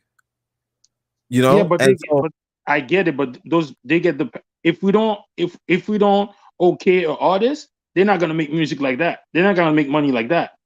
So at the end of the day, they get the okay music. By us. What I'm saying is okay. Nobody need the okay from you, man. Like what? What do you mean? This guy right here, this gentleman in front of us. So you think Eminem, if Eminem didn't get the okay by the so-called black people, he would have been making all that money? No, I'm saying white folk buy the music. So like the Dr. Dre album. You're making a valid point. The listeners make the artists famous. So my question again is, you have artists that are producing the things that you want, but you're not making them famous.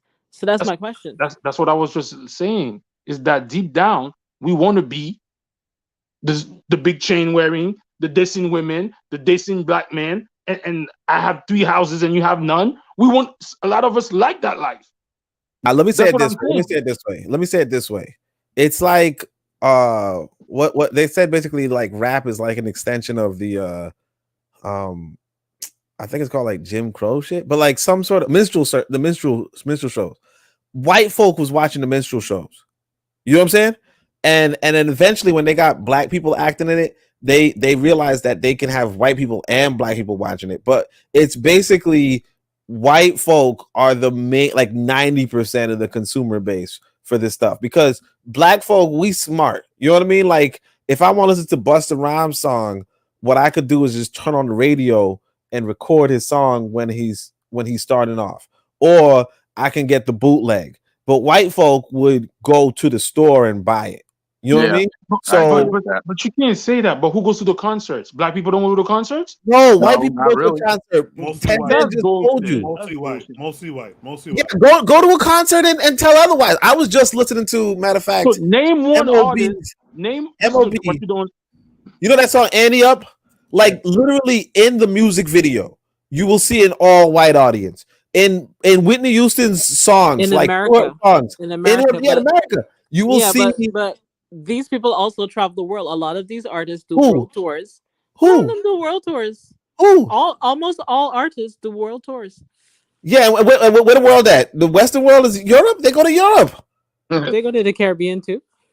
Oh yeah, but they go to Europe. Like when they go to Europe, Africa, for instance, they go to like 2 countries. They go to like Nigeria and South Africa. You know what I mean? Like, and some people in Africa are complaining that there's no real infrastructure for artists to travel around. And like you said, they might go to some Caribbean island, but like realistically, a lot of these artists are going all over Europe, and like they're big, like 90%, dude. What I'm not gonna take from you is, like, I see a lot of people trying to say it's like black people had no hands in the type of music they listen to. You trying to tell me that, oh, the reason that we listen to all this bullshit rap is because mostly white kids listen to it and they popularize it? Yeah. Nah, bullshit. Yeah, bro, that's what it is, man. It's like why are we watching? Like, why are black folk watching Dragon Ball Z? It's not because we went to Japan. Music. It's not because we went to Japan and said, "Give us this cartoon about Saiyans." It's because these white folk went to Japan and said, "Give us this cartoon about Saiyans." And so black folk are watching that shit. Just like Eminem. Like, Somebody who created rap? Who created rap?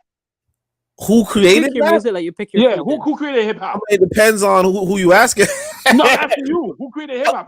I see the documentary. It don't matter if we created it. The point is that we don't own it. We don't control it. Oh my Things is God. about markets. It's about markets. You do It's about own markets. it. You do own it. You are the gatekeeper to whoever pops off.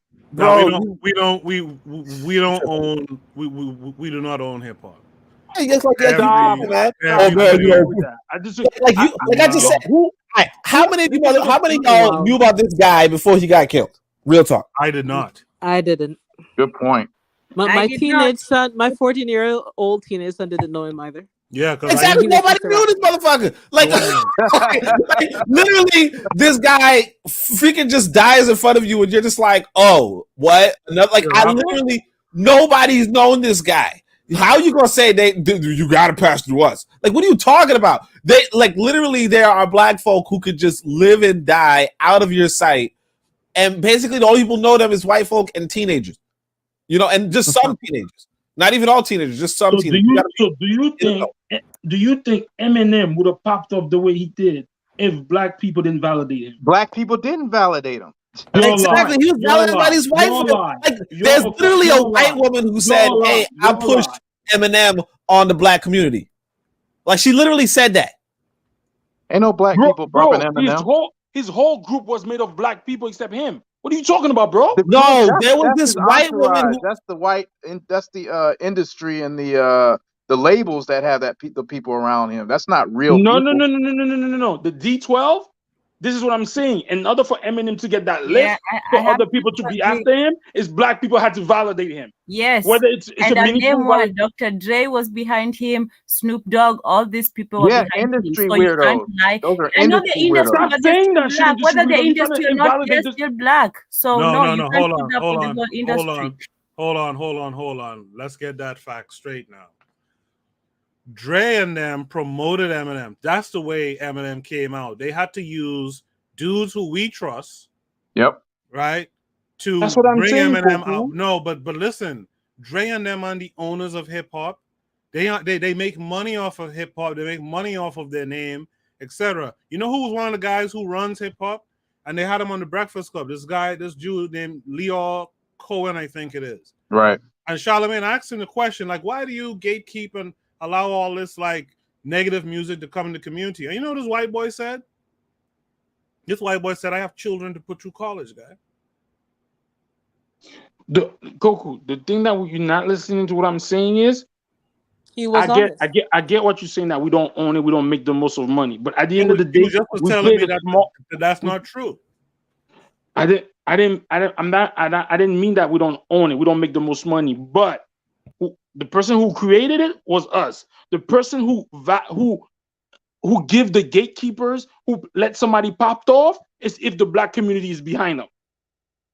Whether that's made genuinely or fictitiously. No, it's about buy-in, right? The Yeah.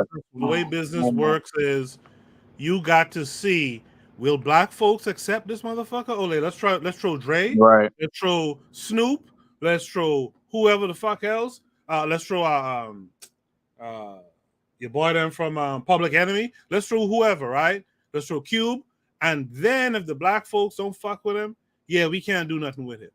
He's too So that's what square I'm for them, saying, right? Goku. But listen. But they use us. Listen, they use But us. that's not the black community. That's the industry. I That's know not black folks on the street. this guy getting hoodwinked, man. Like you don't know, like it's advertising, my guy. It's like Afro Sheen or something where they just get this black woman to promote, hair products from white folk or some shit. Like it's just basic advertising. Eminem, yes, you do want black folk to co-sign this dude, but the whole industry is run by these white folk who playing games on you, and the whole purpose is to sell albums to white kids, because white kids are like, how can I get connected to, like, how can I like white kids want to buy the album, and the message has to be that it's cool, that it's hip, that it's fresh or whatever. But the message has nothing to do with white folks. With white folks. Ah, man, you got to look at the market. It's white folk buying the albums. But like why is the 90%. conscious community also buying the albums? Whites also. They're not the buying conscious community. Whites buying the albums based on black folks. I don't listen to it. Liking the product. That's how they get the white folks. It's like subliminal advertising. It's like basically, I say it this way: there used to be this white group called like Beastie Boys or something. They was lame. They were corny. I mean, like they fit the era. They were corny though. They were on the TV and all that kind of shit. What Eminem does is that he's like this white boy who is he's a wigger. Yeah, he's exactly. You know what I mean? And in fact, there was actually, when I was younger, I remember there was a song. It was like, all the girls call me pretty fly for a white guy, right? There's this white boy walking around singing a song about how he was just like he was like a wigger, right? And he was making a mockery of it or whatever, like a rock song, I guess. I don't know. But the whole thing is that, yeah, like white people are buying into the shit. And then you got this Eminem guy, and Eminem, if you don't know, goes on to be one of the best selling fucking rappers out there. And why is he the best selling? Because these white people are buying the album. Like no black person want to hear about I chopped up my mother and shit on her. Like, what the fuck are you talking about? Nobody want to buy that shit. Facts. Nah, but before that, Eminem was upheld as one of the black people. If you ask the majority of some black people, they're gonna tell you Eminem is top 5. So Eminem, yes, he make most of his money. The rest of his money is making because majority of people who buy his album or go to his concert are his people. But black people validated Eminem. Yeah, there's no money in validating Eminem though. The money is in after you've gotten these folks, right, who are supposed to be the connoisseurs of this genre. After you got them to co-sign him, and I'll agree with you. Eminem did some dope features back in the day. That feature he did where he slayed Jay-Z, that was cool. The one he did with the Biggie song after Biggie died, that was real cool. And so black folks like that shit. Yeah, they liked how he rhymed. But that really didn't pay by black folks. That paid the companies through, because white folks looked over and said, oh, they like him? All right, cool. Give us 2 albums. You understand? So yeah, we might make something cool, but we have no ownership of the cool. But at the end of the day, if you don't participate in it, it doesn't make money. Just like the young lady said, how come those conscious rappers are not making money? Because majority of us are not about that life. Yes, we don't control it, we don't own it, but if you don't participate in it, it doesn't pop off. But you're still participating in it. That's what I'm saying. I agree with what you're saying. We don't own it, this and that and the third. It's control, but you're still participating in it. That let's allow other people to pop off. If you don't partake in it, how is hip hop gonna especially that hip hop they're giving us right now? How would it flourish if we don't participate in it? Well, right. So the participation that we need to get out of is even following the shit, even indulging in it, even having one black person go and call himself a rapper nowadays. That's how we not indulge in it. You understand? Because once there's one or two guys doing it, young white kids are going to go buy it. The radios are going to play it. You know what I'm saying? And these guys are going to make their money off of it.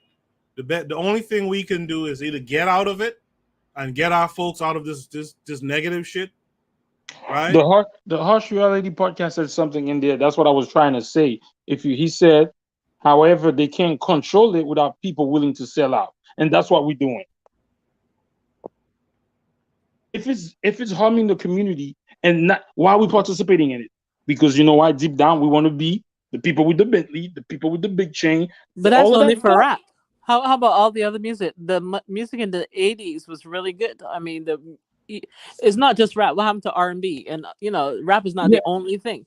yeah. Bentley is R&B has only fallen too. associated with rap. Huh? Yeah, R&B, I agree with you, has fallen way down. It's about sex, Exactly. about this and that, nothing serious. People are actually saying that R&B is dead. Exactly. And we yeah, but we know the game being played. Why are we participating? Okay, that's my other way of asking the same question. We know who's in control. We know that they're not doing anything positive to make the music move positively forward. Why are we still listening to it? Why are we not again supporting the people who are making the things that we're asking for? Because the beat is whack. So that's like liking apple pie, but you going and eat pumpkin pie because the apple pie don't look as good as the pumpkin pie, but you don't like pumpkin pie. The beat is whack. Okay, so support them and tell them make a better beat. I mean, but they have to start somewhere. I have a question. Is this young man on the screen right now? Is he a black man? I don't know. He's black. He's blacker than the lady that you were talking about. I don't know. I don't know. He's definitely black. He kind of looks like David Marley. No. No, don't try it. Don't try it. He's blacker than that. He got kinky hair. Unlike your lady with a straight swab hair talking about she's black. With a long back and a hole. Anyway, let's go to Shoot the Breeze topic number 7. That was a good discussion. We should try to bring that back in some form in the future. So Marcus Garvey is the way. I'll put that one on you. Let's try to bring up a follow-up to that. Let's try to kind of dig a little deeper, I guess, into that conversation. But for time's sake, let's go to Shoot the Breeze topic number 7. Shoot the Breeze topic number 7 is, Ozuli, stick around for this too. Are electric cars a hoax? What can we do if so? This was an interesting question to me. This came with a link that takes us to a tweet. Let's play the video and then we'll discuss it. Is it practical to do it now? Well, we can make this whole discussion easy with the 2-letter word, no. There's no such thing, of course, as a zero emissions vehicle. The real question is, where are the emissions associated with the electric car? Because what you do with an electric vehicle is you don't eliminate emissions, you export them somewhere else. You have to dig up about 500,000 pounds of materials to make a single 1,000-pound battery. It takes 100 to 300 barrels of oil to manufacture a battery that can hold 1 barrel of oil equivalent of energy. Just manufacturing the battery can have a carbon debt ranging from 10 tons to 40 tons of CO2. And the plans that are in place to increase the use of batteries will require an increase in production of minerals like lithium, cobalt, zinc. Demand for those minerals will increase between 400% and 4,000%. There isn't enough mining in the world to make enough batteries for that many people for their car. We want to go all electric by 2035. Is it practical to do it now? Well, we can make this whole discussion easy with the 2-letter word. All right, I hope you all guys caught it.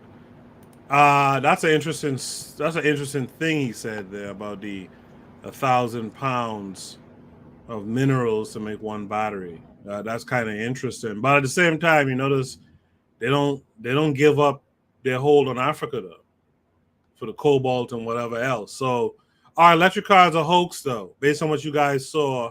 And if you think it's a hoax, what can we do? Let's start with Sankara. This guy makes it sound like it could be a hoax. I don't know too much about it, but I feel like if it was really going to go that way, 100%, we'd already be seeing it happening. So I never put too much stock in it myself, but he definitely makes it sound like a hoax. I guess that's all I'll say on it. Forecast said Mr. Untouchable in here sounded like Hard Cold.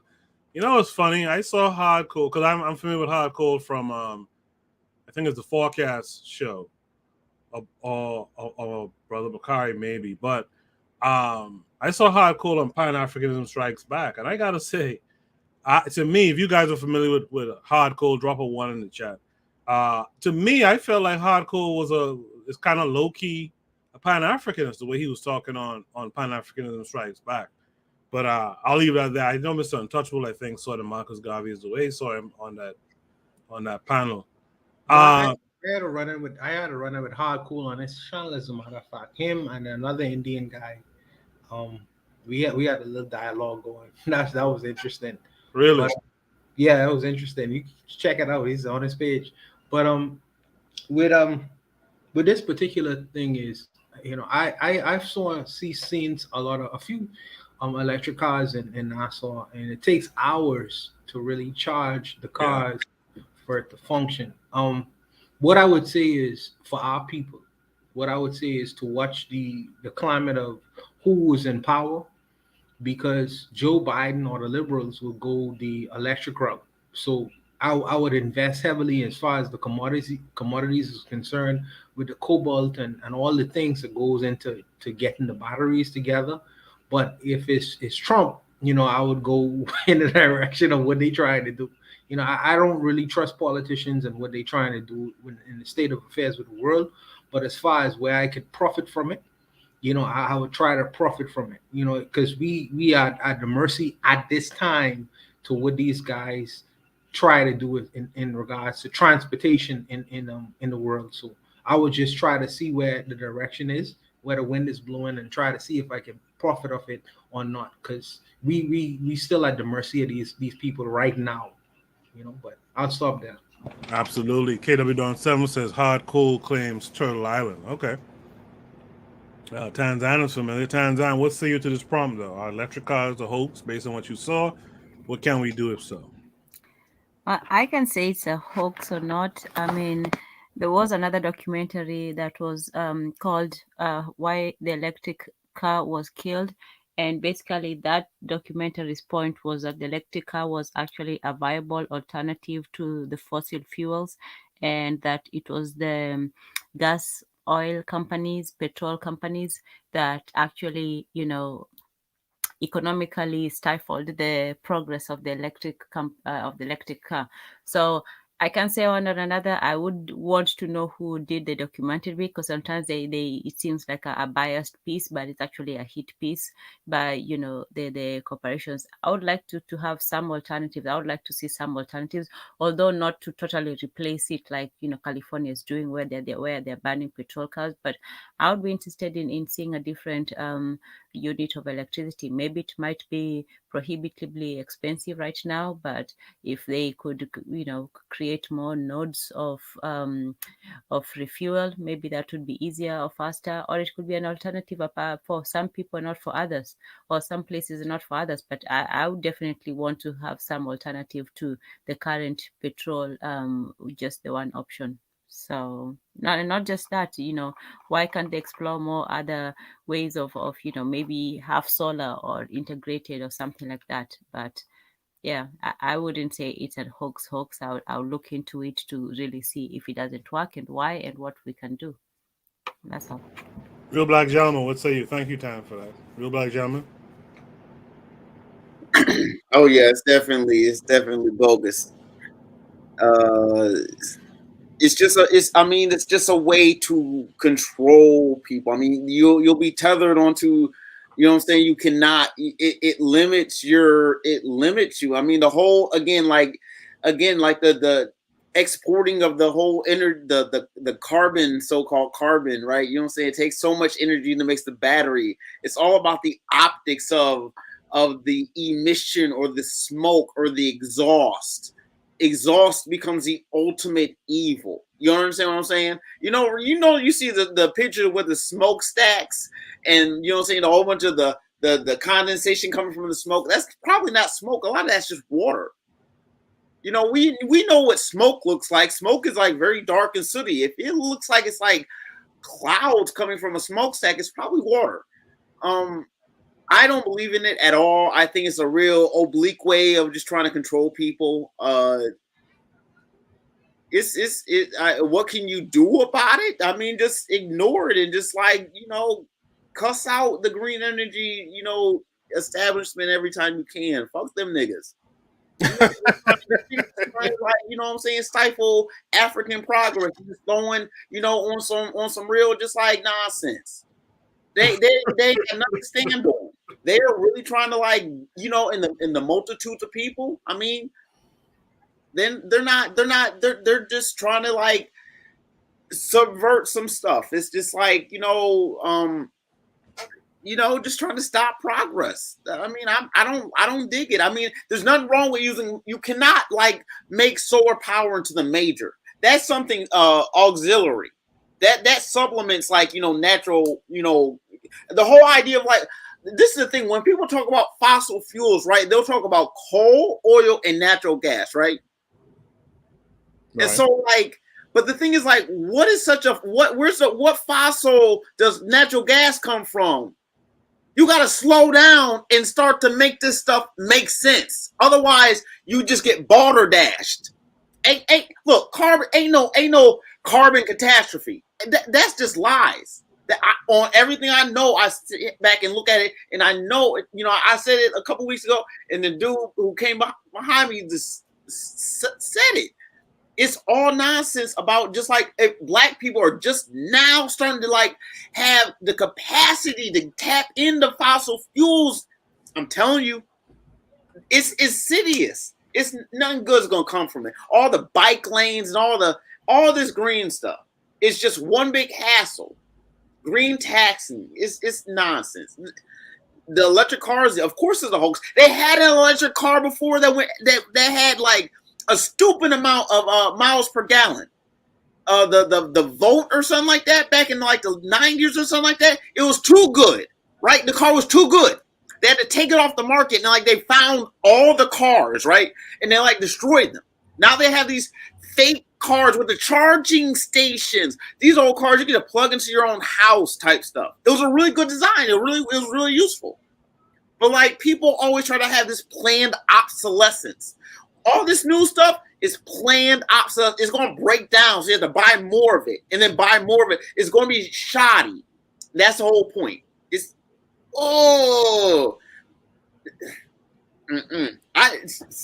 you know, when they talk about we destroy, who we? We ain't destroying nothing. I don't. Me or no black person I know has any kind of capacity when we talking about we were like putting precisely. We putting an L, you know what I'm saying, to the world and stuff. Let me wrap up. Balderdash. Okay. Let's go to Marcus Garvey's the way. Okay. My first question would be, how many people here in this group chat has a electric vehicle? Not I. Not I. I got a vehicle. I'm not going to. Yeah. No, nobody has one, right? So collectively, I don't know anybody personally that has one either. And none of my friends that I know, nobody I know has one. So, you know, it sounds like rich people problems.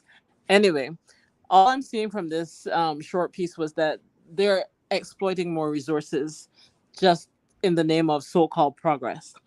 With that said, does anyone remember recently in COVID times that an African man created a car that the battery regenerates itself?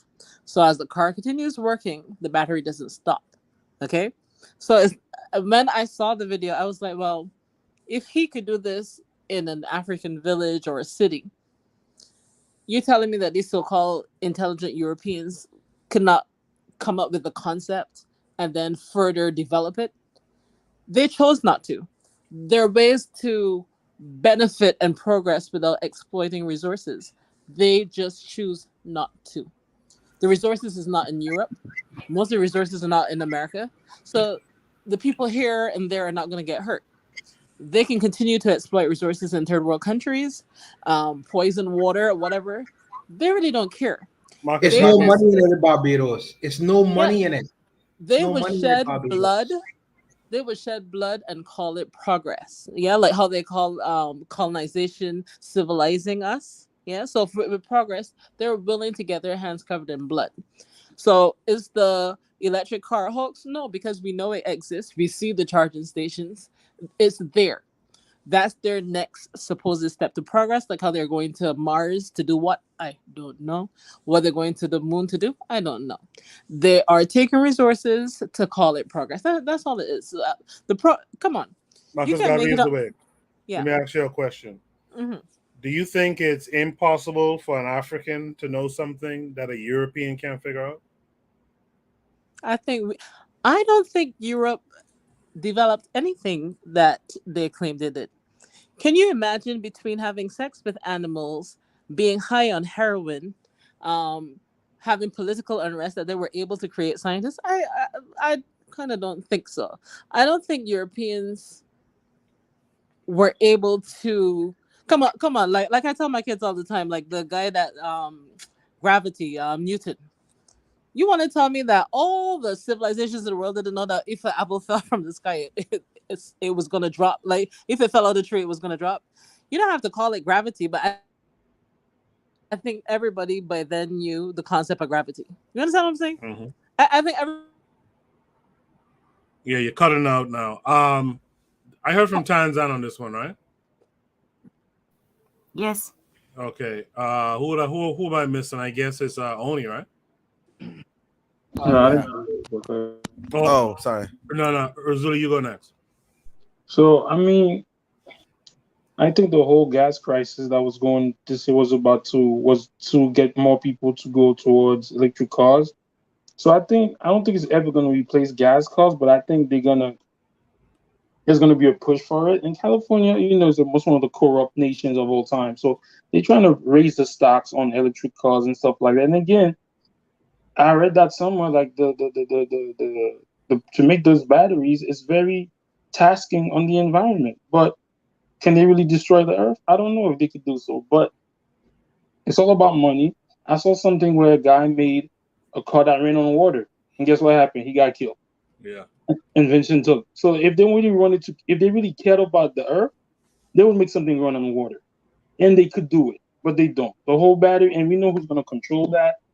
They're going to go to Africa, and there was a coup. There was an argument.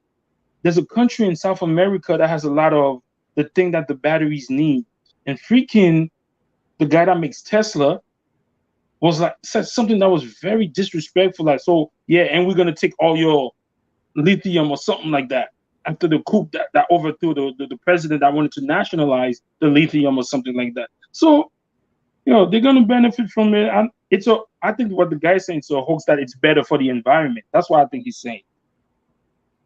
I think that's what he's saying. And that is it gonna take over the car industry? No, it's not, because an hour to charge, people gotta go to work. People gotta do this. They will never switch to maybe 30% of cars are gonna be electric. Maybe that. So that's all I say. KW7 in the chat said it was Bolivia. Oni, you get the last word here. Yeah, so I thought it was an interesting piece. I'm like, my thing is that this is the thing about Americans, I want to say, is that instead of the thing about America that we all know is that America has too many damn cars. It's like when I was younger, they were talking about it was like 2 cars per person, like more cars than people. And so what the presenter was talking about was, if Americans had the same amount of cars, but they were all electric, then it would be a tax on the environment in and of itself. And I mean, that's the case, but it's like, I mean, obviously, I don't expect Americans to go the way of, using less cars. But I think that what's interesting, from an African nationalist perspective, is that there are other people talking about city planning, that involves or invokes this idea of, the use of bicycles, or the use of, there was actually this, I think it was like Saudi Arabian, idea, where they were talking about making a whole city, like, hundreds of millions of people inside of like a thin roadway that ran on solar energy or some shit, Oh, I saw that. Yeah. Yeah, it's like some some next level city planning, some cyberpunk shit, honestly, right? But it's like that's the issue is that Americans kind of have this mentality of I need a car because I work 30 miles away. You know what I mean? I'm not gonna ride a damn bike 30 miles away, but you know, as African nationalists, we have an opportunity to build communities that are not 30 miles away from work. You know what I mean?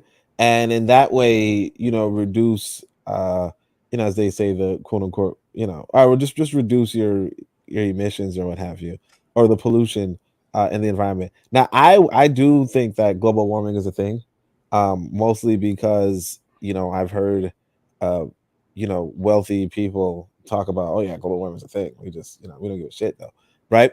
You heard. You didn't see it. You heard. Oh well, I mean, people saw the results of global warming, but like a lot of people see that, particularly if you look at, I think it was like Lake Chad now, but oh no, one of these lakes is like gone, like in the last 20 years, it just disappeared. Yeah, Chad is drying up. Yeah, exactly. And people are like fighting over the fact that they used to be able to retrieve water at one point and now they can't. And like somebody else was telling me that they're riding around um like I think it was like Sudan maybe, and they saw the desert, or like they're in Uganda, I think, and they saw the desert and they're like they've never seen the desert where they were in that city, but it's just growing on them. Now, granted, these lakes were shrinking for a long time, and granted, the desert has been expanding for a long time, but it's definitely much quicker in the last few years than it's ever been, um so it's realistically like I don't doubt that it's happening, and I mean I do think I mean it probably is connected to industrialization, but what is interesting is this idea, the solution for industrialization is that the solution for this what they consider like this mass pollution is this idea that you have to take these resources out of Africa, so you have to go to Africa and steal the cobalt. You have to go to Africa and steal the coltan. You got to go to Africa and steal all that kind of stuff, and basically use child labor so that these Americans can ride around and so on and so forth. Uh, so yeah, I mean, like what Harsh Reality is saying about climate change, like I said, I do think that climate change, like climate's always going to change, right? But on that note, I mean, does uh like from the perspective of what they were saying about the ozone layer, like does that have an impact on the environment? I would say, yeah, that's probably like I think that humans can have an impact on the environment. I think that the Earth is also going to have an impact on itself, but I also think that humans and allegedly though they're saying that back when we were younger we were all worried about the ozone layer being whatever. Allegedly, they actually did like after cutting back on their emissions, they did actually stop that sort of hole in the ozone layer. But Because you don't hear about that at all no more. yeah, exactly. They were like, "Why you don't hear about that?" But like, yeah, apparently, like after they did the green whatever, yeah, that like it actually worked. So it was like a crisis averted type thing. But so I think that humans can have an impact on the environment. I don't think that they First of can't. all, not to interrupt you, only they told you it worked. You didn't even know they told you there was a hole in the ozone. Did you see it? Like I was staying there. Were you there? Were you in the room? Did you see the sky? Did you see the sky? Here we go. We destroying the environment. I think humans can destroy the environment. I don't think it's a case that humans can't destroy the environment. Because like for instance, I can tell you this. or you might say I wasn't there, but I could say that where a lot of us live right now used to be forests. Like if you're in America, it used to be a forest. You know what I mean? It used to be. If you cut the trees, of course you're gonna be. What are you talking about? If you cut the trees, yeah. So what? But you haven't? Did you see the trees? You know what I'm saying? like you, no. You know damn well that you ain't see the trees, but you know that somebody cut it down. That sounds retarded, Oni. That sounds retarded. Stop it. Did you see I was the trees? repeating you, but what are you talking about? I can see the trees. I can see the trees. When you say what I say, You saw the ozone? You no. Well, so all right. So look. So you saw a picture of the ozone? The science behind it is whether carbon, no, not carbon. What was it? CO2 could escape the ozone. So you can't even see CO2 if I hit you with a bag of CO2 in your face right now. You're talking about CO2. Shut up. Well, I mean, of course I can't see CO2, man. But I mean, so how come you can't see CO2, but you can see it escape the ozone? You can see if it escapes. No, it's about whether the velocity. Well, the velocity. No, it's gravity and stuff. Like you. All right, whatever, man. Forget it. Like, I guess I can't. Like I know it's like literally like we did this in physics. So I studied physics and we did this in physics where. So you created an ozone in your lab and you have carbon dioxide escape the ozone in your lab. You said what? No. So basically, like there's a density level that would exceed. That would exceed. Like basically. The material would fly out eventually, but if you increase the density, then it's going to have an impact on the rate. Yeah, exactly. On the temperature, the temperature, like basically, like I guess the sunlight escaping type of thing. So in that sense, it could cause it could have a negative chain reaction if you had a certain density of a material that was reflecting, energy back into the earth so that the energy couldn't escape, like the energy couldn't dissipate. Now, obviously, none of this stuff is something you could see per se, but it's something that you can calculate. You know what I mean? Real black gentleman in the chat was like, "What?" Yeah, I know, right? How Charlie podcast said something interesting. I haven't been on to. I'll say this: I wasn't in physics for like a good amount of time, but like I vaguely remember that was the explanation. Straight rock said humans can destroy themselves. The environment on Earth will always heal itself and find equilibrium. So the thing about that statement, which is true, equilibrium isn't instantaneous though. And as a human species, you're gonna have, as an animal, you're gonna have to live through that rebalancing, and that could be pretty bad. You know what I mean? Yeah, like severe weather and shit. Yeah, like severe weather and increased heat. Yeah, and all that it'll be pretty bad for you. The earth will kill you because you're a dummy, not the earth itself. I agree with. Yeah, but you guys understand you understand the humans though. Bro, the earth is gonna be there without you. You're not destroying the earth. Yes, it's gonna destroy you. Nobody thinks people are destroying the earth. We think they're destroying humanity. That's what they think. They think that you're making it unlivable for humans. No, the earth is going to get rid of us. We just a species, one of the many millions of species that existed on this planet. What's going on? Y'all humans, right? Wait, what's going on? All right, so we're humans on the earth. So the idea is that you don't make it so that it's uninhabitable for humans.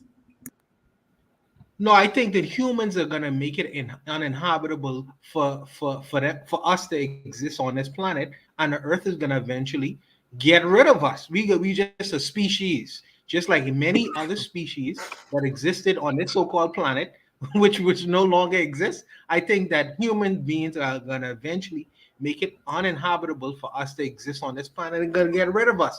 Yeah. Wow, you all are bleak. Nah, look, hold on a second. So first off, I'm gonna say this. So I just found out that "Pass the Dutchie," that song, was released 40 years from today. So I could understand what the conversation's going. But that's exactly what I What? just said. I literally just said humans are He causing said this. we got Like, it. He said we got it. humans are causing some kind of trouble, and y'all are talking about, nah, man, it ain't that. It's just that humans are making it so that, like, yeah, that's what I just said. Yeah, that's the problem. Hey, Koku is the friggin' only scientist, biologist in the room, so I ain't listening to nothing Winners only talking about right now. No, but I'm saying pretty much the same. I mean, that humans can mess up the earth, throw it out of its balance, and that balance doesn't bounce back instantaneously. And what we have to deal with as humans in that time, while the earth finds its new equilibrium, can be horrific. You know what I mean? It can be horrific. There can be lots of lives lost with bad weather and earthquakes and all ice ages and hot ages and all that kind of stuff. Well, you didn't do nothing to fight for the earth, so I don't see the problem. But who didn't? Y'all, us. No, but we're talking about it right now, and you're saying humans don't have nothing to do with it. No. That's not what I'm saying. I'm saying the way Oni was talking about, like, we're gonna destroy the earth. No, you're gonna destroy yourself, because after the earth is still gonna be there.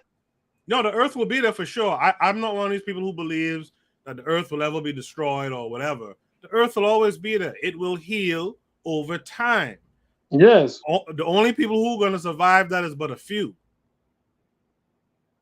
You feel me? Nobody thinks that the earth is going to explode.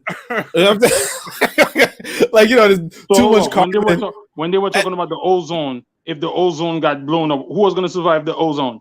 Who? The earth was going to survive. No. Goku said, "Oh, only a few of us." How are you going to survive that? Are you going to go under the tunnel? No, humans will find a way to survive. Just like they say cockroaches will survive anything, humans will survive. Human will survive the ozone being okay. Well, look, I don't know whether or not humans will can't survive. even survive one hot summer in America, please. I mean, I don't know, but what I could say is that nobody thought the earth was going to be destroyed. What we thought was that, like, let's say if the ozone, had a hole in it and, just on sunlight, whatever, just came through and just started roasting people. I don't know, whatever the fuck would happen, but whatever it is, or if the temperature rises like 20 freaking degrees, then yeah, a lot of humans are going to die. A lot of species are going to die. Yeah. Like whether every human is going to die, we don't know. The hole is over Antarctica. Oh yeah, and that's another thing. Like whether flooding happens, like nobody, like the thing was that nobody really wants to see what happens, except for the people who say, they're like the way how I know the story is that there were these rich white folk, the people who are funding climate denial, were like, if you put them in a corner, they say, yeah, like we know that climate change is a real thing. Like we know that it's man-made. We know that it's humans are doing it, but it's mostly going to affect the southern hemisphere. You know what I mean? It's mostly going to affect Africa and them type of places. So like we don't, and not just that, it's probably going to happen after these rich people die. You know what I mean? So like if you're 80 years old, like who gives a shit what's going to happen in 20, 30 years? You know what I mean? Like who cares? And so that's what they're saying. Like, I'm not going to change my decisions based off of what's possibly going to harm some human being in 20, 30 years, and let alone some human being in Africa. So the people in Africa right now already feel that. You know what? That don't make sense. What you just said. If it made sense, so why they harboring and hoarding so much money? Why? If they're not going to be here in 20 years, 30 years, or 80 years, why are they harboring such money? What you say don't make sense. What do you mean? You can still use money if you're alive, my dude. If you're 60, and you're gonna die maybe 30, 20, why are you harboring so much money? The next generation. But yeah, you could give the money to the next generation. Oh my God. Two, you could still use the money. My dude, you just said that if somebody's gonna die and they're 80, they don't give a fuck about the next you're gonna die generation. in 50 years. Are you gonna give away all your money? Okay, that don't make sense. You don't even understand what I'm saying. But go ahead. Just the same thing. Like, what are you talking about? The guy he's still alive. He's not gonna just he's still making money. What are you talking about? So let's use Elon. Let's use the guy that owns Amazon. He's what, in his 60s right now. When he's 80, how much money could he possibly use between 60 and 80? As much as he wants. He's gonna have it. Children. So that's what I'm saying. So why is he saving that money for his children if he knows the earth is going to shit anyway? Well, I think that Yeah, you might have a better chance of surviving, and two, if you weren't paying attention to these rich folk, a lot of these rich folk believe that they can go to another planet. The fucking Mars. Yeah, I know, right? like a lot of rich people believe that they can go to another planet. Like the guy Jeff Bezos you talking about literally flew to outer space for no damn reason. He told you he flew out of space. He wasn't there. That's what he told you. What the fuck are you talking about? It's like all right. Let's go to Shoot the Breeze topic number 8 for the sake of time. Let's see if we can get through all 10 of these things. We kind of hit the weeds on that one there. Shoot the Breeze topic number 8: a realistic response to the death of Queen Elizabeth by Caribbean people. This came with a link. Let's check it out. Is this a link? Hold on. My bad. I gotta grab the link again. I thought this came with a video. Y'all forgive me for this one.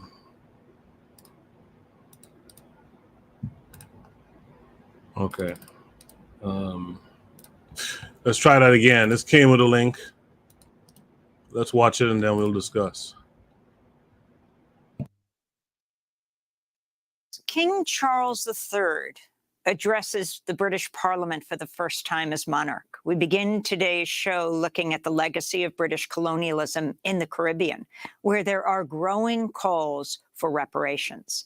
The Caribbean at one point formed the heart of England's first colonial empire in North America. Many of the more than 2.5 million enslaved Africans taken to the British Caribbean were worked to death. The string of island nations includes Jamaica, Barbados, the Bahamas, Antigua and Barbuda, and Trinidad and Tobago, among many others now in the British Commonwealth.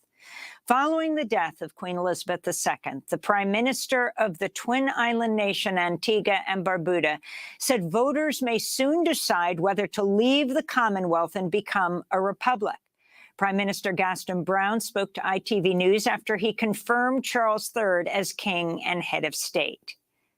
This is not an act of hostility or any difference between Antigua and Barbuda and the monarchy, but it is the final step, as I said before, to complete that circle of independence to ensure that we are truly a sovereign nation. What sort of time frame would you think on a referendum then? So I'd say within the next probably 3 years.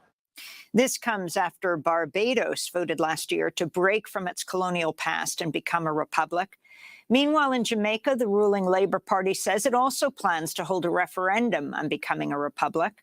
For more, we're joined in Kingston, Jamaica, by the renowned Jamaican dub poet, Muta Baruka, who's also a musician, radio show host as well.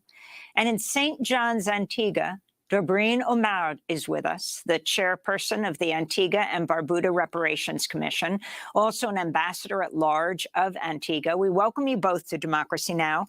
Dobreen Omar, let's begin with you. With the death of the Queen, first your response, and then what you're calling for your country. Well, it's good to be here. Let me say thanks for having me. In terms of my response, I will be very measured here. I will recognize that we are talking about death. We are talking about the loss of human life, that the Queen would have had family, etc. But I'm under no obligation, I think, to be mourning her death. And that is simply because of, I think, my understanding of history, my understanding of the relationship of the British monarchy to African people and Asian people, but to African people certainly on the continent and here in the Caribbean. And so that my response is perhaps to recognize the role that the Queen Elizabeth II, has played, how she has managed to cloak the historical brutality of empire in this this veneer of grandeur and pomp and pageantry, I guess, graciousness. But I think that at this point in time, we need to examine that history a lot more closely. And speaking of that history, could you, for those people who are not aware, especially of the roles of King Charles I and King Charles II in the Caribbean, and especially towards your country, could you talk about that? Well, if we look at the role of monarchy, so we are going back now, mid-17th century, 1600s. King Charles I was perhaps the monarch, I think, that opened the trade between Britain and Africa. That was originally gold, minerals, etc., that opened that trade up to human trafficking, to the enslavement, to the movement of enslaved Africans. King Charles II, who followed him, actually was responsible, along with his then cousin, who later became James I, totally responsible for and ownership of the Royal African Company that moved more Africans off of the continent into the Americas than any other company in history. So what we're talking about here is the involvement of British monarchy in the ownership and the operation of the transatlantic, I prefer to call it, of the European slave trade, the movement of Africans here into the Caribbean. And so we now see this movement, and even before Charles I, we can be addressing Elizabeth I, and we see this recurrence, of course, in the names that we're talking about. And so we now supposedly should be mourning the death of Elizabeth II and welcoming a Charles III. But we know them. We know these Charleses, and we know these Elizabeths. So there's virtually no mourning for me at this moment. I'd also like to bring in Mutabaruka, the renowned Jamaican poet, musician. Your response to the death of Queen Elizabeth and also of the British Empire's relationship to Jamaica. Well, good morning. I am totally in agreement with the first speaker. And I don't even want to go back into slavery because a lot of people claim that Queen Elizabeth was not responsible for what her ancestors did. She herself said that slavery was legal at the time, so she don't really recognize what we in the Caribbean is talking about. Now, we have to realize in 1952, that was when she ascended the throne of England. And if you check the history between 1952 and now, you will see that even though slavery was abolished, but they, what we call it, redefined slavery and call it colonialism. And colonialism in this part of the world was represented by the throne of England. So we're not really talking now about an individual person. We're talking about a corporation, an institution, which is called the Monarchy of England, that has totally devastated a lot of the progress we could have made if it wasn't for this what we call colonialism, interpreted to us as slavery still. Now, we have to remember, in her time, there was the Mama uprising, which is a very interesting case because she was actually named Queen of England when she was in Kenya. And the cruel and wicked things that the British Army did to the African people there cannot be seen as just, okay, that is just something. And she has never, never granted any sympathy or say anything that would say, well, you know, she have a kind of art to what was taking place. We look in South Africa during the apartheid system. The British is part of that wicked apartheid regime that devastated and killed thousands of Africans who was fighting for right to be a person in South Africa. And it was recently, even during the time of Mandela and Winnie Mandela, that we was told that they were still on the list of terrorist groups. And even though England and this queen was ruling at that time, there was no effort to find out what is it they can do to help to alleviate the problems that confront African people in this part of the world. Now we come to the Caribbean in this time. The Caribbean has been devastated. We know in history, one of the richest plantation owners, cane owners, was a man by the name of William Beckford. William Beckford got his riches and became one of the richest men in England in that time. And up to this day, when we recognize how much people died because of the institutionalized slavery that they call colonialism, up to this day, the movement of our people, especially in Jamaica now, where our constitution was given to us by England through the hands of the so-called Bustamante and Norman Manley, who was recognized during that time in 1962 when Jamaica was supposed to be getting independent. They went to England and they got a constitution that is now part and parcel of what Jamaicans are supposed to live by. And when we look at that constitution, it does not include ownership of land in Jamaica by the people. If you go into the courts of Jamaica, it says the Crown versus Tom Stroke, or the Crown versus John Tom. That is what we have to face right now.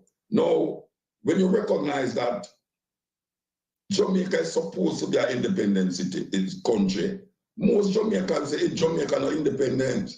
That even though people say it's like it's not really, she's not really governing the country, but the head of state is the Governor General representing the Queen of England in an independent country. How the hell that is possible? That you have an independent country that is the first lady is the Governor General's wife, not the Prime Minister's wife. And they set and designed the Constitution that way. And these so-called, we call them bossy slaves, jacket and tie slaves, that they continue to uphold and maintain that regime that has committed so much atrocities and crimes in this century, in this time. They have been committing it and still committing it. And we don't see why we should now sit down and say 12 day mourning. That to show how backward and how we call the Stockholm Syndrome has grabbed our leaders in the Caribbean. That here's a family that represent criminal activities of your ancestors. And now you start to love them.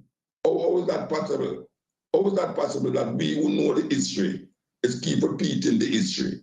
We know what is taking place in this democratic, so-called democratic country that is still honoring the most gruesome and cruel monarchy that ever exists. And we know of it. How can we now sit and say we're going to have 12 days of mourning? 12 days of mourning for what? What we're mourning that for? Why we're not mourning for the thousands and millions of people that died across the Atlantic Ocean? We're not mourning for all the warriors of our time. There's no day for Taki. There's no day for Nani.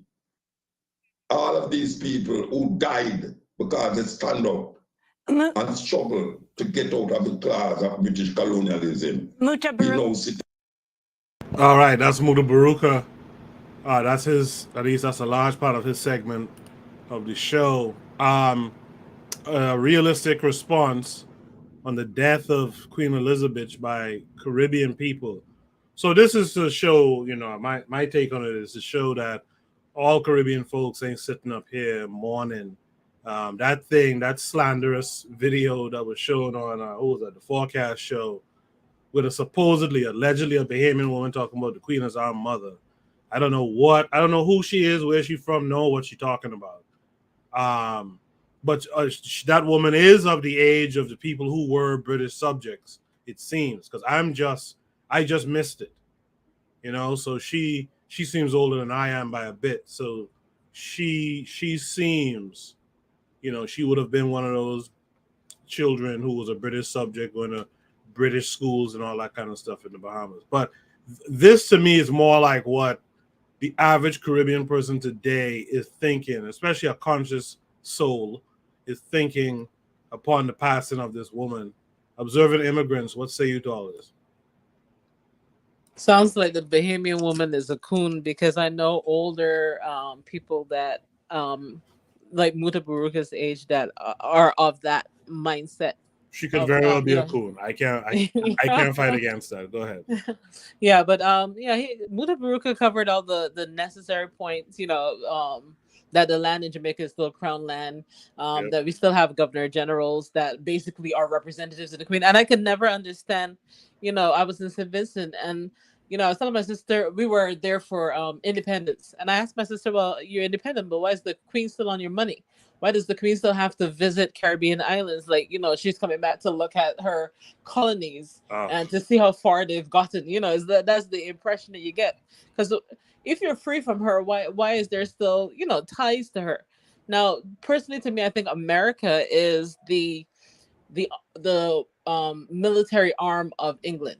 When I read American history, to me, America is that military arm. America is the land that England didn't have for itself. And whatever backdoor decisions they made to make it seem like America and England separated, I don't agree, because, again, the presidents always go to England. But in terms of the Caribbean, I think Muta Baruka and the other gentleman, the prime minister, they covered all the necessary points. There's nothing to mourn. So this next guy here, he was trying to clown Mr. Untouchable and myself. Let's hear what he got to say. Azuliism, you're next. I was not trying to. Prior. I mean, this brother said everything that needs to be said. I mean, if the person? I just don't understand how they expect Black people, especially from the continent and then from the Caribbean, to be like in mourning for this person.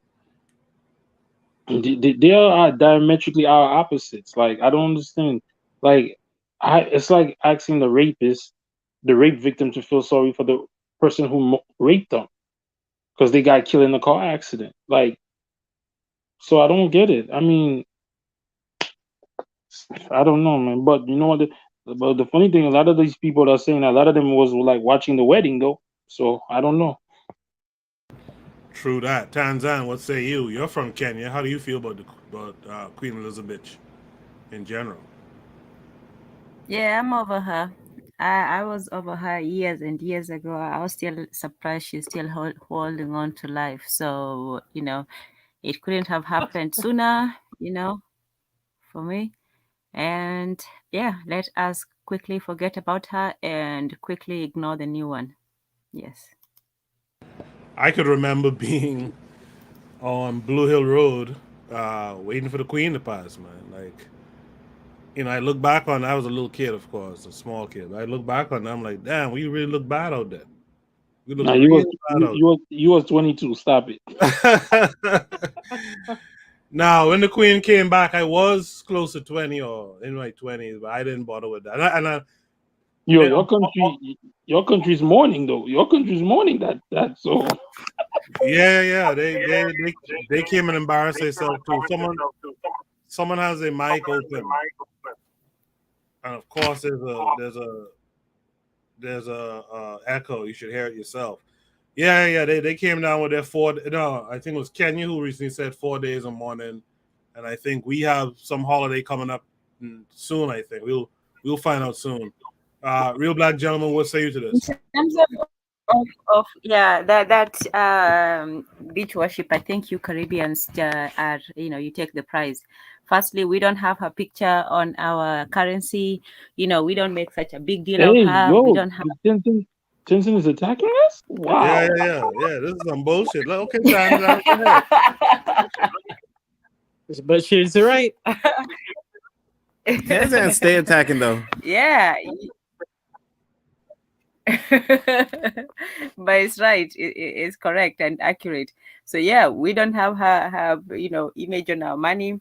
We hardly ever invite her over and give her all that show and respect. So yeah, you Caribbeans are the ones who win on this soccer Olympics, I'll say. The soccer Olympics. All right, cool. I only have one thing to say. There's no such word as Caribbeans. I need people to stop using that word. That Caribbean is a noun. There's no S on Caribbean. I prefer Caribbean personally. That West Indian thing, we got to get off of that. We ain't Indian. We took what Columbus. No. I noticed these Americans keep saying, and other people keep saying Caribbeans, like with the S on it. There's no such word as Caribbeans. Caribbean is a noun. It's not a Caribbean is an adjective, not a noun. So when they put an S, they're trying to make it into a noun, and there's no such word as Caribbeans. Okay, I get that technically, blah blah blah, but we ain't Indian either, and we ain't from the West. I mean, we ain't West Indians either. Yo, we're the Native Americans, bro. I don't see how in the world Kenya could clown the Caribbean. When Jomo Kenyatta was one of the 5-star generals. He's the 5-star general, Zakunin. But I can leave that. I can leave that for now. I'll wait until my brother go. Diaspora awards. Yeah, I guess FBA is onto something. Real Black Gentleman, what say you?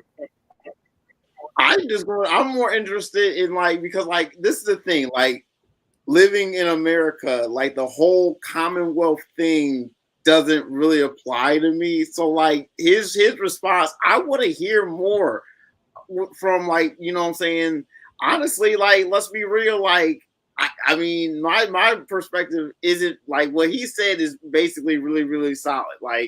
People, I mean, you gotta face it. At some point, I don't think you kind of do have to fill in the void. You do have to say that an era is done and we can truly do this by ourselves. Black people, we can. I mean, it's this goes back to having a core sense of how as individuals we could somehow facilitate business and economic ties towards these nations who want to become more and more independent, and in doing so you're gonna have economic gaps. These are the things that have to be taken in mind. So they're saying this out loud, but they're not saying it oh, we're good. They're saying it if you guys could have our back somehow, some way, we could use it. This is what it is. I mean, people are going to be independent, but it's what I'm saying. It's not impossible. I mean, but the idea that you don't want to leave them by yourself. You don't want.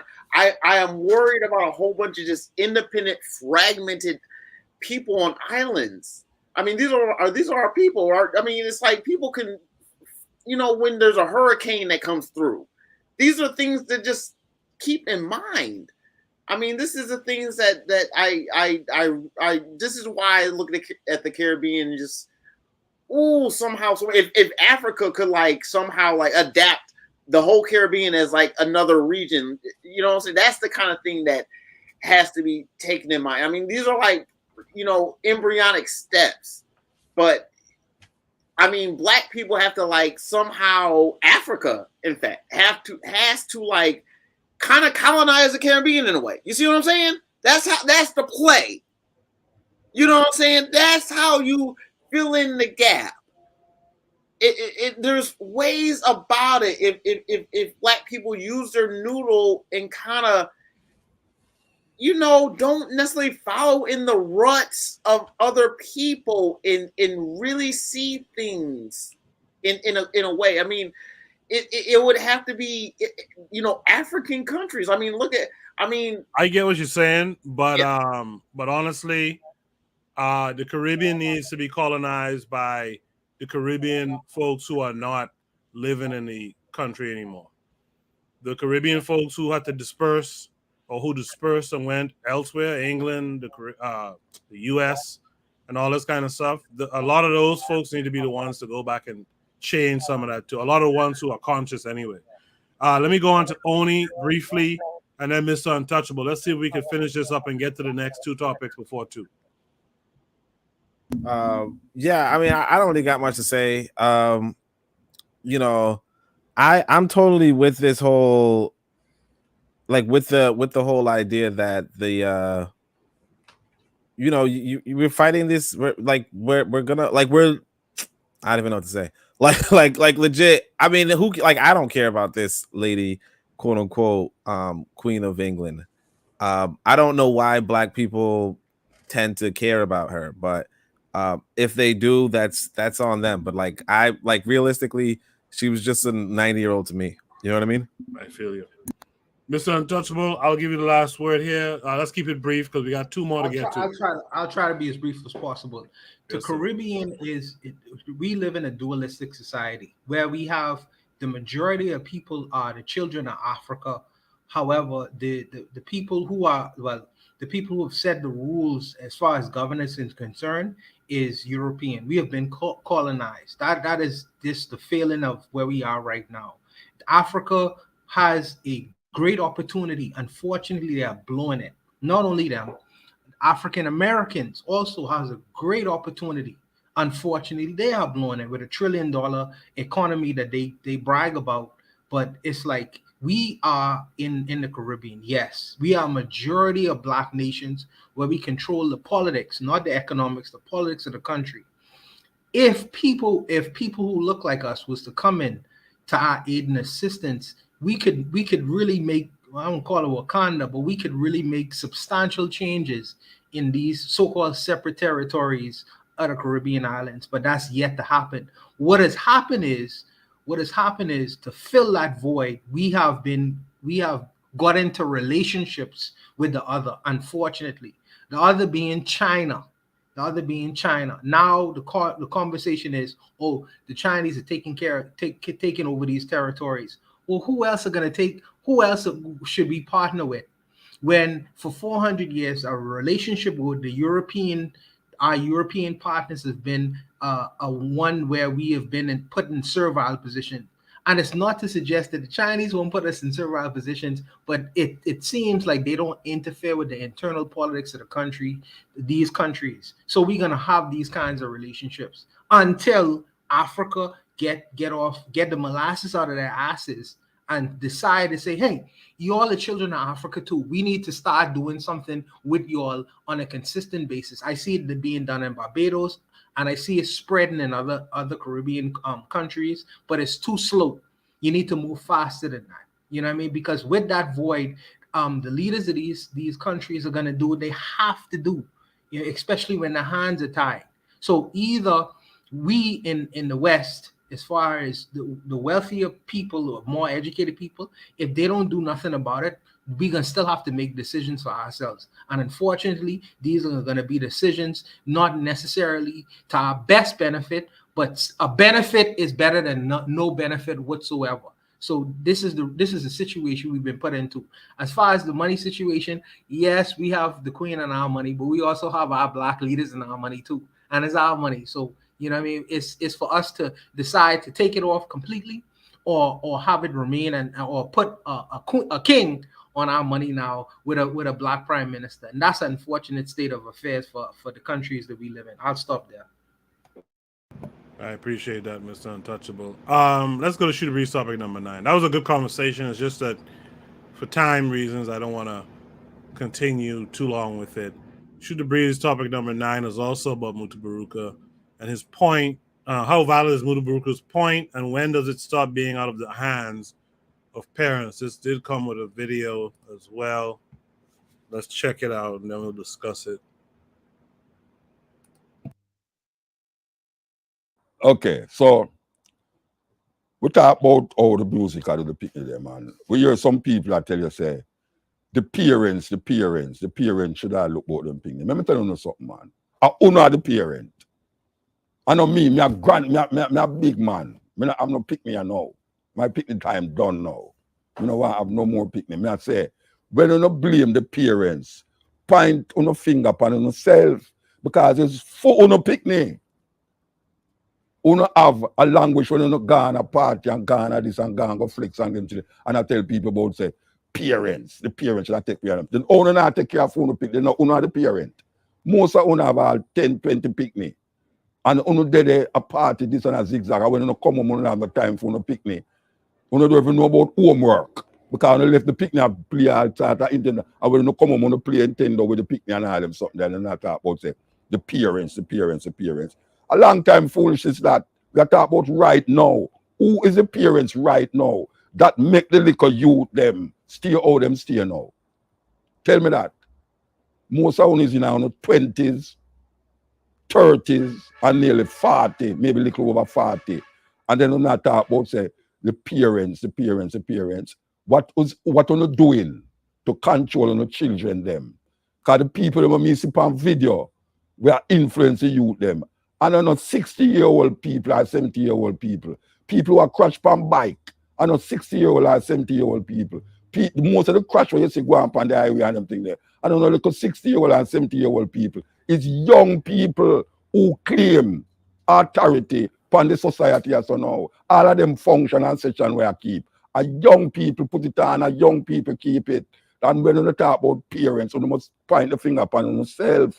Because Uno is a parent. And it's Uno not take care of the people them. And Uno can't come turn it round upon the one before Uno. Because every generation I blame the generation before them. And Uno is the main blame of generations. I talk about say parents now look after them picnic. You know much single mother about the place where is the mother of a ton father, while in the gang got flax and flex and do a sort of thing and a palaver with a friend them and a wash car with champagne and have BMW and have nowhere to park it and all them something there. And not go on like say is the society. It's good for blame of politician. Because I don't stop blame lick plung politician, I don't stop lick against preacher. But it's time somebody wake up on a now and just do what you're supposed to do. You're supposed to find out who is the parents them when attack. Who not turn the argument pan when it's why the parents supposed to look after them picnic. How much I want to have picnic? Most I want to have picnic. Most I want to have picnic. And you not do nothing to guide the child. Nothing. Most I want to. Because when gone, so now have no time. Someone don't even know the color on the wall in our own house. You know, see, because I don't have time to look on the wall, I must have to look on the picnic. And the picnic make the WhatsApp, the Google, the Instagram, and all of them things there. It's them things that bring up the picnic them. Not my child. Not my child. My child never have no Google and things to go to. Them have me and them mother to sit down with and reason with and talk. You know, see, that is what them did have. Now on the left, the little Instagram this and the little Instagram that to grow up the picnic them. And then I talk about say the music now influence nobody. It's damn foolishness. And if I cut that out, but music now, music has been influencing people for centuries. Most of the Psalms in the Bible was written for music. Most of the Psalms. For the chief musicians to David and all these people. It was written for music. And the music influenced the people them.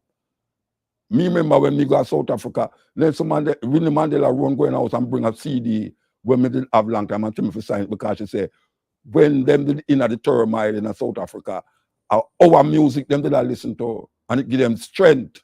Me go to Zimbabwe, are the same thing.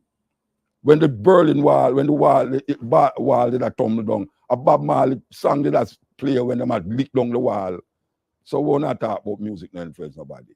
Yeah, the music influence a whole heap of people. That's why now a whole heap of youth in a problem because them not have no guidance. And the only thing to guide them right now is the derogatory all sort of madness music. Out. Well, let me hear you say mountain. Mutabaruka ain't easy now. Mutabaruka, you talking about the negativity and cursing too. Yeah, so how valid is Mutabaruku's point, and when does it stop being out of the hands of parents? I'm particularly curious to hear about that second half. Tanzan, what are your thoughts? Tan may have gone to sleep or trying to find the mute button, or You and crying everybody over, else. or crying over Jomo Kenyatta. But go ahead, Tan, since you're back.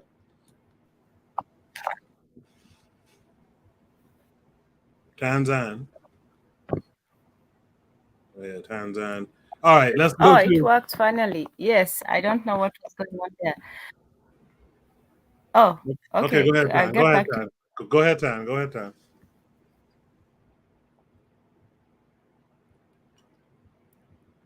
All right. You know what, Tan? We'll come back to you later. Real Black Gentleman, what say you? You said fire in the chat. What Oh say yeah, you? I mean, he's definitely aware of like what it is. It's like it's like you know as beings, right? I mean, look, I don't have kids, so I can't say too much. All I can say is that you really cannot be pointing fingers at just the parents, especially unless the parents is like literally raising their kids all day. No, I mean, we aren't homeschooling our kids. That's not what's going on.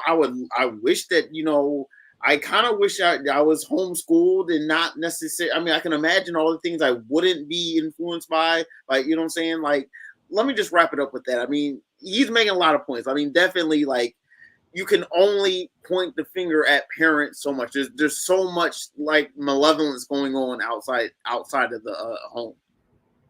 I appreciate that. Let's welcome in D-Web from the House Rally Podcast. Make sure you guys are tuned in tomorrow night too. One of the things he mentioned in the chat earlier, they were going to break down that checking in nonsense that you find in this hip hop culture that we have here in the States. D-Web, first of all, how are you this week, and what say you to this prompt? Oh, I'm good, man. I'm good doing my thing, daddy duty. But yeah, so maybe I kind of interpreted the video wrong. Because to me it was almost like he was kind of speaking on the parents, or did I get that wrong? Like the parents were the ones who are not influencing or doing the job in terms of influencing the children. That's how I took it too, because he said like it's the youth who are putting on these events. Yeah, that's what I got. And I heard the Real Black Gentleman. I'm like, yo, that's the opposite of what I got from it. To me, he was blaming the parents, like the parents ain't. But to me, that's part of what we're dealing with right now. We're not living in an environment where you have one person working and another person is at home teaching the children and all, and watching them and influencing them and teaching. We're basically, both parents are going to work and sending your kids to the public food system, as Oni would say. And that's who's raising your kids. And then after that, they may have an after school program. They may, you know what I'm saying? Like, you may not even stop working until 6 p.m. just to put food on the table. Both parents at this point. I don't know not one household where one parent is able to just single-handedly, not too many. It's a couple. Most people I know, both parents are working, So to me, this is by design. So it seems like he's coming from a place, to me, it seemed like he was coming from a place where it's a different generation. Maybe it's different in the island than here. But if you're in the United States of America, both parents are grinding right now, And so who's raising your children? The media, the stupid box, right? The idiot box in the living room was raising your children. And so you have to make a choice, right? We can do adjunct poverty, where we're going to try to make it work off this one salary. Hopefully they make at least 70 plus where we can try to make it work. Or both parents are working, whereas though the media is going to be raising your children. So it seems like it's a little bit judgmental to me. I saw it as a little bit judgmental. It's like people are doing the best they can. Either they're going to feed their kids or they're going to teach them the way to go, until we get back to a more natural way of life where maybe we can grow some of our food. Maybe, we can do a side hustle where we're not on the plantation 8 to 10 hours a day, both of us, you know what I'm saying? But that takes a lot. That takes more than what a lot of these people know. So that's what I took from the video, man. Yeah, Muda Baruka. I could tell you when I was home growing up, there was usually a person home. There was usually a grandmommy or someone who was home and stuff like that, who could kind of, or you know, your grandmommy them live close enough to your school or something. You go by her, and then you get picked up by your kids. So there was like what's the word I'm trying to find? There was like an adjunct parent, so to speak, involved a couple hours a day for most people, for many people. I won't say for all. I'll say many. When I was growing up, Mr. Untouchable, what say you? I'm going to mix it up a little bit. What say you here? Coco, in the words of the great bounty killer, you know, he saying Jamaica mash up the morals gone, stop point fingers, the whole of we fi blame. I feel like I feel like Buddha Baruka is doing a little bit of finger pointing, and rightly so. But I think that it doesn't stop there. It's the society itself, not only the Jamaica but the rest of the Caribbean. It's the society was toxic. And it's like we try to evade the toxicity and believe that the toxicity don't affect everyone. You know what I mean? The toxicity and the poison affects everyone. So all of us have a hand in influencing, you know, everyone else with that toxicity. And until we clear these islands of that toxicity, we'll remain the same. You see us fighting and rifling against this whole idea, the queen and all that business. We have to get rid of these things, these symbols that put us at second place forever. You know what I mean? Because the children are playing out a reality that's not theirs. You know, they want to have a right to be themselves and live freely in the society in which they exist, and have these ideas of inferiority complexes and all kind of. It's the society was toxic. You know what I mean? And I feel like we going around the issue of the society itself, fighting to hold on to something that is no longer effective. As in fact, it never has been effective. And I feel like these effects that we see, the results that we see, we pointing individually. You know what I mean? Within ourselves, it was your fault. Oh, it's your fault. No, no, no. It is to some degree, because I believe in personal responsibility as well. But I believe it's the system itself. You have to reform it. And I think that the powers that be, you know, in all of these countries are holding on to an idea that's long past its expiration date. And until you get rid of that, you're gonna always see the results that you see within these societies and communities. You must leave it. You must disconnect. You must disassociate and start all over again. We have been brought into this part of the world through providence, through malfeasance, through deviousness. We've been brought to this part of the world. You know what I mean? And we've been given a script to live off of. But it's time now to start to behave like adult people and make decisions that is gonna actively affect us. And this whole idea of queenism and monarchy and all this nonsense that exists in these communities, they must go first and foremost.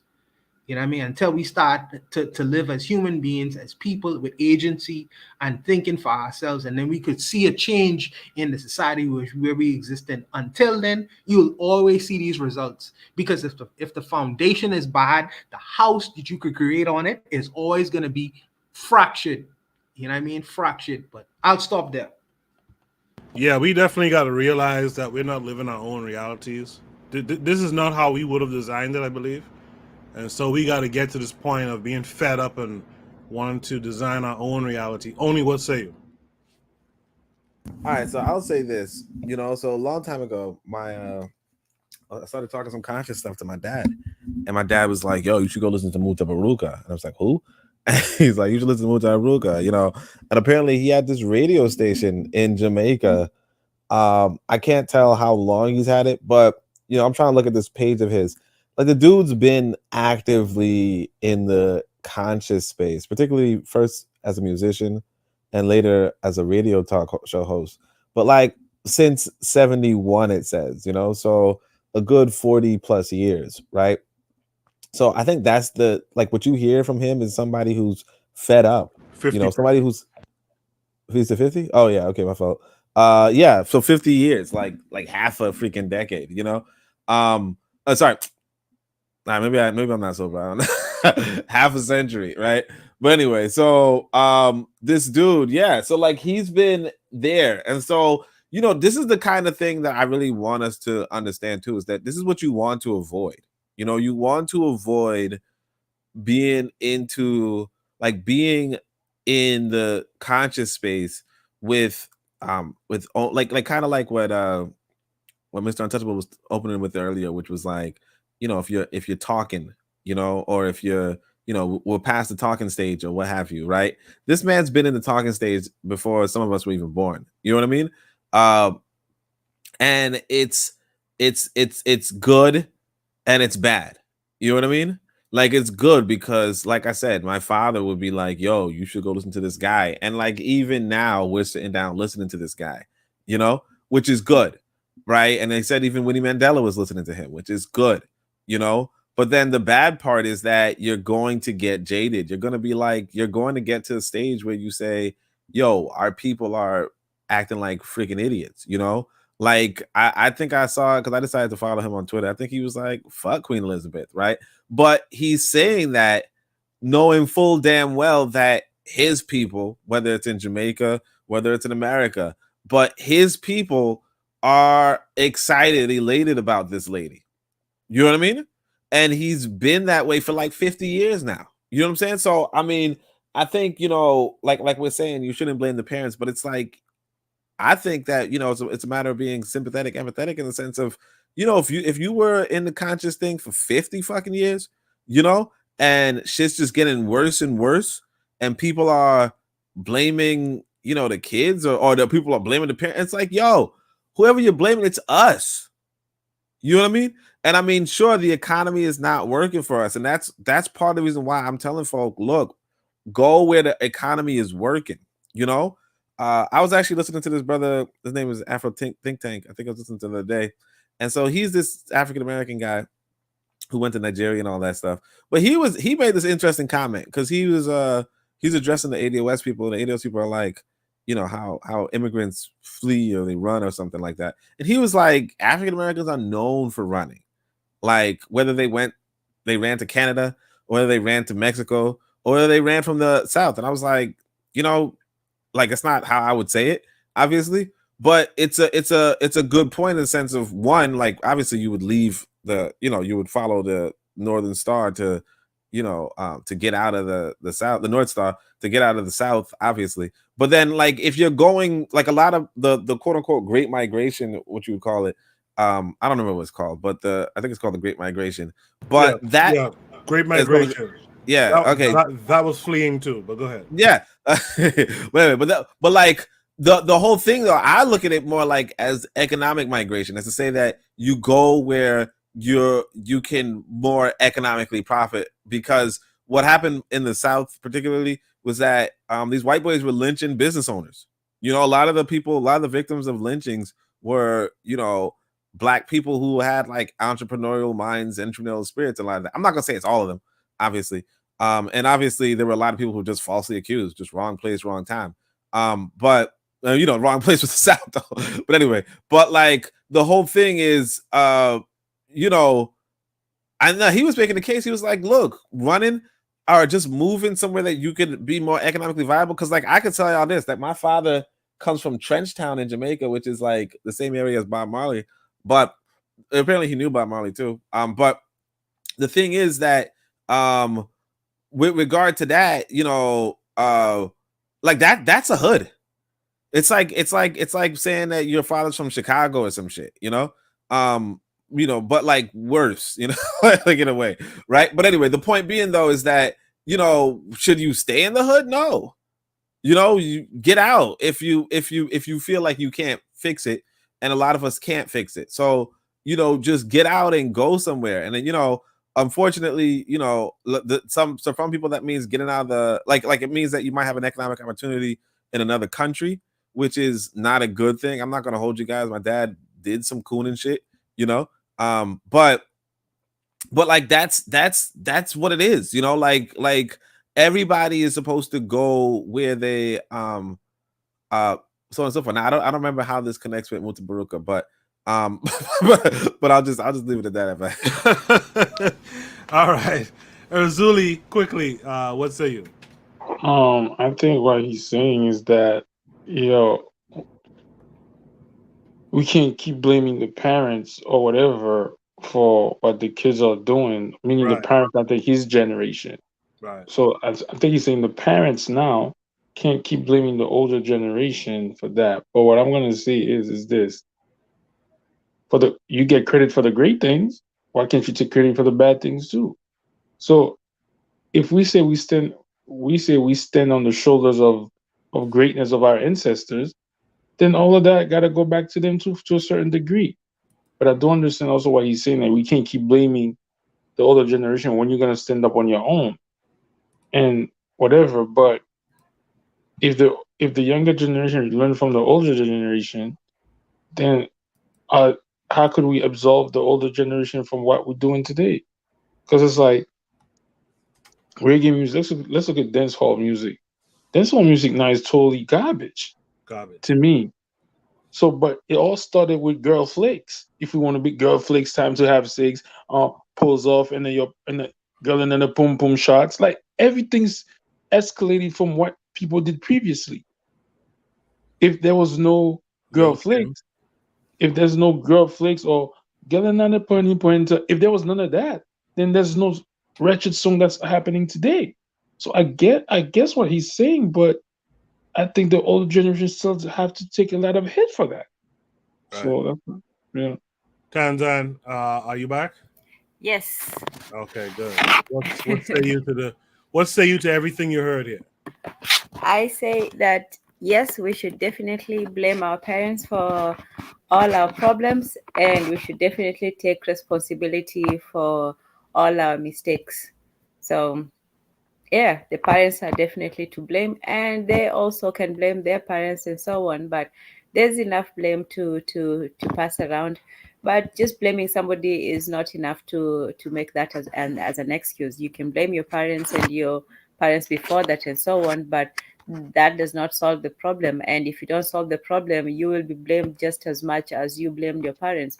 So realizing that, we have to know that there comes a point where you can only blame your parents for so long. After your 20s and your 30s, then you just have to. Sorry, it's on you. Oh yeah, yes, it's on you. Yeah, after some time you just have to work it out one way or another. You have about 10 years until you're 30 to figure out what your problems are. Go work it out with your parents, whether you have to run away and come back. That's what you have to do. And after that, then like you said, it's on you. So yes, that's all I'll say for that. Observing immigrants, you get the last word. Yeah, just want to make two quick comments. The first gentleman was talking about having a home where the father works and the mother doesn't. That's in my situation where I am the home housewife as well as the person who homeschool my children, and I knew other mothers also from the Caribbean here while I was in America who were housewives with a working husband, but most of them put their kids in public schools. So as the gentleman was saying, it's a rare thing, but it happens. I was lucky enough to be able to raise my kids. My daughter now started college. So in terms of influence, my niece came from St. Vincent. I'll tell you a quick story. She came from St. Vincent and she was obsessed with BTS. And she's very pro LGBT. And I asked my sister, I'm like, y'all in St. Vincent, how she knows so much about BTS? My daughter is here. She heard about them, but she's not obsessed with them. Yeah. And then, BTS is like a Asian boy band, by the way. yeah, Korean boy band. Yeah, to the point that my niece wanted to learn Korean and all that nonsense. And my daughter hardly knew. I mean, she knew them, but she wasn't obsessed. She didn't know the songs or whatever. And in terms of the LGBT, my niece is like I want to say like so strong on defending LGBT and their lifestyles. And she's taken a lot of the talking points that I heard Americans talking. And I'm trying to figure out how you in St. Vincent being so influenced when we're here in America and not being as influenced. But my sister was like, school, so the concept of, you know, a parent can only do so much, yes, and then yes, the society also influences your child, but you also have to make things being known under your roof. Like, you know, some things are acceptable and some things are not. So parents do have a active role, and you know, I will see in years to come, you know, what my influence was, or my husband will see what his influence was as the kids go out into the world, and you'll see whether they took your advice, whether they took your influence, whether they took your you know, your basic teachings. So in terms of what Mutha said, I think is valid. um as parents, we can only do the best we can, but there's some inexcusable things, you know, the extremes, like, you know, when parents know that their children being molested, but they turn a blind eye, or you know, a bunch of different stuff. So parents, when you have a child, your child should be the thing that you focus on. Let's put it that way. And a lot of parents, as Muda said, are out there clubbing. I had a Jamaican friend. She was clubbing with little kids and leaving her kids with a 13-year-old boy to babysit. And I had to ask her, she was crazy. You know, so parents can do what they want, but I don't know. It's just too much. Parents have to make a lot of decisions, and you always have to try to make the best decisions for your children. That's all I can say. I appreciate that. You know, in light of D-Web coming on too, I know we hit 2:00 and it's usually cutoff point. We have one more topic. Let's just do Shoot the Breeze topic number 10. If you guys can't stick around, I'll understand you have to drop off.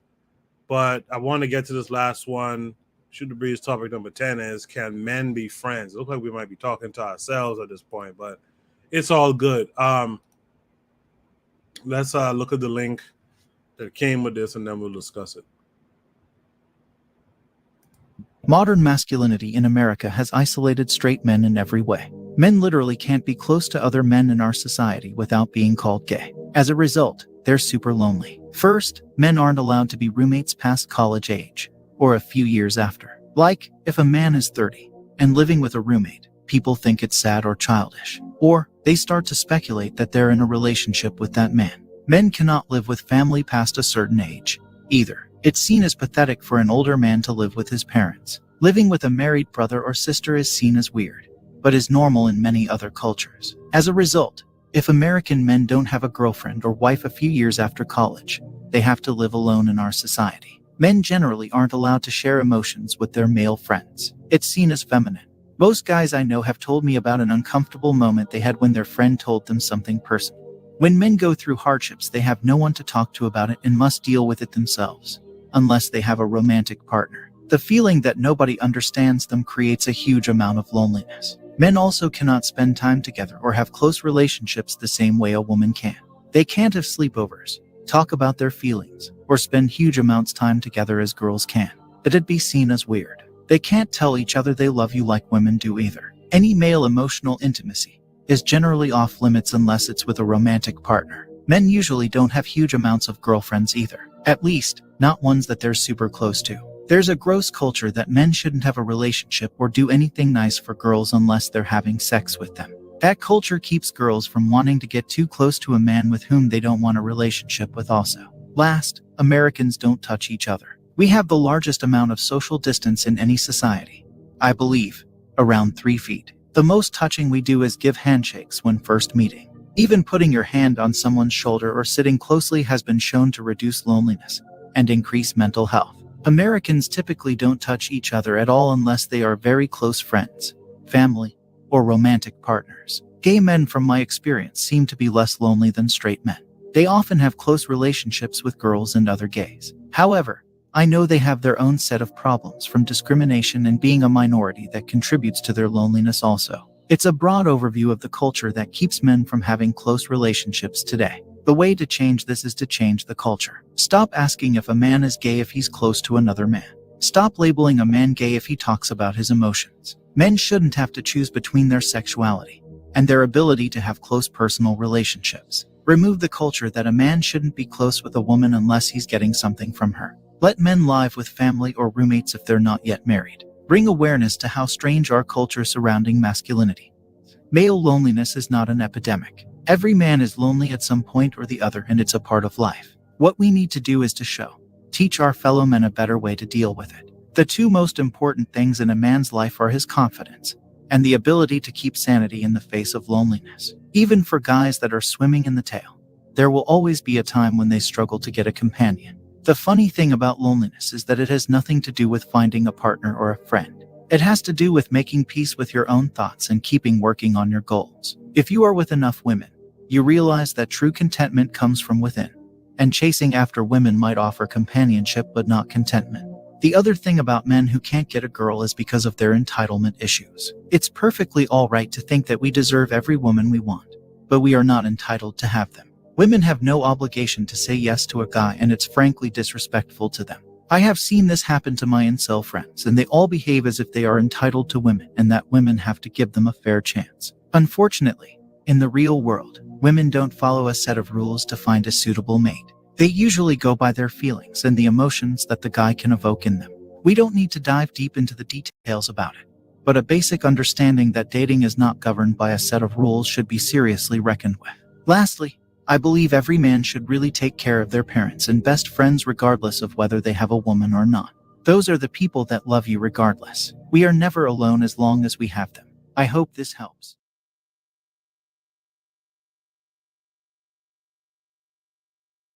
Only in the chat was like, this is his favorite video about America. Why? Is it because America is so gay or something like that, or wants to be so gay? Modern masculinity in America It's weird. It's like, yeah, we could be friends, but we ain't got to have pillow fights and tickle fests and sleepovers and sitting closely and all that old shit. We could just be, hey, what's up, fella? Like me and Azuli, we could be cool. Azuli, what say you to this? Can men be friends? I mean, I don't like all the thing that he said. Like, I don't get that. If I'm by my homie's crib and it's too late to come home, I'm too tired, he'll let me sleep over. Like, I don't understand what is this video talking about. I think he's trying to do a hit piece. Would you share a bed though? That's the question. Would I share a bed? What the fuck I'm sharing a bed? There's a couch, right? Like, what the fuck? What? Well, that's what they're talking about in the video. No, I didn't think. Well, I guess they're trying to make a men relationship together and a female relationship together are two different things. Everything he says this, like, I don't have to tell my boy I love him. Like, if I'm hanging out with you and you need help and I could help you, that's an act of love. Like, I don't have to literally have to say it. Pause. Yeah, if you want to pause that. So I don't even understand what this video is talking about. Men can't be friends or like shaming men. Like, I don't live this, so I don't know what he's talking about. But I think this is a hit piece to bring out what they really want to talk about, want to effeminate men to be just like women. Like, I think that's what they want to do. But men have different relationship with men. Like a men don't. I mean, in other culture. I mean, I guess in other culture, like maybe in African culture or men say I love you to each other, but we might say to our boys, but not all the time. Like, or whatever. Like, yo, in this, when I give my homeboys, especially black men in America, when we handshake, we don't just handshake like that. We handshake and we bring it in. Pause. So it's like, how black men give handshakes. Like, we don't give handshake like the regular people. So I don't understand why. I don't know what he's talking about. And I think they just want to use this word like incels and shit like that. Like, I don't live in that world. Like, the way I am with my boys, I guess. I don't get it. Like, I really don't. Can men be friends? Or you want men to be friends like women are friends together? I will say though, in parts of Africa, I've known guys from like Nigeria and stuff like that, Senegal and stuff, who will tell you back in those countries and stuff, it's not uncommon. Like, if there's a bunch of guys living in a house together, let's say they're in a home or something like that, it's not uncommon for all of them to know each other look like naked. I do know some Indian folks from Guyana and stuff who will tell you, like, the Indian men and stuff like that, they dance together. You know what I mean? Men dance with one another. So it is kind of different out here, especially with black men in the West. I gotta say one of the. So there was somewhere. This guy from, he held my hand, bro. Nah. And I was like, hold up. I was about to say. You just stood there? No, no. He What didn't I'm fight him either. saying, He didn't fight him either. no, You no, no, held no, the no. man back. Let me finish talking, man. So the guy, so he was on his way somewhere, and he wanted me to follow him, and he just pulled my hand and kept walking. And I'm like, but it was from the guy was from my culture. Mm. He was from my Wait, culture, but did you slap him though? Like, what's going on? No, I didn't slap him because he was from my culture, and he just came to America maybe 2 or 3 years prior. So I'm like, I left home way back when. So maybe Your that's something culture? they do. Hmm? To your culture. Yeah, he was from the Caribbean, like from my country. Nah. He was from Haiti. Hey, don't put that on us. Don't put that on us. That's a Haitian thing, bro. That's a Haitian thing. That sounds like some fairyland shit, man. What culture is that, man? He lied to you. You ain't never seen that. No, I mean, I left the country a while back. Then what happened? He kissed you on the lips, right? Pat you on the ass and say goodbye. Well, I mean, I know, right? It was my culture. That was my culture. That's very phobic, guys. That's very phobic, and I'm not taking that from you guys. This is very phobic. But I'm just saying that he did that, and I was like, did he smash? He all lay with it, but he right. Ah, hell wow, no, bro. wow. That's what we're doing right now. Wow. Yo, it's my culture. He's like, I don't know my culture. Teach me my culture. Yeah, man. Just go to the bedroom. See, that's what the video is talking about. See, now the video is 100% right. Look how y'all making fun of me. Look at how y'all hurting my feelings and making fun of me. Look at this. This video was extremely right, so men can't be friends. I'm done. Let's move on to D Web. D Web, what say you? Hey, what's going on? Y'all can hear me, bro? Yes, sir. Yeah, so I don't know. It's kind of a weird video, bro. It was like almost like an incel intervention video, but then it was like pushing, I don't know. It was weird to me. But to me, man, it's pushing Haitian culture. But go ahead. Yeah. Wow. It was like a in between. It's like I couldn't tell if they was like, I don't know. But to me, it's like you can do whatever, man. You're a grown adult, you know what I'm saying? And I got homies to this day I grew up with, you know what I'm saying? But we lost a lot of homies, but these like my brothers, you know what I'm saying? So every once in a while you have a deep conversation, yo, love you, bro, be easy, you know what I mean? But it ain't no like homo erotic shit that they like, you know what I mean? Like it's almost like, yo, I acknowledge that, because when you lose a lot of people to gun violence, when you lose a lot of people or whatever, you want to acknowledge, like the last conversation I had with this brother, I told this brother, like, you appreciate it, you know what I mean? You love you like a brother, you feel me?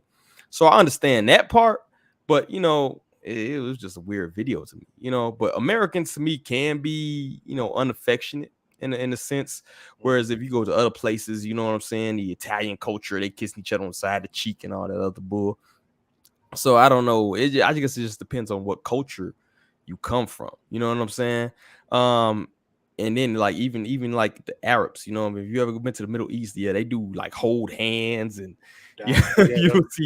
you'll see Ramadan, they dancing with each other and shit, you know what I mean? But at the same time, that culture, like I said, it goes back to culture. Culture is different over there, right? So, and honestly, you'll see a lot of like homo shit over there, because if they can't buy a wife or whatever, like you have to buy a wife literally over there. So if you can't buy a wife, they just like, yo, this is my homeboy. like, all right, okay. So all of this is major to me is basically culturally based, you know what I mean? So depending on what the dynamic is like between you and the males, you know what I'm saying? But this whole pushing like, oh man, men are so lonely because we can't hold hands and walk in the park is like it's like nah, we good on that. Good, fam. So yeah, it was just that wasn't for us. I think that video was meant for somebody else. But that's all I got, bro. I appreciate that, D Web. Real Black Gentleman, RBG. What say you?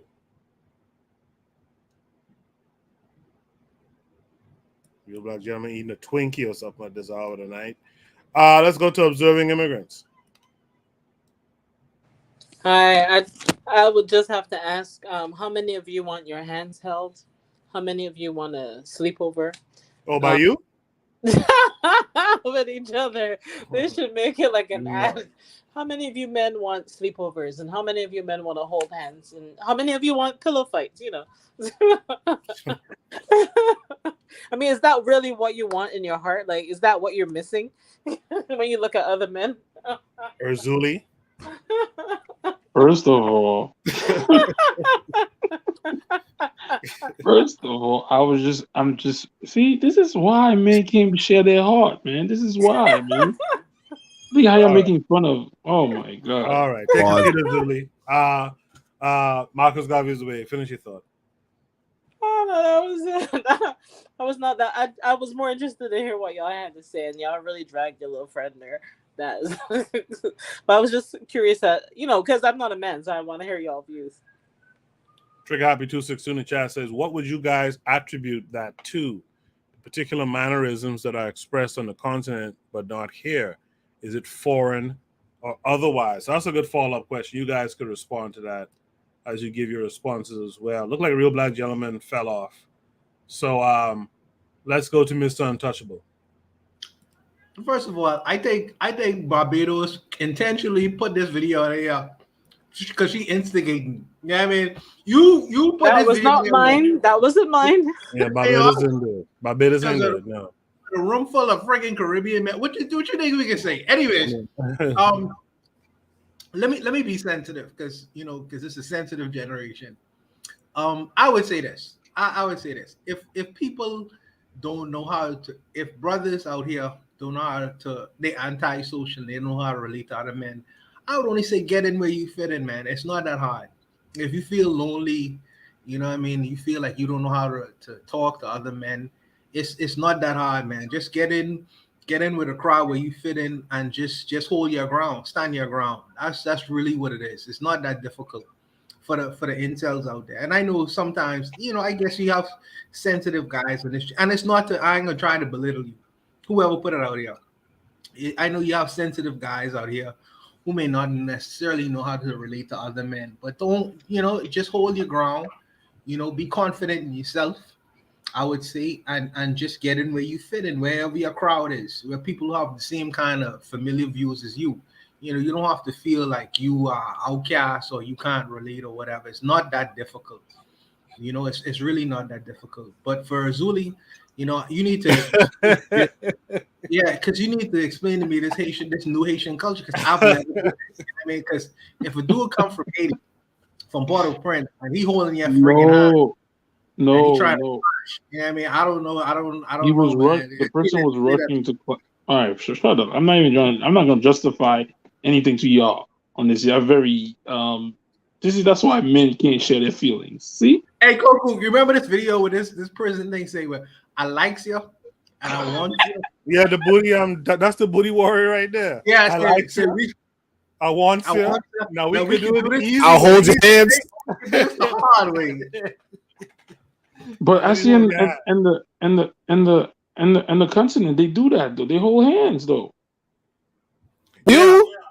Yeah, and Trigger Happy asked that question. I'd like y'all to respond to as well. Why do you think in some parts of the African continent with our African brethren and sistren, but brethren in particular here, how come you think they do that and we don't? Is that a foreign influence on them why they do it, or does it have to do with us being, because we went through the Ma'afa and certain things were done to our ancestors and stuff like that? We have a disdain for certain things, so we're kind of distant. Why do you think there's that difference, Azuli? The only place I have seen that done is in Islamic countries, heavily Muslim countries. So if that is a throwback, I would say I blame the Muslims for it. Yeah, Well, because ask Tenzin. Has Tenzin anything? She's from the country. Tanzan's coming up soon. I want to hear from you guys who spoke already. For now. Well, what I really think is I think they just use it as a what I don't like is telling men how to behave with other men. I don't need you to tell me, oh, this and that and the third. Oh, you need to men don't, like the lady said, men don't want a pillow fight.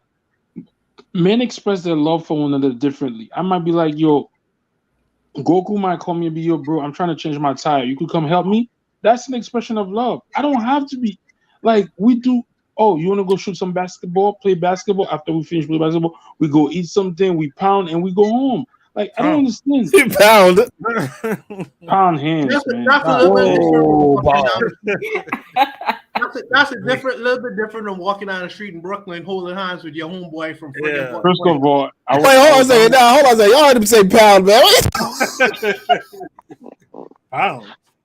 First of all, I was not walking down the I hope street. you're I talking was about on sterling campus. silver.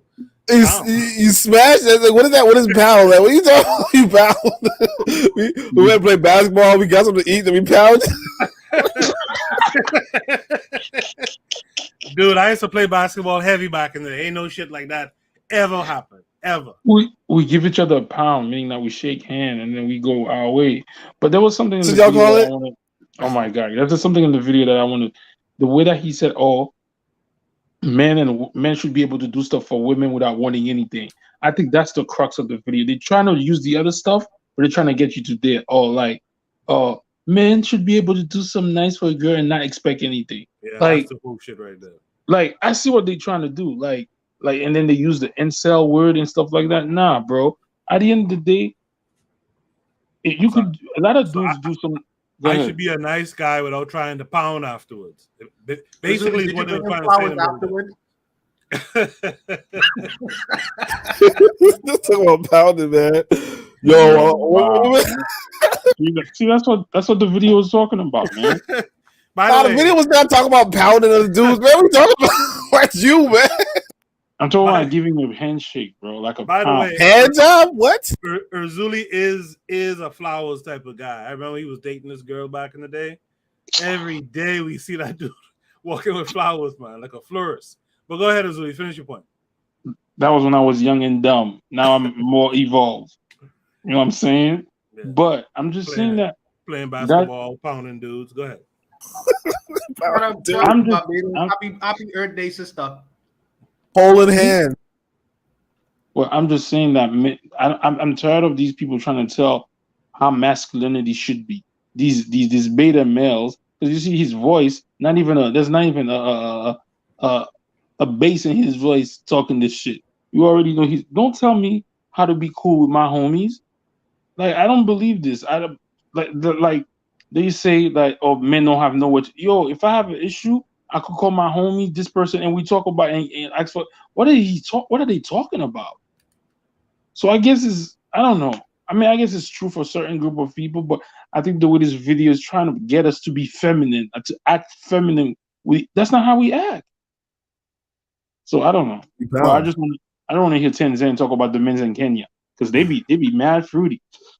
Oh, shots fired. I think Tanzania is the next person to speak. So actually only didn't speak yet, right? Nah, I didn't speak. Only go ahead. Nah, only's gonna take 3 hours. Watch. Nah, keep it brief because we're trying to get out here by 2:30. Oh dang, I'm trying to go for 3 hours. All right. I was messing. Yeah, this is like some incel video, man. This is just an incel video because like the whole thing of men can't say, like, that's the thing I was gonna say though. What I like the most about America is that it's really homophobic, you know. So like, we don't do that gay shit. We don't go play basketball with a dude and pound him. Like, what? Nah, pause. You know what I mean? Talking about, bro? I'm saying I don't do that. That's all I'm saying. All right. So anyway, but like the whole thing is that like that's what I like about America is that because like in Africa, like you can see like some of them, like for instance, like you look at an American music video, like the dude's never dancing, you know, and that's good. But like in Africa, they like the dudes are like whining their hips and shit. It's just random, you know. And it's not gay, but it's just like in America there'd be some gay shit. You know what I mean? And that's what I like about America. But then, like what the guy is saying is not really facts. Like this white boy is just talking about some incel shit. Where like realistically, you know, if you want to tell a dude that you you have love for him or whatever, right? You can do that. Now, I would do that with hesitation, like even with my family, you know. So I got like brothers and you know my father and like you know they'd be like, you know, love you, and you're like yeah, man, you know. But like it's normal to tell your family, especially or like people who you regard as your family, who you treat as your family, like you treat as your brother or you treat as your pops or whatever. Maybe not your pops, but you know, the point is that you can tell a dude you love him if you wanted to. And like all sorts of other things. You could open up to a dude if you wanted to. You just got to build those kind of relationships. But this guy is really appealing to the incels. And if people don't know who incels are, they're the involuntarily celibate, to the point where they will identify as a group as the involuntarily celibate, and they blame all their problems on women who go after Chad, I think, who is essentially like just a white guy who's not like a white guy who can get laid, pretty much, right? And so, you know, this is like a different demographic. These are the guys who go online and just hate women to a large extent, and they blame their problem, and they're just like inadequate, and they know they're inadequate. We can't relate to that because we're black men, and two, you know, we're not incels. Like we can get laid when we want to get laid, you know. So yeah, that's all I can say about that. It's just you know, you could, if you wanted to, express your affection, but also I like the fact that I don't need to go on no fucking, like, what was it, pillow fights and shit. Like I don't have to sleep over at some dude's house. Like, you know, I like the fact that I could like live by myself. You know what I'm saying? Like this whole idea, oh, I don't want to live by myself. Like, what the fuck are you talking about? It's good shit, you know? And yeah, and I like the fact that I could open up to a woman or invite a woman over, and you know, then you know, pound. You know what I'm saying? Like pound a woman. That's all I can say. Yo, only on the manosphere, yo. You red pilled only over. In the chat, Bobby Wright asked me, could I fix Razuli's tie? After what he said tonight, nah, I can't do it. Before tonight, sure, but now, no, I can't. What? Let's go to the innovator, the instigator of Shoot the Breeze topic number 10 tonight. Let's go Tanzan. Yep, that's me. I had to been a woman who created this shit. I had to be Wow, and let me just say, I have been highly, highly amused, entertained. I have laughed. I am in pain from just laughing. I didn't know it was going to get this hilarious, but thank you all for the entertainment. Basically, what they were trying to say in the video was this, that can men be friends without it being considered, you know, gay or weak or effeminate and all of that stuff? Just with themselves, just men being friends, 2 men or 3 men, I don't know how many men, just being friends. And friendship is whatever you define it to be. It doesn't have to be throwing pillows. I don't know where somebody got that. And even he said in the video that it's not necessarily what women consider to be friends. Whatever men define to be friendship is whatever they define to be friends. Women may like pillow fights. Men may like, you know, going to fish or whatever boring stuff men do. So just the question is, can men be friends? And so from your all reactions, it's like, yeah, you can, but with some major hesitation, reluctance, side eyes, and careful, you know, avoiding each other and so on. That doesn't seem like friendship to me. It just sounds strange. But in any case, when men are not so concerned about being perceived as gay, then I think that they're more open to expressing themselves, you know, their affection, their, you know, fellow feeling for each other. And that is why, you know, yeah, Africans actually, they do work around, not now, but, you know, in the past, it would not be seen as something strange to see, you know, 2 men walking down the street, you know, holding hands. They're not holding hands in an effeminate way, just, you know, in a very masculine way, if you can imagine that. But then if you guys hear that, then you're like, oh yeah, they're gay. But just in the same way as the way African women used to walk around without their tops. when you see that, you can see, oh, they're just, showing off and they're modest and all that. But nobody was thinking such thoughts. Nobody even had the concept of, two men could be together. So if you saw two men showing affection, you wouldn't necessarily think, oh, these are weak or gay or effeminate men. You'll just think, okay, these are friends who like each other, and that was that. But obviously in this day and age, two men showing affection, it just screams, a certain kind of lifestyle. So unfortunately, men, can't show affection in the way that they used to. And then, yes, if a Kenyan man approached you, right, and instantly you were feeling the approach, but then you remembered you saw this Kenyan man dancing with another Kenyan man with waist thrown in, are you gonna go up with that Kenyan man still? First and foremostly, the men will dance, but they will not dance together. You're not going to see a man winding up against another man. They will just dance in a row, just like the women will dance in a row. There's nothing gay about it at all. So it's not like, these men are doing that whole going waste. What? Yeah. I mean, if you remember, you saw him throwing waist, dancing with a man and pelting waist. Will you go up with that guy? That's the question. Look, hey, Son, we don't even say friend. That's even a gay word. You know what I mean? I say that's my brother, that's my brethren. Yeah, that's my boy. And my American brothers, they say that's my N word. You know what I mean? We don't even say. He said that's my friend. That's a gay word. Yeah. You take a guy back home with you from college to your Grammy and them and say, yeah, this is my friend from America. We taking another completely different thing. You're done. What? Is there something wrong with calling another man your friend? Yeah, there's something kind of sweet in that. Yo, Tanzan, I think you trying to effeminate us. I don't know. I don't like the way you come in tonight. Talking about, where do you guys get off telling men how to be friends? I didn't say anything about how or why or should they. I just asked if they can. If we can just pound, we can regurgitated pound. the same thing that the video said. So the answer is no, they cannot. No, what do you mean? The answer is you as a woman cannot tell us how to be friends because the way you are with your female friends. But I didn't say how. I didn't say tell Yes, you you how did, you 'cause can you just be. said, I just asked a holding- question if you can. And all this is for so that we could do nice things for women without looking to pound after we do the nice thing for women. Yo, Goku, that's exactly what this was about. You see how women are? Wow, Marcus Garvey, you need to get back on the panel and defend. No.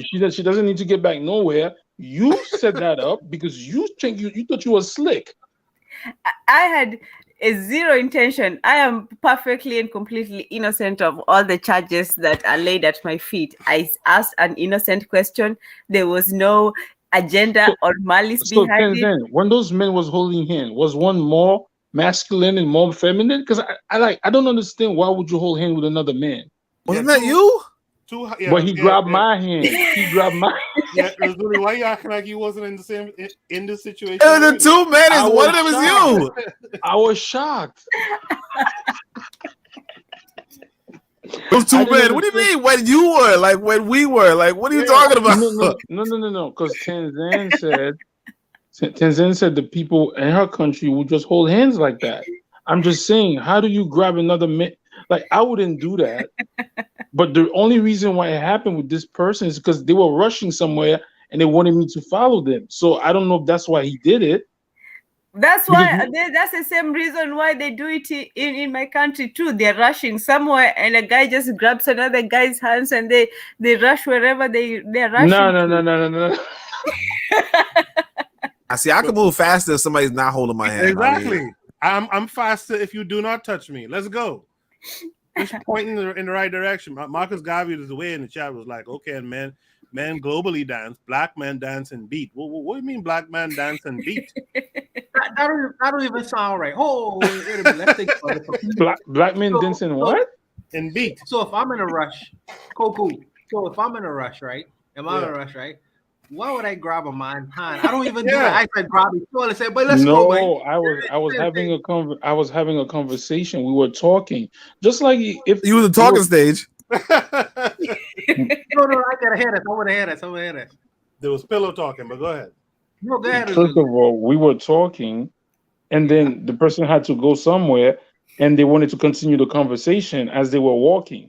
That's what I'm saying. Why you also on a date, man? Stop it. Why'd you walk side by side? What? You was on a date. That's what I don't know what was going on in his I mind. don't get it, my dude. Are you blind or something? I don't understand. Why is he holding your hand? See, that's exactly what Tenzin was talking about. You guys are a bunch of. I guess chivalry ain't there. That man held your hand. He talked to you nice. He didn't want. I'm gonna rush to my bedroom. Yeah, he just speed walked you into the bed. Yeah. Did he leave money on the table? Yeah. Why didn't he snatch away, yo? What did he what? Why didn't you snatch away? Like, why your hand? You let him grab your hand. He says you're shocked. You know. Instinctually, you're supposed to pull your hand away. Yeah, it should have been like automatic, like, whoa. Yeah, like, that's really got raped. How long were you holding this dude's hand? I'm just trying to figure that out. Because, like, if some dude's pulling me, like, what?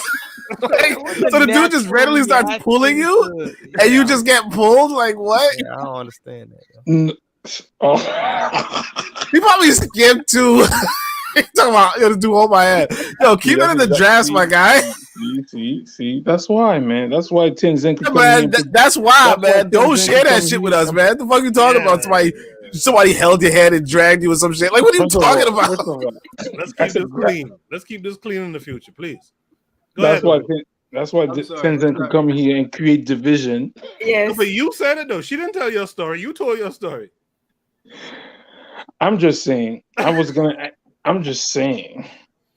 Whatever. Anyway, finish your thought. I'm just saying. Yeah, because that got kind of boothang at the end there. That's my friend. Oh my God, you guys are. Oh my God. I think I have created enough division for the day. I have a story about Uzuli. I'll tell that another time. Where Uzuli was what do you call it when you're joining a frat, Uzuli? Oh my God. I'm gonna leave that story for another time. I'm not gonna be held his hand there too. Too bad. Like, you can only come in if you hold our hands. He's like, okay, it's just the culture. The story I have is worse. Happy birthday to Barbados, by the way. Yeah, Marcus Garvey is the way. Happy Born Day, happy Earth Day, happy birthday to you from me, and I think everyone else will do the same. Happy birthday. Yeah, happy birthday. Yeah, but yeah. So Tan, did you finish your word on that? Do you understand that we can be friends, but we ain't doing all of that whole shit? Yes, and you can be horribly, horribly mean to one of yours as well. Yes, sir. Especially if they're doing some whole shit. Oh wow! Not like women though. Not like women. I hear that. I hear if you put four dudes in a room, they can get something done. But you put 4 women in the room, please. One of them dead. 3 of them walking out. Yeah, but we're nice with our with our cattiness. Yeah, yeah, when women bring each other on the internet and watching them double penetration videos. Talking about making friends. Damn, how did we get on that? No, I'm missing something. What happened? Yeah, I miss it all the way. Yeah, I'm glad we missed that one. Okay. I ain't too sure. That's that gin and Swidgy. Mr. Untouchable was imbibing there. Plus, he sound like he does eat some Kong students now too. And I don't understand how you talking so reckless. I know his woman is not next to him because I remember 3 shows ago he couldn't say shit. Damn. 3 shows ago he couldn't say shit. Oh, my girl's here. I can't talk like I want to. What? Don't go there, Zuli. You don't want that. Don't wake her up. Meanwhile, Zuli sent this fella to bed earlier. He telling me, "Watch, go lay down with your gal, man. You talking fool." Hey, Coco, I going off for that. Yeah, man. I want to thank you all for tuning in. It was a fun time. Good way to end the show. We went over a little bit, but that's fine. It was a good time. D-Web, you want to tell us what you're doing tomorrow? Yeah, we doing the normal thing, man. We're going live at 8:00. I should have all my crew. Okay. And I'm throwing out fines for people who don't come. James fine women on this show, man. Yeah, we'll be discussing the fine because people been putting up thirst traps. Meanwhile, they not showing up to work. But it's all good. You said 8:00 in the morning, bro? Nah, hell no. Like, bro, it's 2:40 now. Oh, I don't. Oh man, shoot, I was about to say. So it's 8 p.m. Bro, 8 Top p.m. reality look like a Lorenz Tate. You know what I mean? Yo, somebody get that Appleton from Mr. Untouchable. Yo, you tripping over there. Somebody go to that apartment and snatch the app. But yeah, we'll be live at 8 p.m. tomorrow, man. Make sure y'all come through. It's been a hell of a time. I appreciate you, Goku, for throwing this late night party, bro. Yeah. We gotta do something too. I mentioned in our private chat. We gotta do a summit. Maybe we should do it at night and have some fun with it too. That sounded kind of bad. So, but y'all know what I mean by that. That's D-Web. Yeah. Talk about pounding. Be quiet. Be quiet. You don't talk. You don't talk before I tell them what I saw when you was being initiated into the frat. You don't talk. I have that trump card. Nobody can ever say pound ever. Yeah, with never. A straight face. We can't talk about the sterling pound. We can't talk about nothing because of this guy over here. Anyway, Oni, what are you talking about in the morning? I was talking about basketball and pound. No. Nah, so I'm gonna do the image within. Unfortunately, I'm gonna have to put too much to this freaking energy on this stupid Little Mermaid shit. But it's gonna be Little Mermaid in that Ohio, the lady who ran over her man. You know, just a bunch of pass me's and BANs and evolutionaries, just the usual. But you know, you guys check it out. It's gonna be at 11 a.m. So it's soon. Right? Yeah, bro, you need to move, man. You need to. I don't know, man. It'd be hard for me to wake up for that, boy. I just be struggling for that. But anyway, that's on me. West Coast people, good luck. Good luck with that. It looks like Mr. Untouchable bound. No, Mr. Untouchable right there. Mr. Untouchable, got anything to shout out?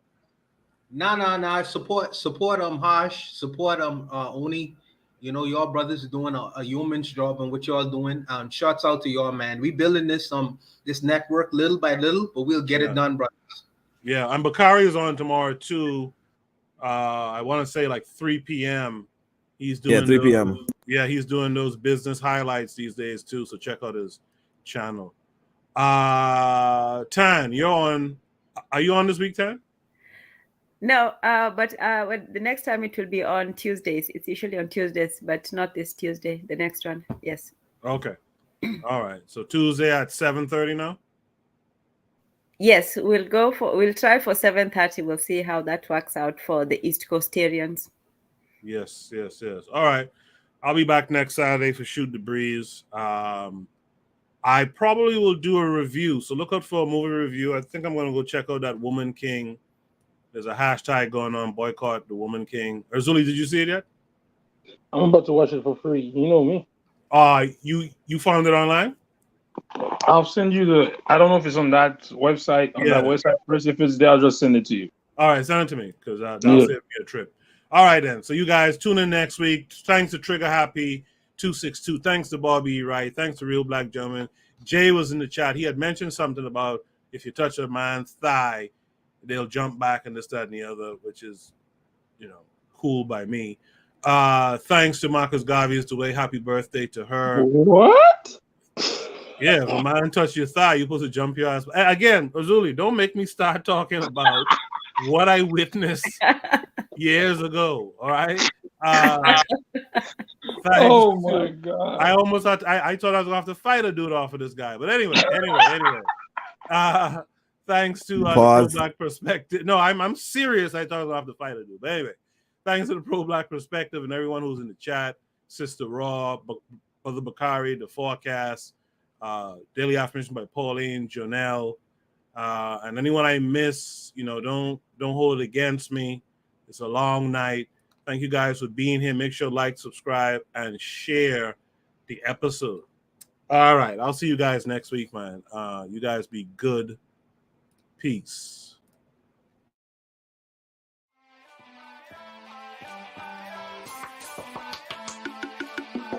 Thanks for listening to the Bitter Medicine Podcast with your host, Koku. If you like what you just heard, we hope you pass along our web address, bittermedicineblogs.com, to your friends and colleagues, and share our show to all your social media. Be sure to check out our archive section on our website for previous podcasts. This has been a KWAZ radio production. Join us next time for another session of the Bitter Medicine Podcast. Follow us on Facebook at Bitter Medicine Show, Twitter, Bitter Meds, Tumblr, Bitter Meds, Instagram, Bitter Medicine.